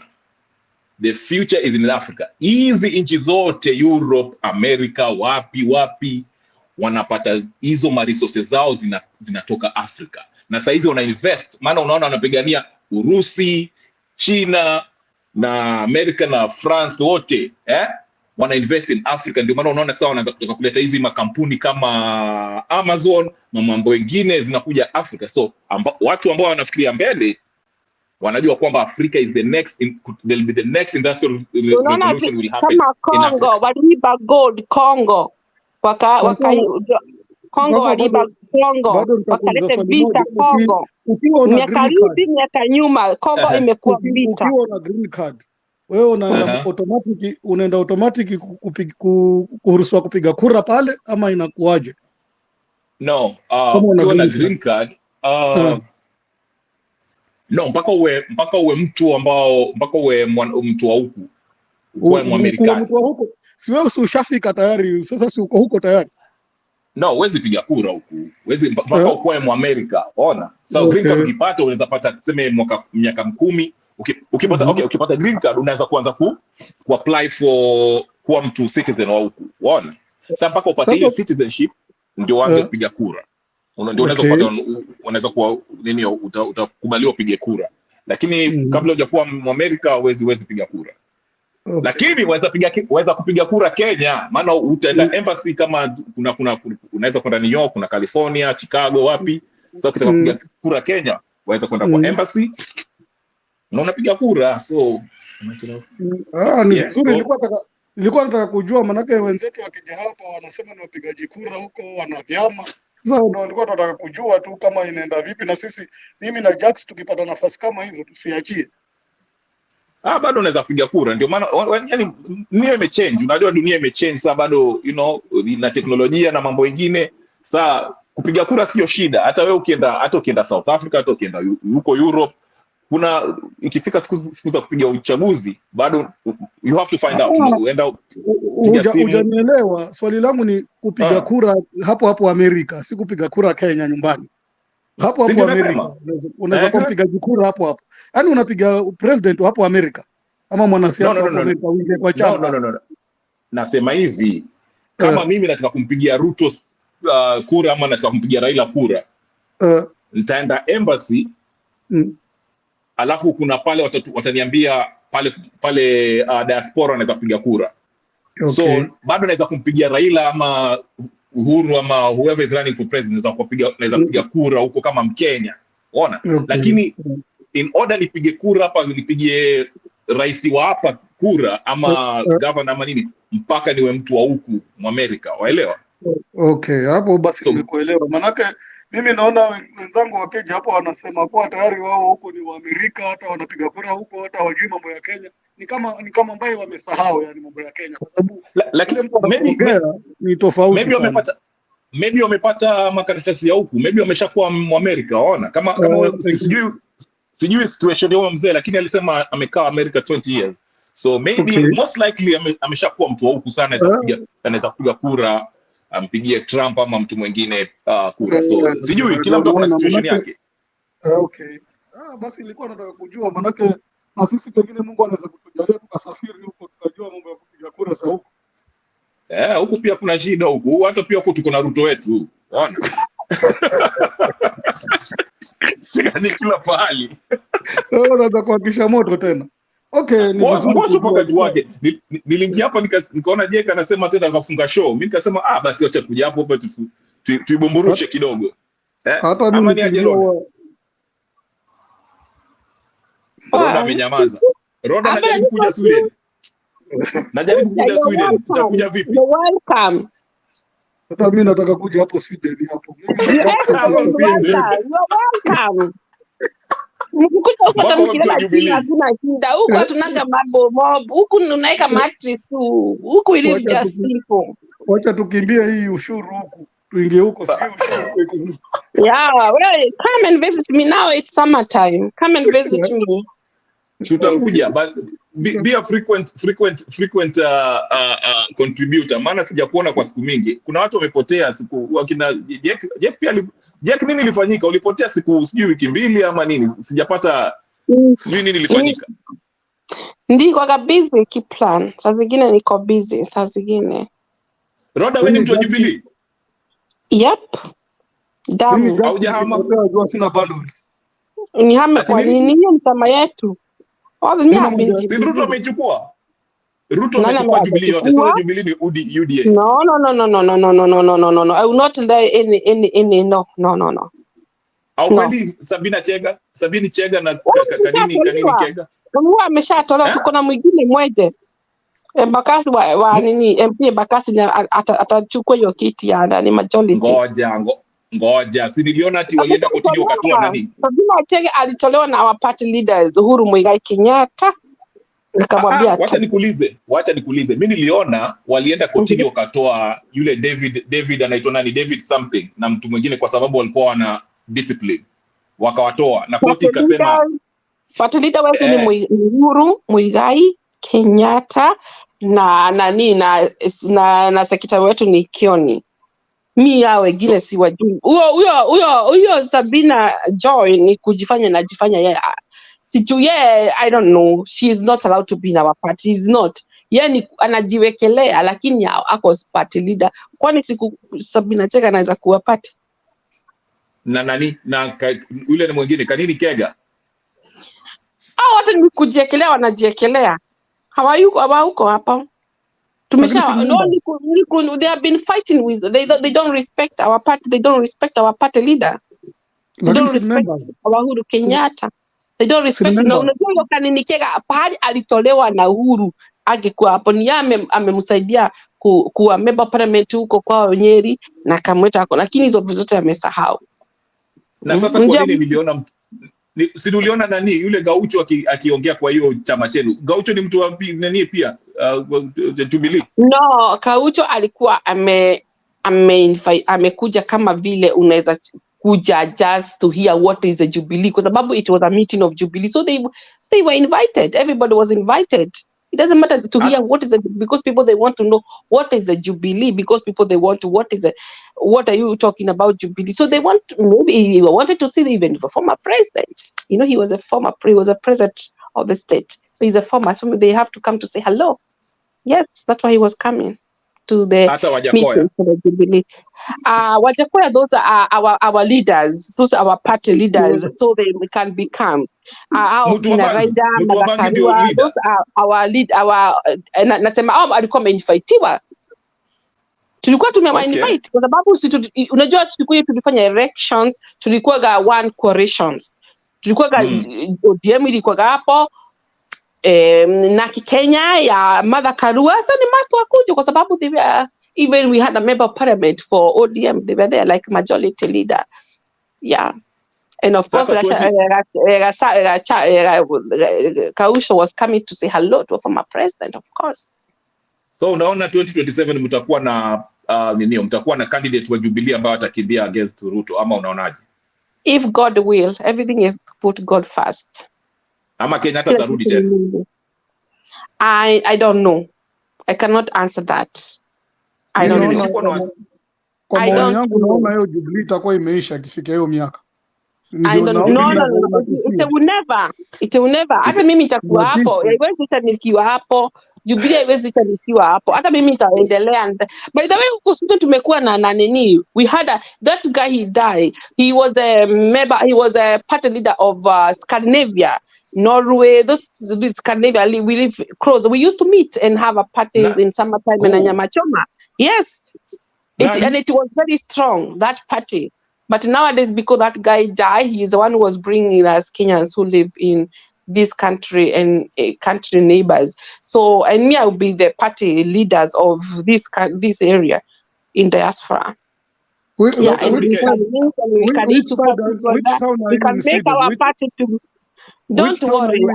I'm leaving Sweden. Don't worry. Sweden is big. I want to know the city where I am because of my security, so I cannot tell where I am. But I live in Sweden. Perhaps I come to visit you. How do I know where? When you come and visit me, if you want to visit me, we must chat in the private. Here is the public. I cannot tell you details.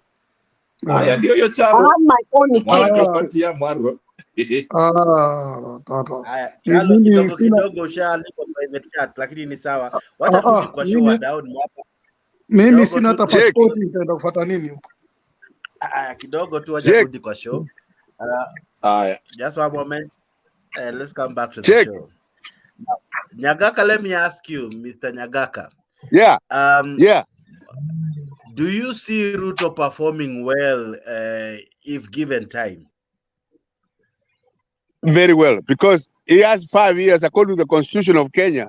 He has 5 years. So if he doesn't perform well, we kick him out. That's what the Constitution says.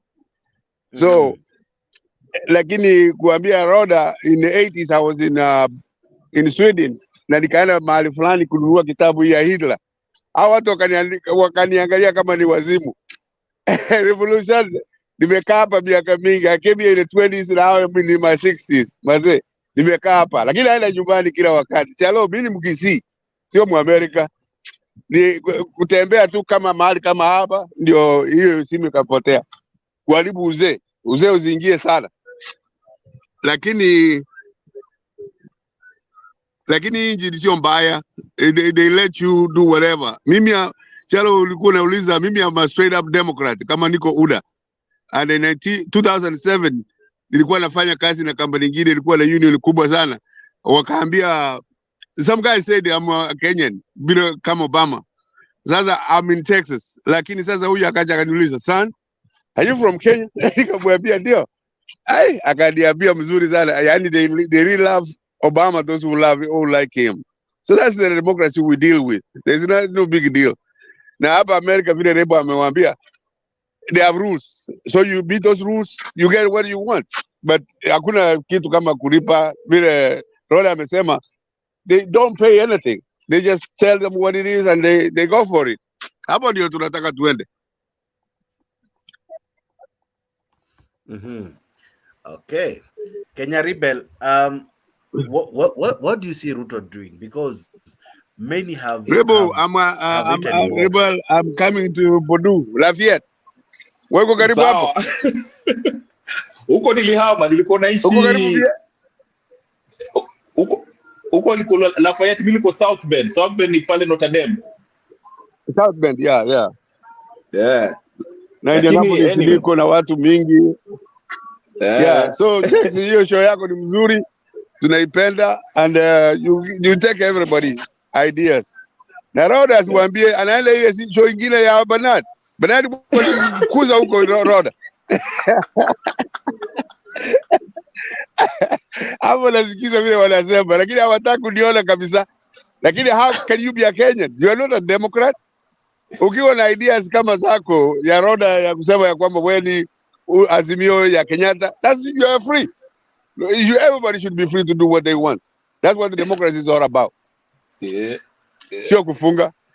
Rebo, hii yao, hii ya Bernard inakaa kama ya Fox News. Na all my friends. Amekatika. Anyway, Jakes. Pole Jakes, mada inapelekwa huku na huku lakini kukujibu kuna kitu niko nataka kuambia Jakes. There's something I wanted to say about Ruto. There's an interview I watched by Cheregai huyu alikuanga Spice FM, and he mentioned something very important that we have to pay attention. Alisema ati subsidy ya fuel under the recommendation of IMF walioambiwa waitoe. Naelewa walikuwa najaribu kuweka subsidies ndio bei ya fuel iende chini, but wakaitoa. Na jana I saw on the news that said that Kenya has received 138.5 billion from IMF. Tuko na deni ya IMF already. And you know what that means now? Ukichukua deni ya IMF na it looks like you can't pay the debt back. Wanakuwa na kitu inaitwa Structural Adjustment Plan, SAP. You can ushaisikia, Google it. Structural Adjustment Plan basically gives Western corporations to privatize some facets of the economy, Kenyan economy. Unaelewa?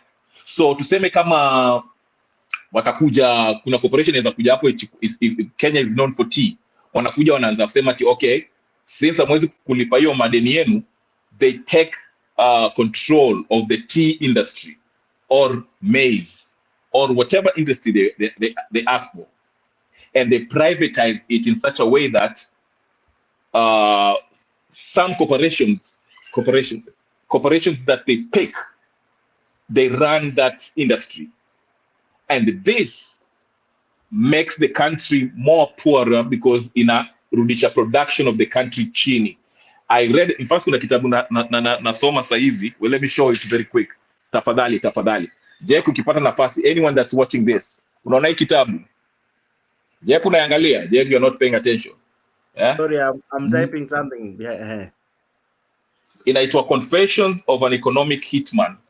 This you should read. Imeandikwa na former CIA alikuwa anafanya World Bank, and he explains how they get African countries, actually third world countries, how wanawafanya wanakuwa poor to make them poor. So what I suspect is happening with Ruto's regime is this, especially the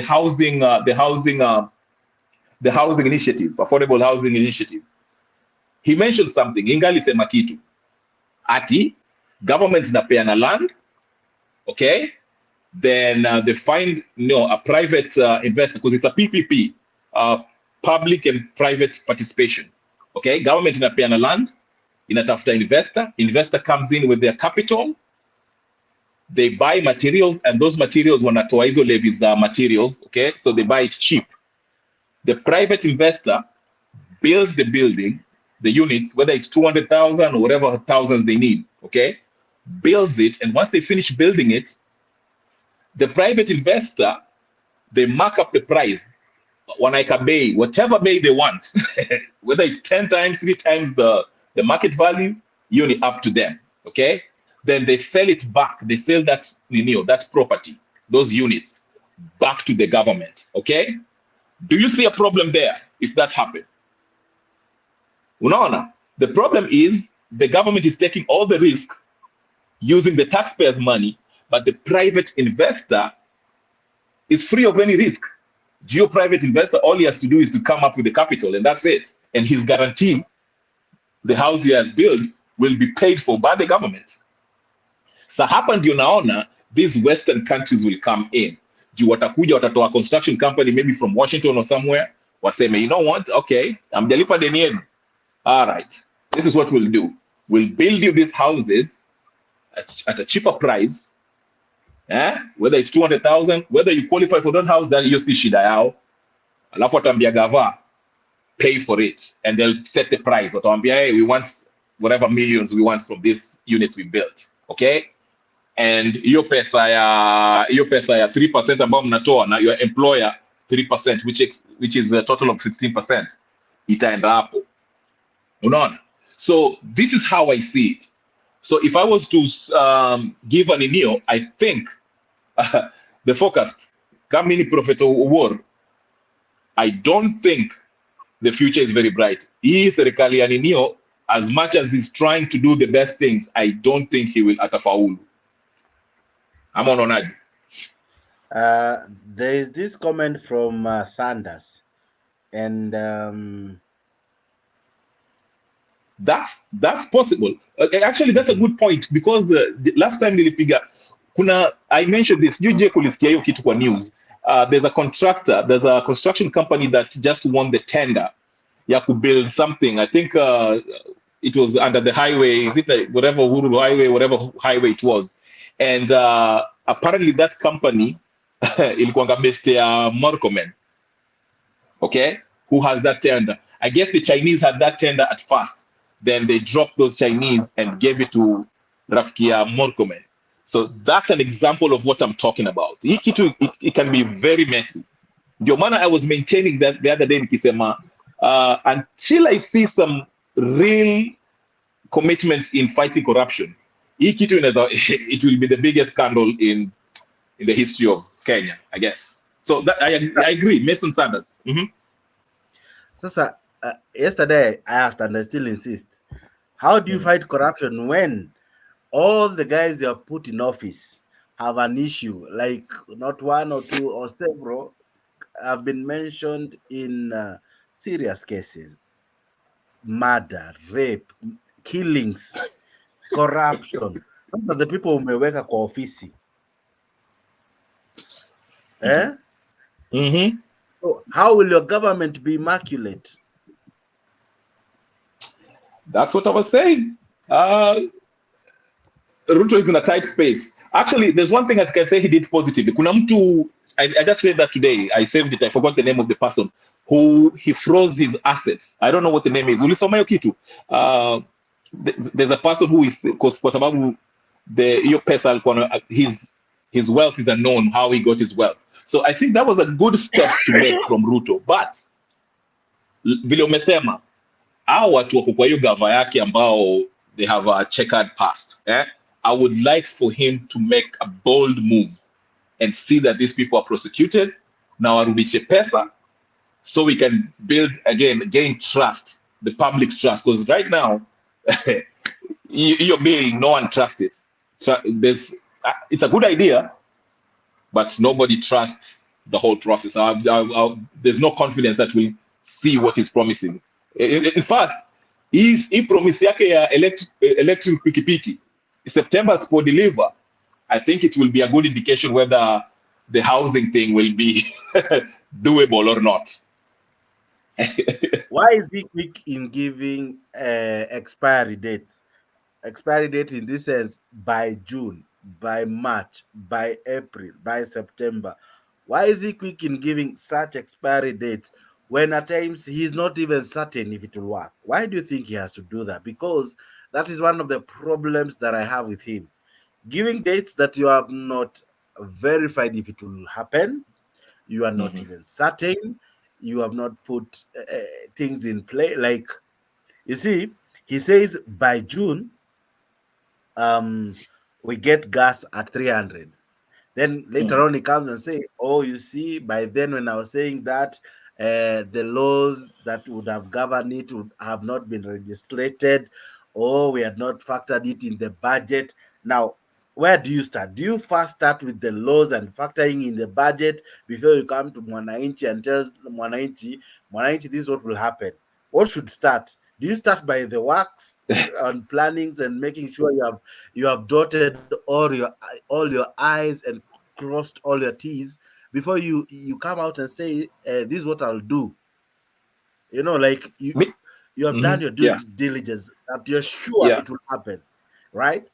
So even near September, what needs to be done? The charging centers, the charging points, just like we have petrol stations, will we have charging centers? How will these pikipikis be? You know, will people have to walk with chargers? Will those who will be the passengers, they need to carry power banks just in case umso anduthi aende akwame, I have niko sorted asienda niache kwa forest, you know. Yeah. So I'm even asking, those two small nitty-gritties, has it tackled them? Because eventually hizo ndo takuja tu azitoe kama excuse. Oh, you see, we hadn't factored in ABCD, right? Just like he explained the gas issue. Why doesn't he first deal with the two small things? Then, Amma, what do you think? I think problem ya Ruto, what he's trying to communicate is he has the intention of doing these things, okay? He has the intention. He wants to tell the people, my intention is to do this for you. Niwalete electrical ninio, ndio mwache worry about hii mambo ya mafuta iko juu. Unaona? His intention is that. But the problem is, like you say, you might have good intention now. You speak it, unasema unatupatia time frame 2 months from now, 6 months from now. Then it doesn't happen. Then that's where Anna lose trust. So, and whoever is writing his speech should do better. And get say, hey, he can be vague and be like, let's say our goal is within the next 2 years, we can revolutionize this whole boda ninio by bringing in electrical pikipiki. But we shall tutaanza ninio kuleta hizi pole because we still don't have enough charge banks, okay? So from September mtaanza kuona pikipiki za electricity. Put it that way, so you can't wakisema ati ulitudanganya, he can actually have a wiggling room as kusema no, mimi nilisema hivi, from September I'll start bringing in hizo meninio, na mmeona ukienda Kawangware kuna pikipiki ya 200 tulipeana, but I said I'm giving us 2 years so we can, majority of us of the pikipiki industry can go fully electric, unaona. But from what I can say, ndio nasema, I think from his side, and I don't know what he thinks, was mimi nafikiri his intention is to do these things, but the problem is if you give it a specific definite time frame, unajieka kwa kona juu hiyo siku ikifika na hizo vitu hujadeliver, then you look like a liar. Unacheki, because most of these things I think he's trying to do, like tuseme hiyo mambo ya a good example is subsidized farming, yeah? He's doing it, but it's not coming in time. Sasa akianza kusema ati bei zinarudi chini ya unga, yes, there's some places where bei ya unga inaenda chini, but for those people who still stay in Nairobi and the urban areas, they don't see that change. So he seems like a liar. No. So that's the best I can do. Yes. I think he speaks too quick. I mean, he need an advisor like you, because all these things are doable. Yeah. And he says them very prematurely. Mimi ni mtu ya UDA kabisa, lakini I don't agree with him, because wakati ile alisema gasi itakuja chini, hakusema ilikuwa mtungi. Sasa wakipita ni mikorobi bwana. Alisema gas. So he speaks too quickly. Kenya Rebo sasa advise him. Otherwise he means good, but vitu kama hiyo hata ukisikiza wale ambao ni wazimio ama wamupendi, wakizungumza, you can't argue with them because it's true. Ile stadium zote alikuwa anasema na Kenyatta, they never came through. So if he is the president and we really, some of us like it, vile amefuta ile watu walikuwa naiba hapa na kule, that's good. That's the only way, Jakes. That's the only way bottom up economics can work.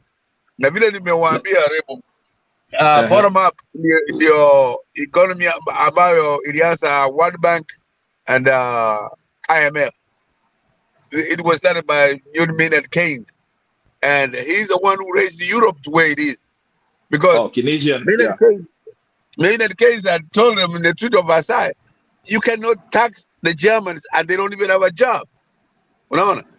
When he ran away to America, Marshall Plan, Marshall Plan ikamrudisha back to Europe. So it will work. Southeast Asian countries have done that. It can work. But the corruption, na vile ameanza, some of us mazee, Jakes, tunasikia mzuri sana. You know, we don't want to hear the smell. Mtu akisema Jakes aliiba, kwenda nje mpaka useme au kuiba. Ama Kenya Remo.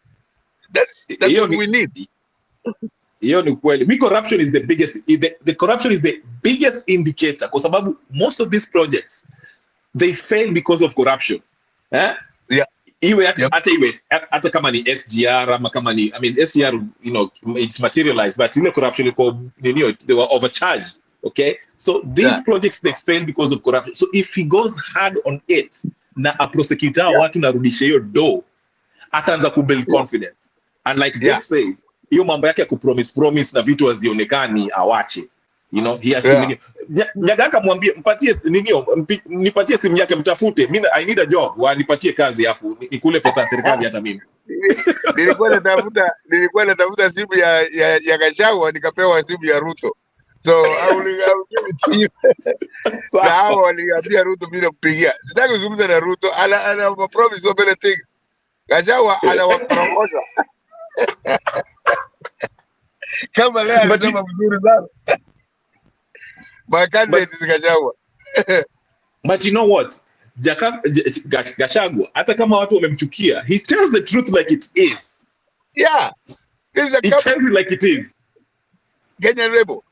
If you look at what Kenyatta did with the mountain, he hired everybody, 100% kutoka mountain. Mkubwa ya hii, mkubwa wa ANC, mkubwa wa police, everything. Na hakuna mtu anasema kitu. Lakini kwa Ruto, kila mtu anasema kitu. How come you didn't say anything about Kenyatta? And I think Ruto amejaribu as far as hizo ndio ameweka watu wake, but he has tried to weka makabila zingine, though is still bado skewed. Pole Jex, endelea na swali na kuona unatingisha kichwa hapo. Kunywa kahawa tuendelee mambo. I am doing well. Nawasikiza. Nyagaka, let me ask. How comes we are not seeing a performing cabinet secretary coming out and being the one selling what the government is doing? Because all I know or what Kenyans are seeing, it's the president or the DP coming out and saying, oh, the government is doing, whether it's telling lies or telling the truth. We are not seeing the cabinet secretaries. It's like Ruto is everywhere. He's touching everything. He's biting everything. Ngoja nikueleze. The problem with Ruto vile amefanya ni kuhire his followers, sio independent people ambao watazungumza vile wanataka. He has all his followers na anawapatia. It's like he's the one doing all the job. Hapo ni kweli. You know, because mimi ni Mkizii na ninaheshimu mtu kama Nyachai. He will not take that nonsense. He will tell him like it is. I still remember one time Nyachai alipelekwa kwa Ministry of Treasury. Na huyu Sali Kosgei alikuwa Treasury. They didn't even work for 2 hours. Kwa sababu sisi straight up. Sali Kosgei akatoroka. Akasema who is that person doesn't take nonsense. Hiyo ndio unauliza Jex. Hakuna mtu. Paul, nilikuwa nataka kuuliza Jex, can you give an example? Kwa sababu si nimeona PS Hinga alikuja akaongea mambo ya housing. Kama ni what area you that is PS Hinga, what of the CS? You see, In other governments, I can count Chris Murungaru, I can count Mishuki, I can count Jenga Karume. They were vocal, even though some were not well educated or schooled, but you could see what they were doing. You could hear them. You could see them implementing, running government programs. They were making news headlines. They were coming out, and we would say we have other people apart from the president. In Uhuru's time, Matiang'i was there, Kagwe was there. Mention them. There were many. Cecile, it's called who? I'm forgetting her name, but they were there. We would see them. Balala would come out. We would feel we have a tourist cabinet secretary. Now we have Penina Malons, and honestly, I don't even feel her. We have some ministries I cannot even tell what he's doing. You know, we have someone like this other guy from Aisha Jumwa. from Aisha Jumwa. Aisha Jumwa. Now I ask myself, do we reward them to go keep quiet? What are they doing? But Jax, even if story come to the news, do something. At least people to know around. Jax, hata wewe pia wacha nikufunge kidogo. Sasa si wewe, you're the very person ulikuwa unaniambia ati president awache kuja kwa hii nini akiongea sana, afanye kazi. Now you want the PS to come out and what, Jax? You see, I would rather the PS akuja adanganye, and then at least we will have seen the president. I'd rather have the minister. I'd rather have the minister. Sio kama huyu Hinga alikuwa na sweat 24/7. Be coming from Akina Mithika Rinturi. We would know they were lying even when they were MPs and all. They were. Unani understand? But now, if the president can handle everything, so all the shit comes to him, you know, like all the punches, everyone is blowing. No, you see the risk. You know, one factor about partnership is that the risk is spread to all the members, right? But this one is running it as a sole proprietor, where all the risk is blown to him, or everything, all the good things, the bad things, name it, all the garbage is blown to him. But if it was spread that hii issue ya Nduthi ingeongelewa na mse kama Murkomen, exactly, right? But in his defense, history ya fertilizer, tungekuwa tunaona the guy coming out, you know. No, but I even ask, why were they so vocal when they were in parliament? Now that they are CS, some of them, I don't know when was the last time they opened their mouth. Maybe we need to go check up on them. Maybe they turned mute.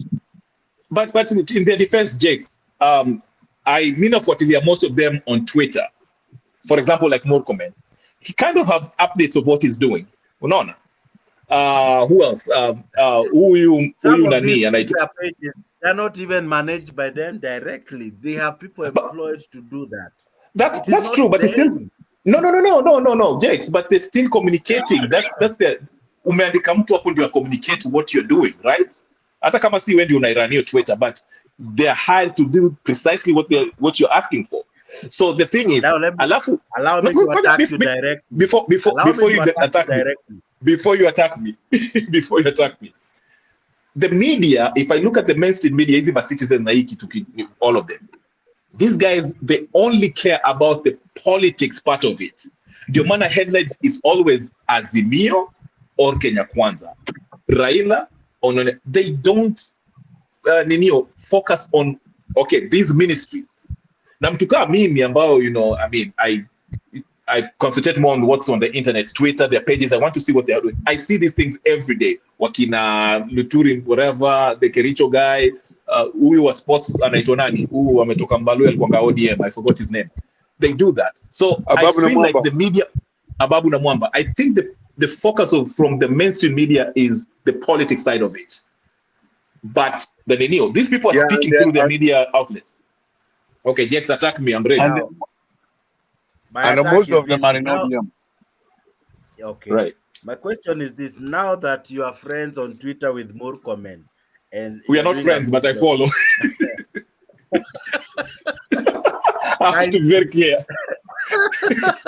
And by the way, by the way, I'm not Kenya Kwanza. I'm very independent. I just think they're a better option than Azimio. But go ahead.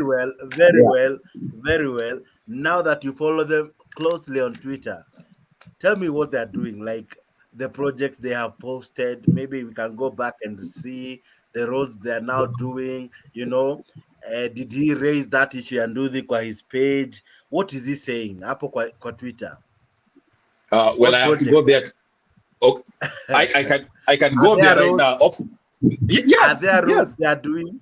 Yes, off my head, I have to go to their Twitter to tell you what they're doing. But Morcomen specifically, he updates almost every day. In fact, every day he posts something, where he was, what he was doing, who he met with, what projects they are working on.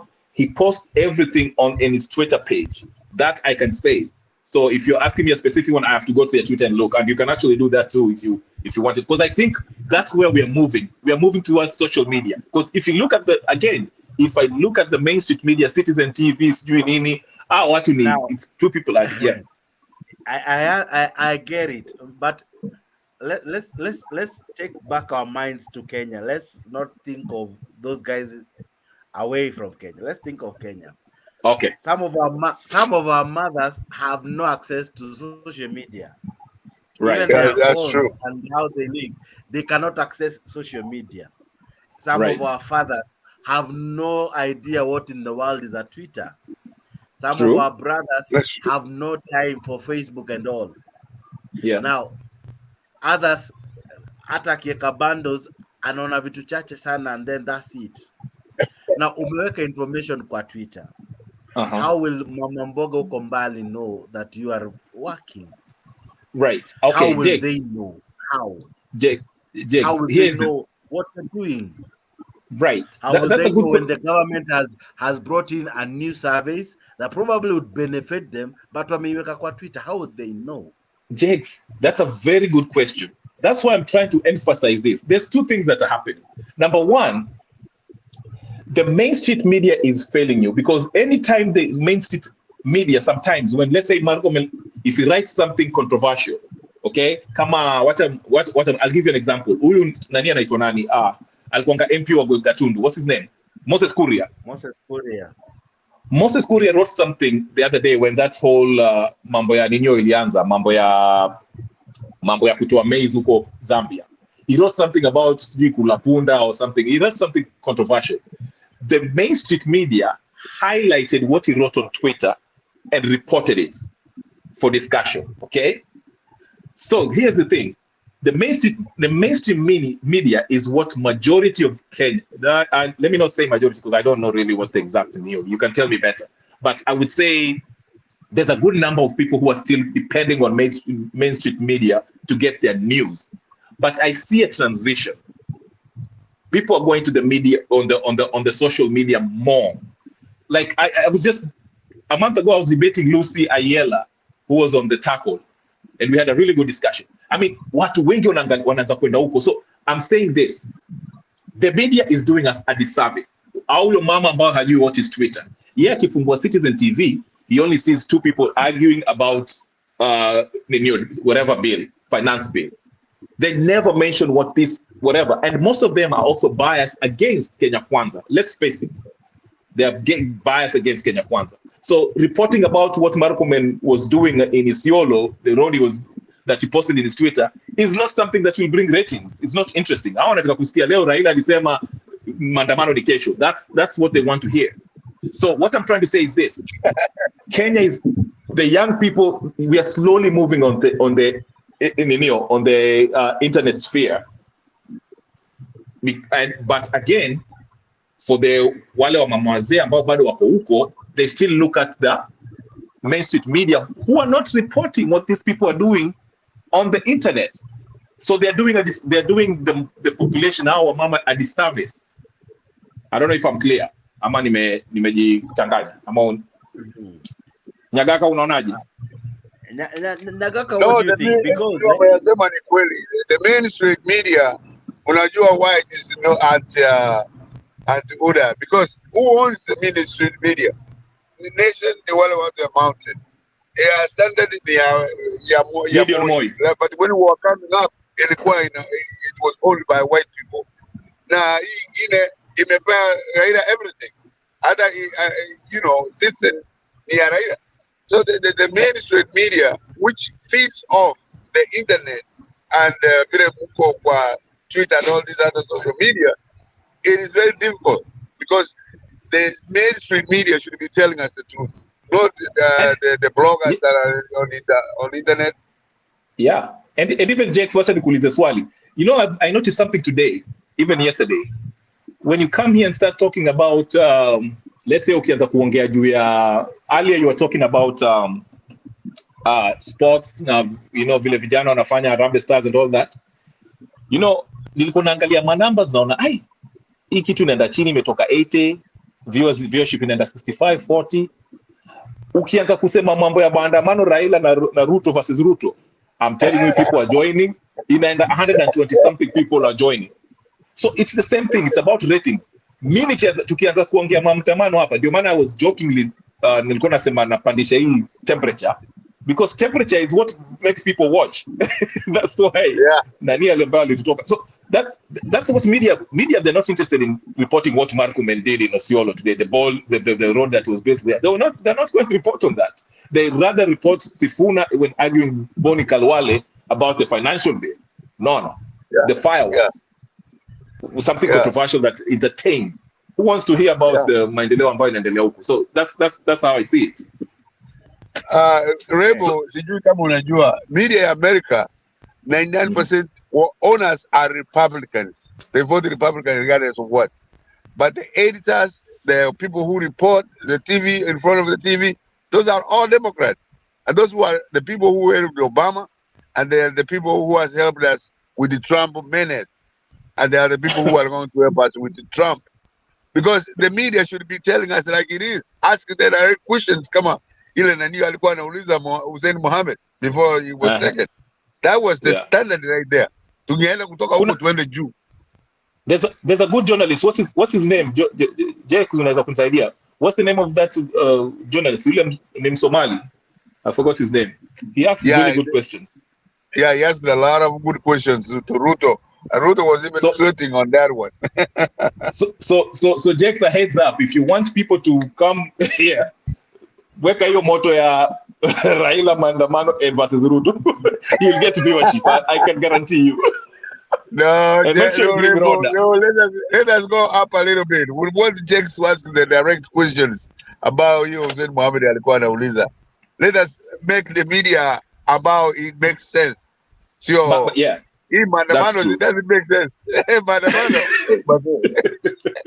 But that's why we like Jakes. Jakes anaweza kwenda maandamano na ende mambo ingine. But I'm just telling you, if you want to get ratings, you know what to do. Ile ingine Kenya Rebo, ile ingine wamenifunga. I cannot even go there. Now, you know what? I like it because either they were too smart for me or I'm too smart for them. Either way, I don't care. But wamenifunga siwezi hata kuingia.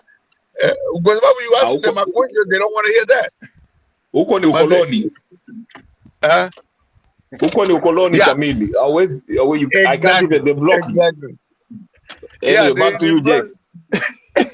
I regret kwa sababu huyu nani Bernard wakati alikuwa anaenda notice nilimtumia $100. I regret. Ya wifi. Lakini nisema, you know, if you are helping. Yango, it was from my heart. I was trying to help them. But you want to be naive, he is. You should ask for it back. You should ask for it back. Wambia kurudishie. Other when I asked him, I called him his number. He was talking to me real nasty. You know, like he didn't want to hear anything from me. But you have taken my money. I have a heart of helping. 2 weeks ago, msichana yangu nilikuwa kwa gari. Sasa there are some people asking for money. Nikawapatia tu. Msichana akacheka akasema, "Mom would never do that." Nikamwambia, "That's a heart yangu nyingine." Watu wakitaka kusaidia mtu unajisaidia. You are not helping that person, you are really helping yourself. You could easily be that person. Jakes, mimi nilikwambia ukinipromote hapo nitakutumia kitu, lakini wewe nikawa pesa umepata, wewe siku hizi ni dynasty. Bwana Jakes tunakutumia. He's really good. We want that. ulete watu hiyo yote ya ODM, ulete watu ya Simio, sisi wengine hatujali. Like I told you, Jake, watu wengi Rebel ni Republican. Walinipatia kama 1500 wakati wa Trump. And I grew up here in America and I grew up with them. Sikujua walikuwa lazy namna hiyo. Wanakuambia Trump is going to win. Trump is going to win. Nikacheka. Sema Jake. Yeah, then I get a drink. Swali umeishiwa. Nyinyi hapana, unaona wasichana yangu. Tunakuchanganya. Tunakuchanganya Jake. Mnichanganye, mnaniwekelea vitu mingi sana. Moja, mnasema ya kwamba umesema aje kwanza? Umesema umenipa jobs sijafanya. No, Jake nilikwambia ukipromote channel yangu mimi nakutupia kitu, lakini wewe umekataa. Sasa turudi nyuma kwanza. I think mimi nikikuadvertise unalipa kwanza ama wewe unaenda aje? Ama wewe hiyo trick ya yule mtu wa huko. Mimi nalipa kwanza. Okay. Haya, fanya hivi Jake. Fanya hivi. Weka nini yako kwa chat. Pesa yako nitatupa. Weka nini yako kwa chat. Wacha nisiseme nitaweka, nisitajwe nilikuwa naitisha watu do kwa show. No, mimi ndio nimeinitiate. Hata mimi nipate hiyo namba tatuma kitu kidogo kwa sababu we want somebody like you. Vile ukiwa kama sisi huko nje, you want to have nikikuja nyumbani I have a home feeling. Lakini nikija hapa nje, hii watu ni watu wengine. It's very easy to deal with American, Rebo atakwambia. Lakini nyumbani iko solid. Weka namba huko. Weka namba kabla hatujamaliza. Pen Nyagaka, are you able to go to private chat? No. Kama hiyo vitu mlikuwa mnasema Twitter, Rebo, wakati hiyo those came out. Ngoja nikwambie. There's a story behind it. Watoto walinifanya meeting, wakaniambia nisiingie huko. Hata I didn't even know how they work. Nikamwambia, is that what you want? Wakasema ndio. Nikasema okay, then I'm not going there. Na hiyo sasa imepita kama 20 years. You see kwa hii app yenye umeingia nayo kwa show, there is a place known as private chat where you can communicate with me directly. Okay, I'll try that. Are you able to see that part? It's called no, right now I'm driving, but I'll do that probably hopefully tomorrow. Nimesave number Jake. Nimesave. I'm sure Kenya Rebel has your number. I'm sure he will. Kenya Rebel. Lakini tatafuta. But tomorrow we will get all together. Na show yako endelee. Now you expand. Let the people talk. Sio kama ile ingine na kasirika ukiwauliza maswali. How can we be a democracy if we cannot,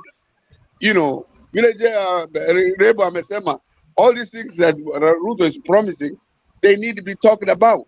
They need somebody has done something like that, or we can agree on what is best to do. Yeah, he doesn't have all the answers. I don't have all the answers. You guys don't have all the answers. But if we put ideas together, it'll let them much. Okay, sawa, you guys are good. Anyway, but let's come back to the show. Me, I don't think I've ever made the show to be about donations. Right. I love issues. We discuss issues. Then we summarize the show. We call it a day. Now let's go back to the show. Now the show we were discussing about today's celebration. Now from the president's speech, there's something I don't know if you have noted. The last time we had such a celebration, he told people kutakuwa na free university whatever, watu wakienda watapata an online program. Today he comes with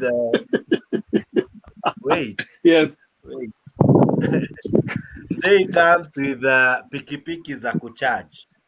Now, is it a trend that he makes sure when there is a national function, he has to have something kind of mega, he has to launch, like today he launched the the hustler fund groups.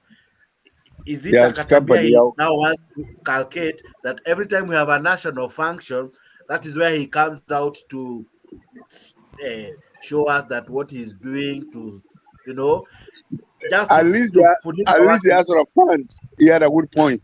But you ingine ya kucharge, you have not even told us where the people are going to charge the electricity. Ninatoka Kisii, the electricity is not everywhere. You go downtown Kisii, that's it. Now it doesn't have portals ya kucharge. So I can understand hiyo ya hustler fund vile anasema ni watu sasa watashughulikiwa from 20,000 on, lakini hiyo ingine, hey, it sounds good, but realistically, what can be done? Yeah. Okay. So most of it you need a see, discussion. You see, if every main function ama main state event atakuwa anakuja na such promises, is it that to make people look forward to the next, like now there was past, so the next one will be, I think, in October, Mashujaa No, Day. So will he still have some more promises? I think it is the behavior. He behaves like that. He speaks a lot and he speaks too quick. That's what I would say.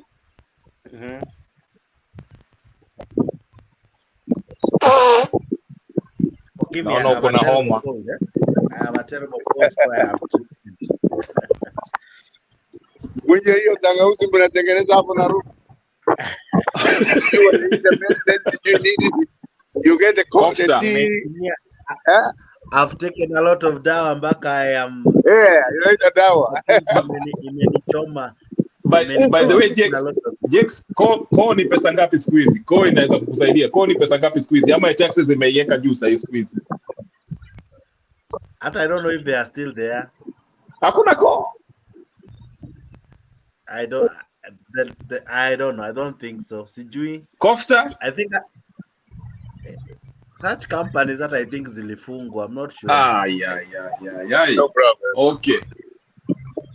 Yeah. But anyway. All right. Nani wanaongea? Okay, anasema. Yeah, endelea pole. So I wanted to ask you guys, even as we wrap up, when Gachagua is not reading a written speech, he has zero content.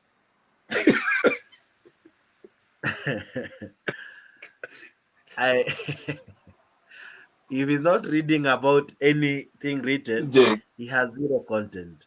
If he's speaking off script, it will either be about the deliberated accounts, Raila Odinga, handshake, and Uhuru Kenyatta. My question is, don't we have handlers who tell him, bro, this is what is happening in the country? Like, he should grow beyond, right? Go beyond, like, I want you to imagine if every day I host a show and the best I do is talk about what I talked the first day. I have never changed. I don't bring other topics. I don't bring anything new. I don't bring nothing new. Nothing. The shows will be boring. Jakes. We have to contextualize what he says. Number one, first of all, Gachagua is not a content creator. Okay? Okay. Yes, he gives us content to talk about, but he's not a content creator. So don't expect him to come out to entertain us. Okay. Number two, you have to. The reason why you have to put this what he says in context. Most of the times, he's responding to what the other side is saying. You have to also think about that because wanapigwa huku na pale. Okay, like hizo ma promises, if they don't come through, utaona Azimio kesho wako na press conference, watasema these people hii ni niyo ya waizi sijui nini hawa ni waongo sijui nini. So he has to come out there, and when he's giving a speech about his agenda of the day, akimaliza hapo sasa ndiye ataanza ku freestyle hapo, ndiye aanze kusema to respond to what these people are saying, the attacks they are getting. And of course, you know, it you always. think I'm lying, eh? You think I'm lying? I want to play Gachagua. No, I want to play Gachagua from how he started to how he finished. Listen to him. All right. Thank you very much. Your Excellency, with your permission at this Now, point, this is how allow me to Gachagua now call entered. upon the Deputy President, His He Excellency picks Honorable his Rigathi speech. Unaona Gachagua, amechukua to make speech his yake. remarks. Ndio hiyo amesimama. Mhm. Akaanza kusoma.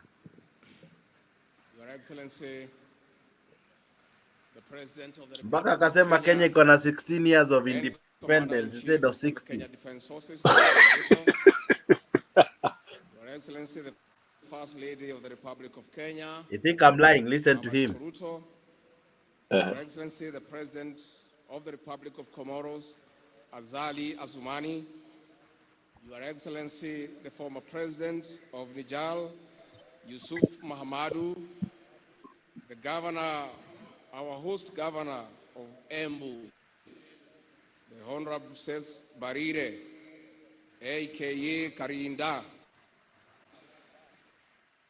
who is also the chairperson of the ruling party, the United Democratic Alliance, the Chief Justice and President of the Supreme Court, the Speakers of the National Assembly and the Senate, Cabinet Secretaries present, heads of mission, dear Kenyans. 60 years ago, Kenya attained internal self-rule after an armed struggle led by our gallant men and women. Our great nation has been on a prosperity trajectory despite challenges. Our future is promising, and for this, Your Excellency, we honor our freedom heroes and heroines. On this day, we honor Kenyans whose hard work continues to drive our nation towards a life of dignity. Our resolve to attain this dignity is unwavering. We celebrate this day, Your Excellency, under the theme, Empowering Sustainable National Development through Cooperatives and Micro and Small Businesses. It also happens when public reforms, especially in coffee, tea, and dairy subsectors, are on top gear. The structural reforms aim at restoring the dignity of our farmers in line with the bottom-up sustainable national development through cooperatives and micro and small businesses. It also happens when public reforms, especially in the coffee, tea, and dairy subsectors, are on top gear. The structural reforms aim at restoring the dignity of our farmers in line with the bottom-up economic transformation agenda.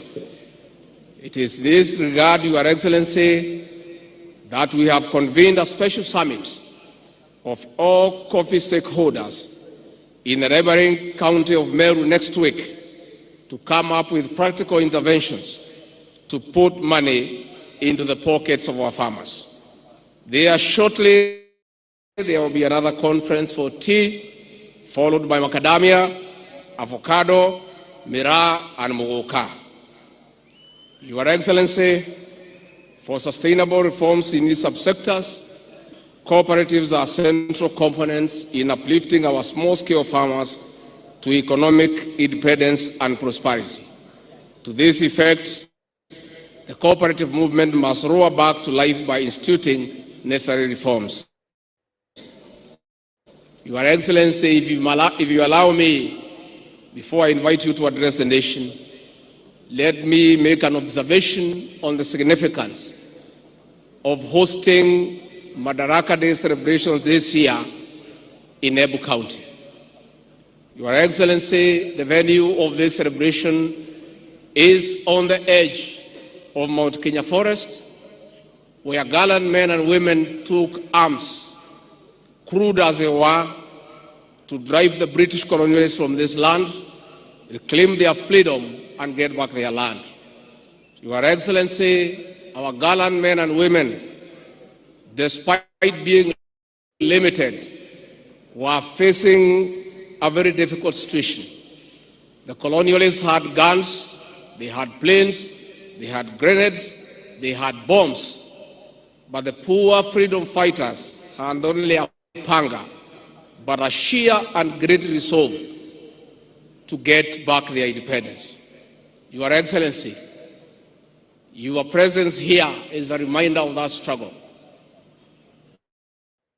Destiny has placed you in a unique position to lead the final and the third liberation of this great country, the economic liberation of our people.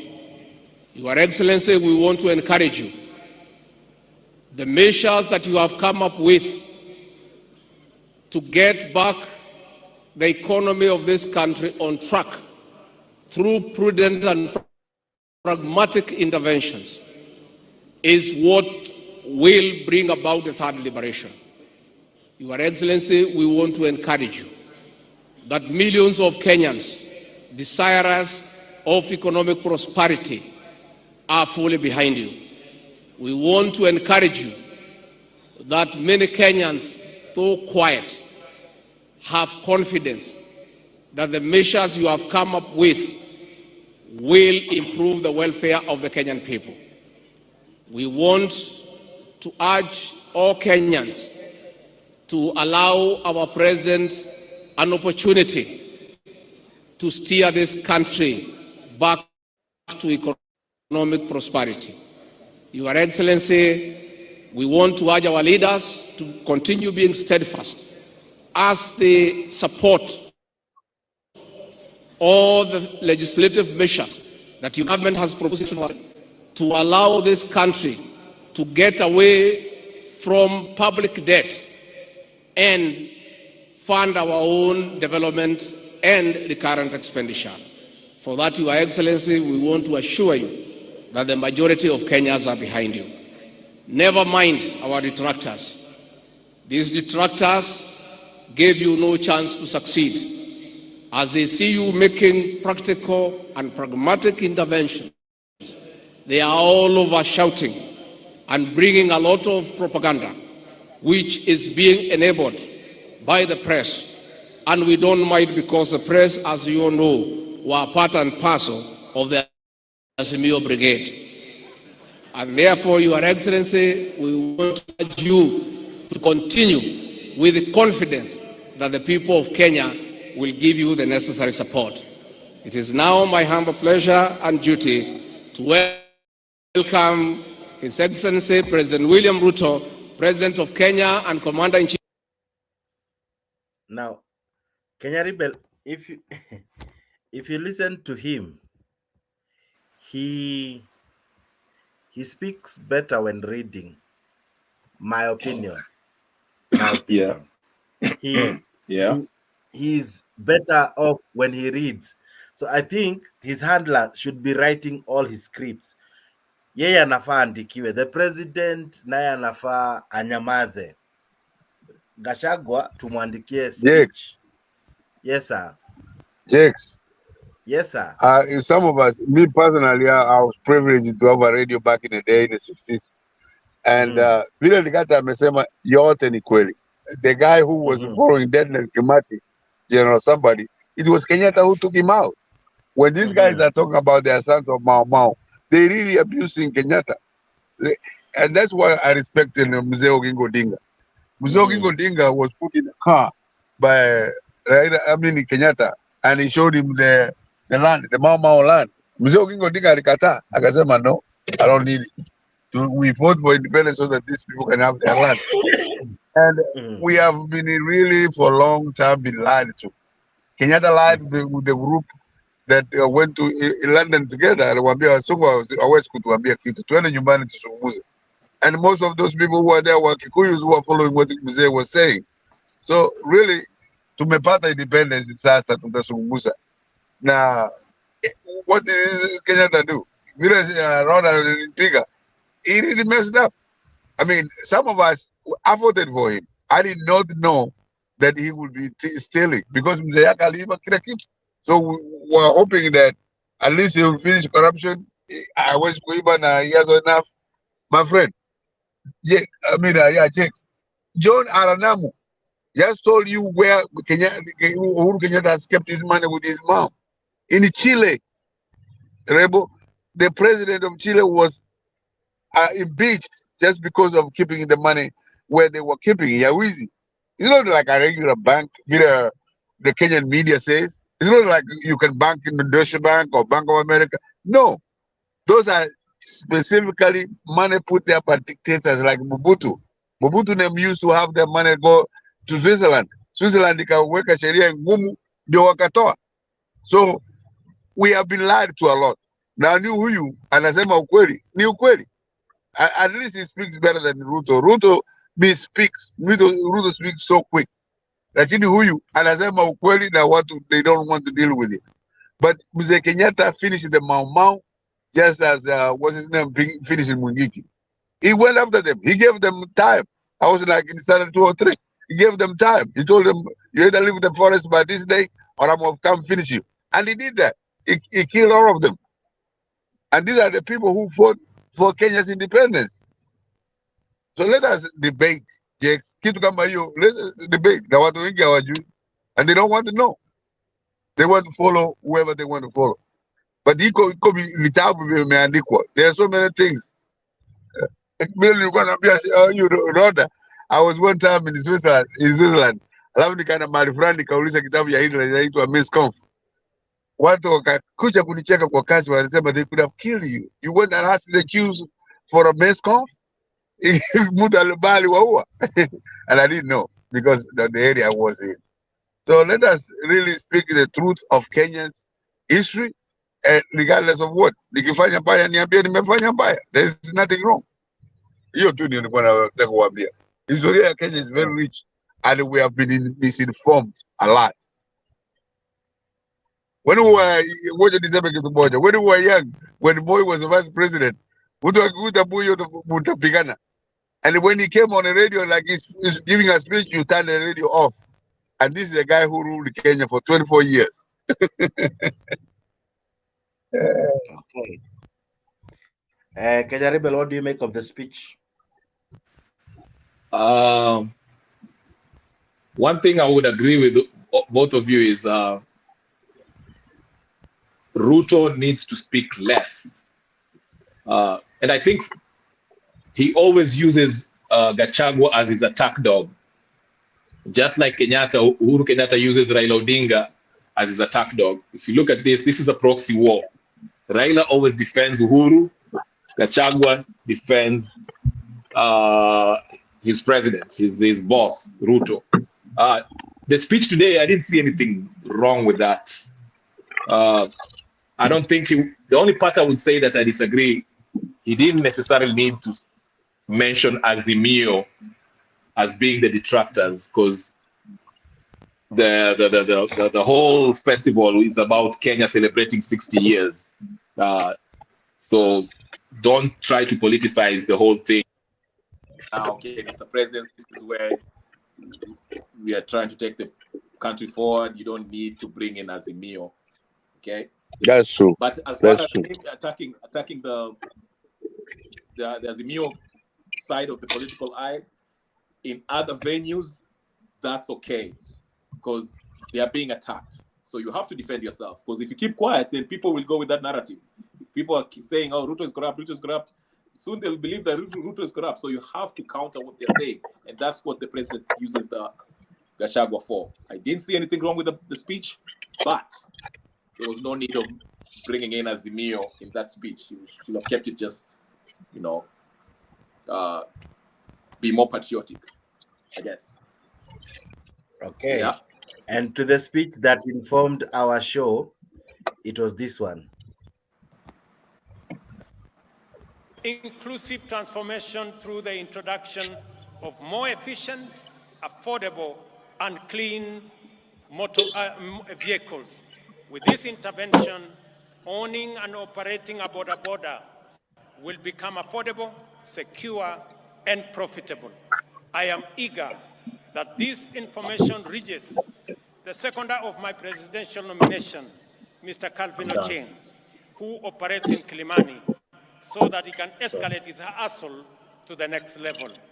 I have some good news for my border Oh friends. shit, they got you on the camera. When I went around the country, they stepped forward and they told me they are victims of an exploitative financing system.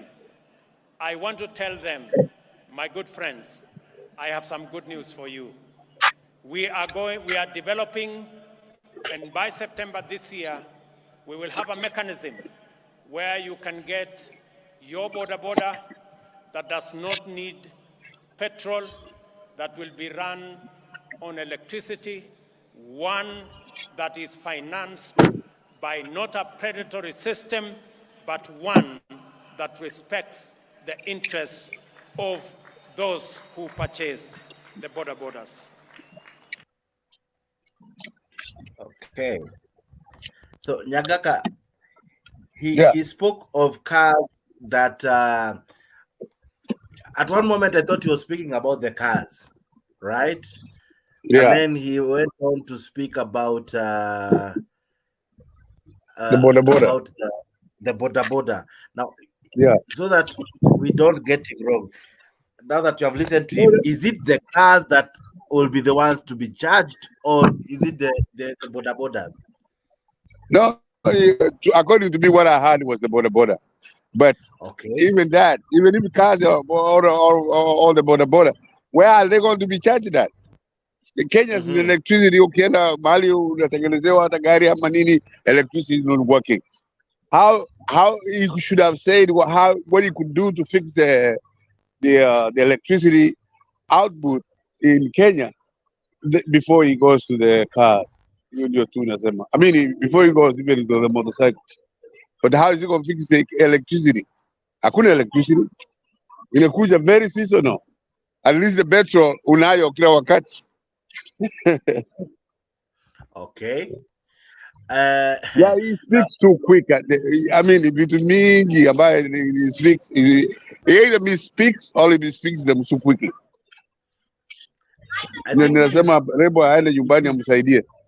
It is a habit. It is a habit he allocated even in the past. Yeah. Because he was quick to talk of the stadiums. You remember he talked of the stadiums.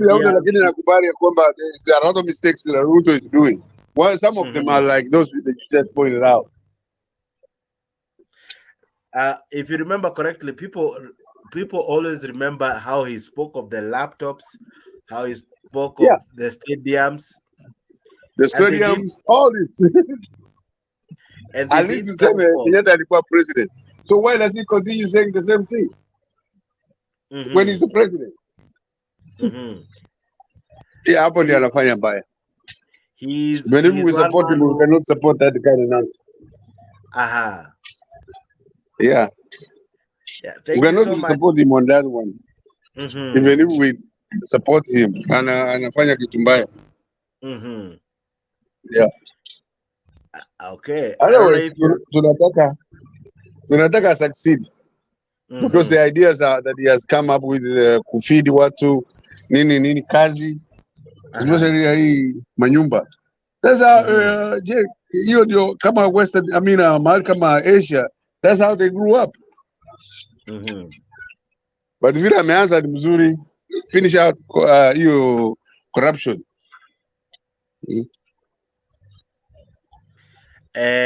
Sasa shida ya kufight corruption, we are yet to see if he will really succeed, because he has so many culprits working for him who have many syndicates.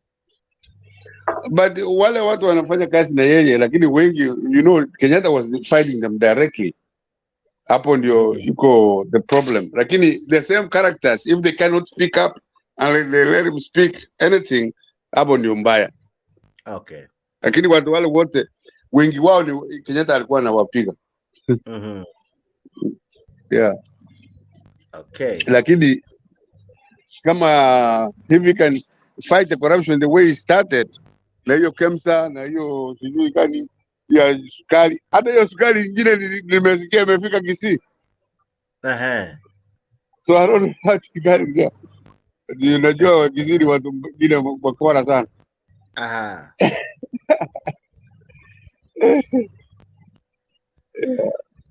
Sawa Penny, allow me to sum up the show. Okay. Jake, congratulations. Keep going on, and we wish you the best. And have an open mind like that, and ask us any question. That's good. Like they don't want to be challenged. They want to just say it like that's even the Bible. People say, when you are under Jesus Christ, how can you be better than Jesus Christ? Thank you very much. Tuonane kesho. Usipotee vile ulipotea. It is our emotional outlet. Nilikuwa na msiba kidogo ndo kwa maana yeah. Ulisema. No. Lakini sasa niko we all have issues. Okay. Kwa heri. Asante kaka. Okay, now thank you guys for always being tuned in. Bado na watu wengi sana wananiwatch na wengi ambao wana participate kwa comment section. Gitash bro umepotea, but thank you for being part of the show. Mason Sanders, I see you. Reimasu Yegon, I see you. Ezechi Mufunyi, I see you. Kogoti Asibi, I see you, and many ambao mnatuma ujumbe wenyu. Asanteni sana. I thank you for being part of this show. We do this again today at 10 p.m. We are back. Today is 2nd of June. All I could do, what I'm doing now is just to wish you a fantastic Friday. Already here in Kenya in Friday. Maybe you are behind by several hours on Thursday, but we are in Friday. So I wish you a good night, good morning, good Friday, and above all, I wish you a good month. The month of June. Maybe May wasn't a good month for you, but may June really bless you. May June be a good month for you. May opportunities that didn't happen, may they locate you. Above all, may you enjoy more good times in June than what you did in May. May May be a forgotten story, but June be a very good times ahead. So I wish you good days, the remaining 28 days of the month of June. Wacha ziwe poa, ziwe tamu, nice yako yote. Leo nawacha na kitu refu kidogo. I leave you with the speech of the president, so listen in, and we couldn't play all of it. We played some sections too. Lakini I'll leave you listening to the speech. It will take another 1 hour, but anyway, I'll try to be back to wrap up. But I'll leave you to listen. Many had asked because they have not listened to it. I tried to tell them, see, get to YouTube. So they requested you a part of the show. So, usi left. Watch the speech again. Probably kuna kitu ingine utapata. You can bring it tomorrow kwa show. So God bless you. God do you well. To our Muslim brothers, we love you. To our Hindu brothers, we love you. To our pagan brothers, we love you. To our Christian brothers, we love you. Thank you so much for always tuning in to Mtembei Show. We are here because you have made us to be here. Asanteni sana. God bless you. God do you well. Bye-bye. Have a fantastic day. On the firm foundation of multi-party democracy, and now it is our opportunity, all of us as leaders in government and in the opposition, to work together towards making our nation great. On this day, 60 years ago, Kenya formally gained its right of internal government. Madaraka, the mandate of majority African self-determination, was a major step forward. The emergence of this nation as a republic later that year.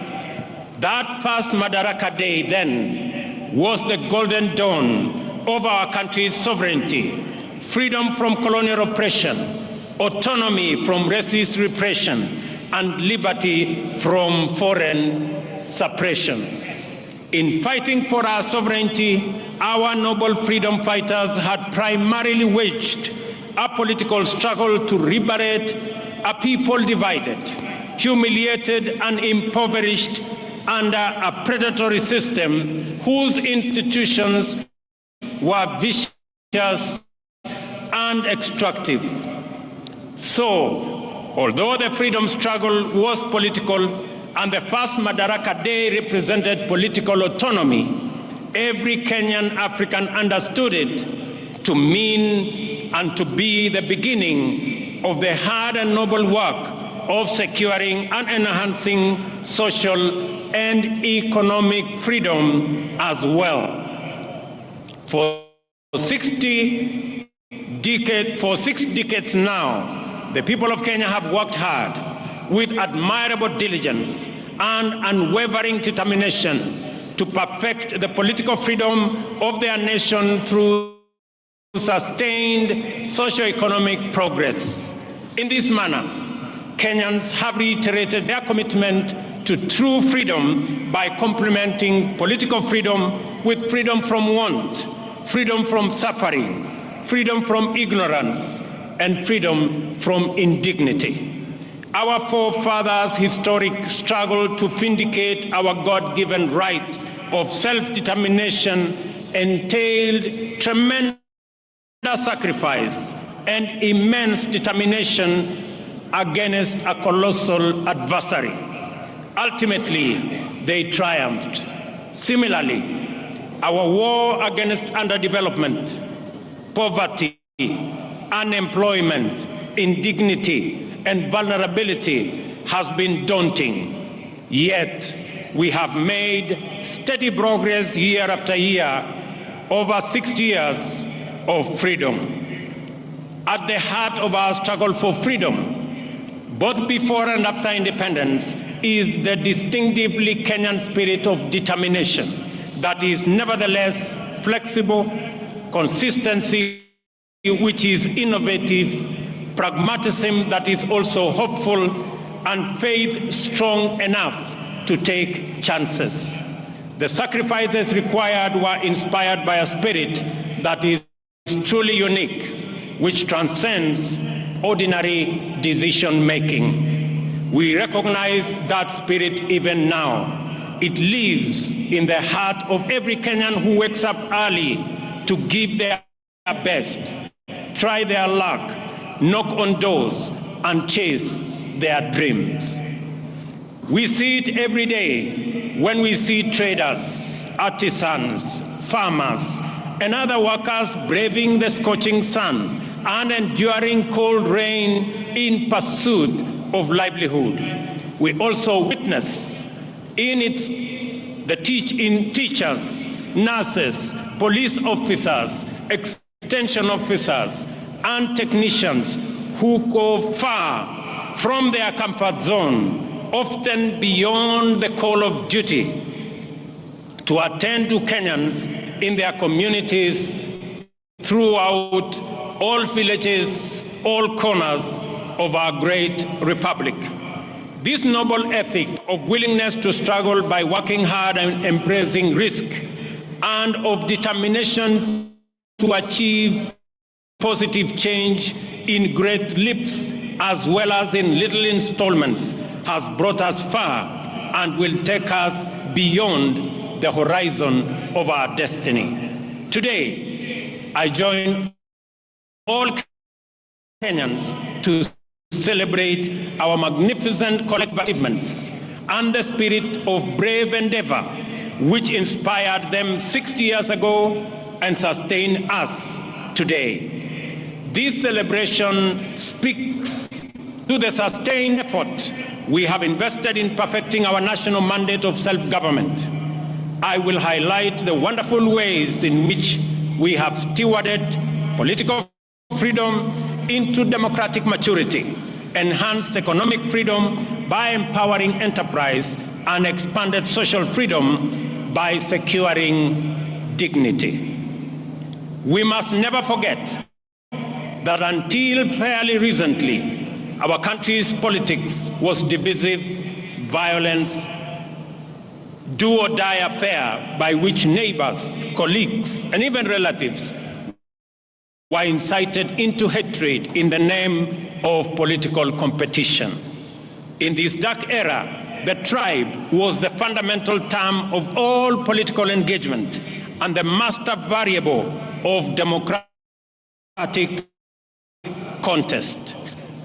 Many highly respected experts and eminent persons confidently affirmed that Kenyan politics is inherently tribal, and many leaders designed their political parties, policies, and campaigns on the basis of raw political appeals. Leaders also made sure that political discourse revolved around personalities and the private interests of a few privileged individuals and not the appearance of duty. Some used political parties as political vehicles to access the high table where important decisions were made and exploited their ethnic constituencies to negotiate a bigger share of public resources as well as positions of power and privilege in the service of private ends. For decades, Kenyans understood that this perverse political culture not only defiled our democracy, but also obstructed the spirit of daring and achievement, arresting our collective progress. The people can therefore come from the tyranny of political personality cults, toxic tribal discourse, and the violence they engendered. They desired a more unifying, cosmopolitan framework of engagement, which promoted expression of their shared aspirations, encouraged inclusive negotiations, and a collective means of pursuing them. In the last general election, the people of Kenya finally broke free. The campaign was conducted purely on the basis of important national issues, foremost of which were economic issues.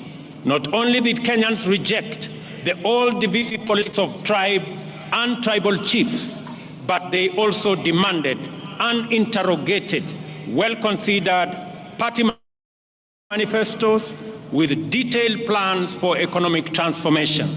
As a result, although the election was closely contested, it was the most peaceful in the multi-party era in Kenya. And I want to congratulate all Kenyans for being participants in this great feat.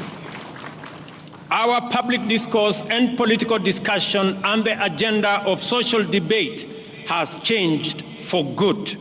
Substantive policy issues continue to define the national conversation well beyond the election. At the moment, there is a robust debate on the finance bill taking place everywhere in this country, in churches, social places, formal and informal workplaces, all media platforms, and busy markets, as well as in urban and rural gatherings. We are truly a trailblazing nation.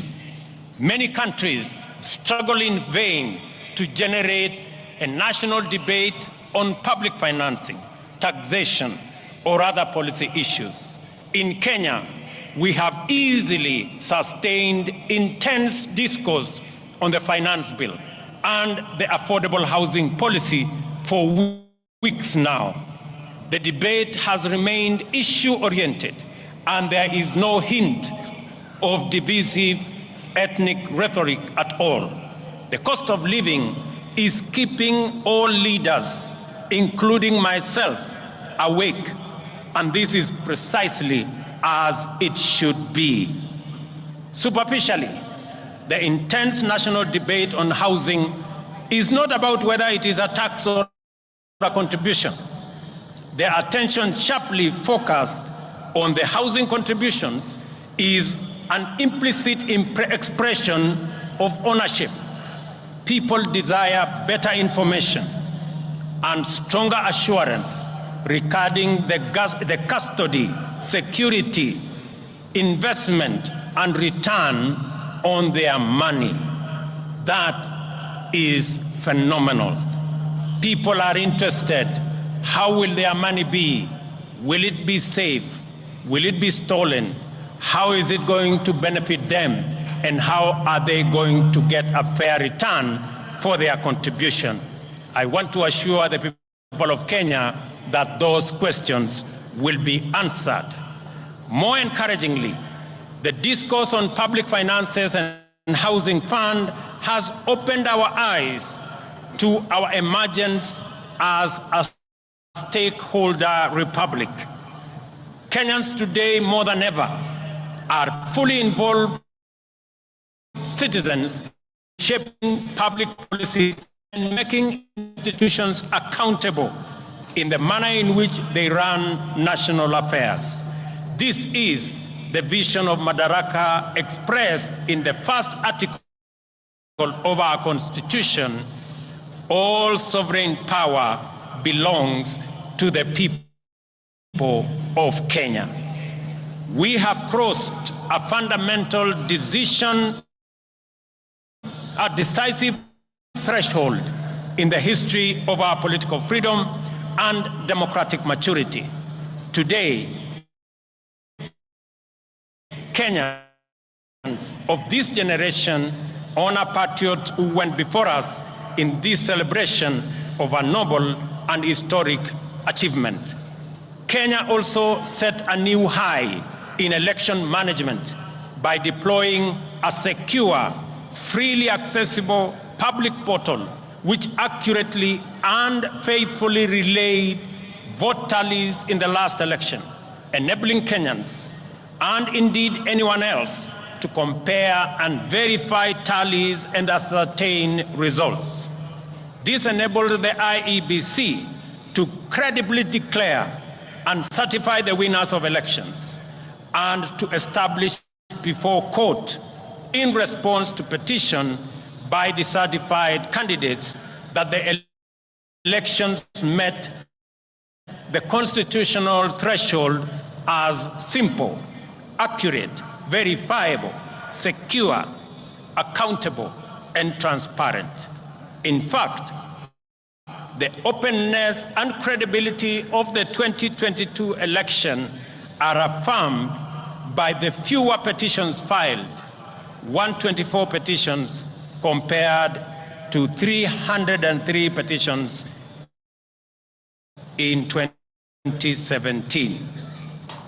The economy was the most important issue on which the last election was canvassed.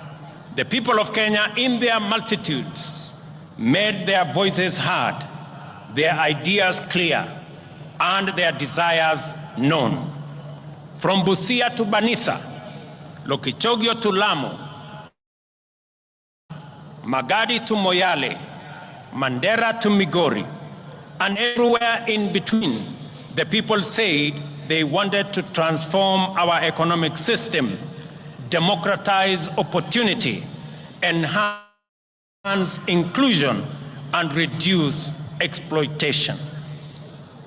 Instead of the traditional campaigning of confrontation, incitement, and division, the last campaign became a sustained national debate on the most pertinent economic issues: the millions of our unemployed youth, access to affordable credit, inclusive financing, promoting the robust expression of the legendary Kenyan hustling spirit through SMEs, and the facilitation of individual enterprise by enhancing market power through collective interventions like the Chama and SACCO. This is how Kenyan entrepreneurs desired to secure access to credit, do savings, access the market, social security, and health insurance. By paying attention to their aspiration, we established that Kenyan entrepreneurs desire to pursue success through enterprise, which makes positive measures to ensure that no one is left behind or no one is exploited. It is an enterprise culture which encourages the pursuit of individual aspirations through collective systems, which empower every person to succeed within the context of a thriving community. In the course of consultations with Kenyans at the grassroots, throughout the country, we identified a number of barriers to effective realization of their economic well-being. The first was the bureaucracy in regulation and compliance, including tax administration. Second, the extreme informality of most enterprises, which effectively relegated them to the margins of empowerment, facilitation, or even recognition as lawful undertakings. Third, was the misconception around expanding the national tax base. Is it about people paying more or more people paying? The answer lies in empowering more Kenyans to enter the taxable income category through intentional effort to create millions of new jobs and millions of new taxpayers in due course. Fourth, a huge number of Kenyans, about 10 million, had either been blacklisted by the credit reference bureaus, of inability to pay loans, advanced by financial technology platforms, or were struggling to pay. Other lenders required hefty securities and valuable assets. Yet these struggling entrepreneurs required financing to acquire such assets.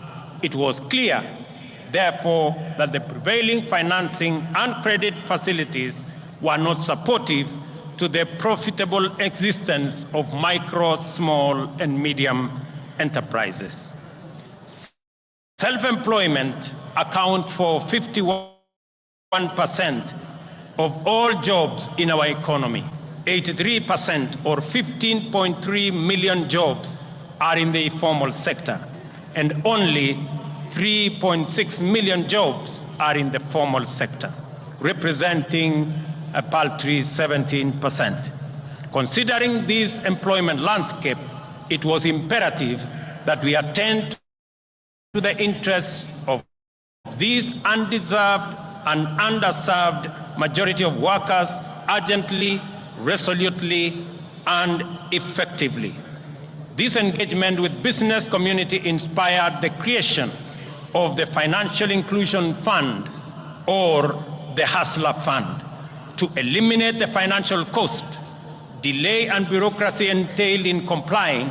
The facility employs the latest fintech powered by Kenyan telecommunications corporations. The Hustler Fund also re-engineered the idea of collateral by deploying the borrower's credit score as effective security. Without a doubt, the Hustler Fund has been more than transformational. In fact, it is revolutionary. On its way to becoming effectively the biggest financial institution by the number of borrowers and active loans, the Hustler Fund also turned around the country's fintech, transforming it from a predatory ecosystem to a more responsive one. As a result, Kenya's digital economy has received a tremendous shot in arm, as demonstrated by reports that Safaricom alone has enrolled at least 2 million new subscribers into their financial ecosystem, courtesy of the Hustler Fund. Today, as we celebrate progress in achieving economic freedom, we also celebrate our digital economy, powered by our famous fintech community. Kenya's legendary spirit of enterprise has entered the digital space.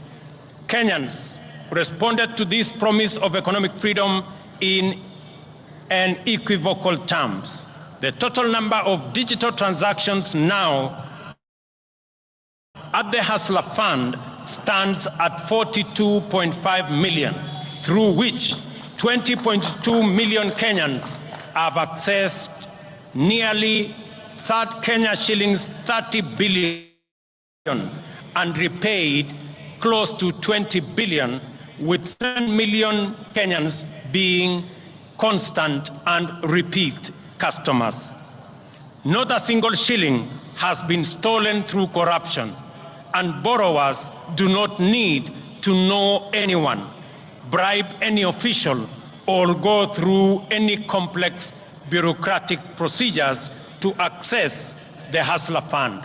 They only need a device, a little airtime, and a few minutes, and they are all able to get money wherever they are. The second product of the Hustler Fund will usher our unique collective-driven competitive market enterprise to the online domain. To promote inclusion, the Hustler Fund is going to deploy groups such as chamas and SACCOs, overcome exclusion and to participate in credit saving, social security, health insurance, and other socioeconomic amenities. This is how we will use policy and technology innovation to mainstream our way of life. We are committed to leveraging fintech in ensuring that no one is left behind in the financial and entrepreneurial inclusivity revolution. I am delighted to announce that today, during this celebration, I shall be launching the second product of the Hustler Fund, which is aimed at facilitating people access funding through groups. I am sure that this will be very good news to my good friend Shiko in Ruaraka Market, who, like many informal business entrepreneurs, were ready for this innovation even before we launched the first Hustler Fund product. I am glad that this launch of the group loan product is taking place again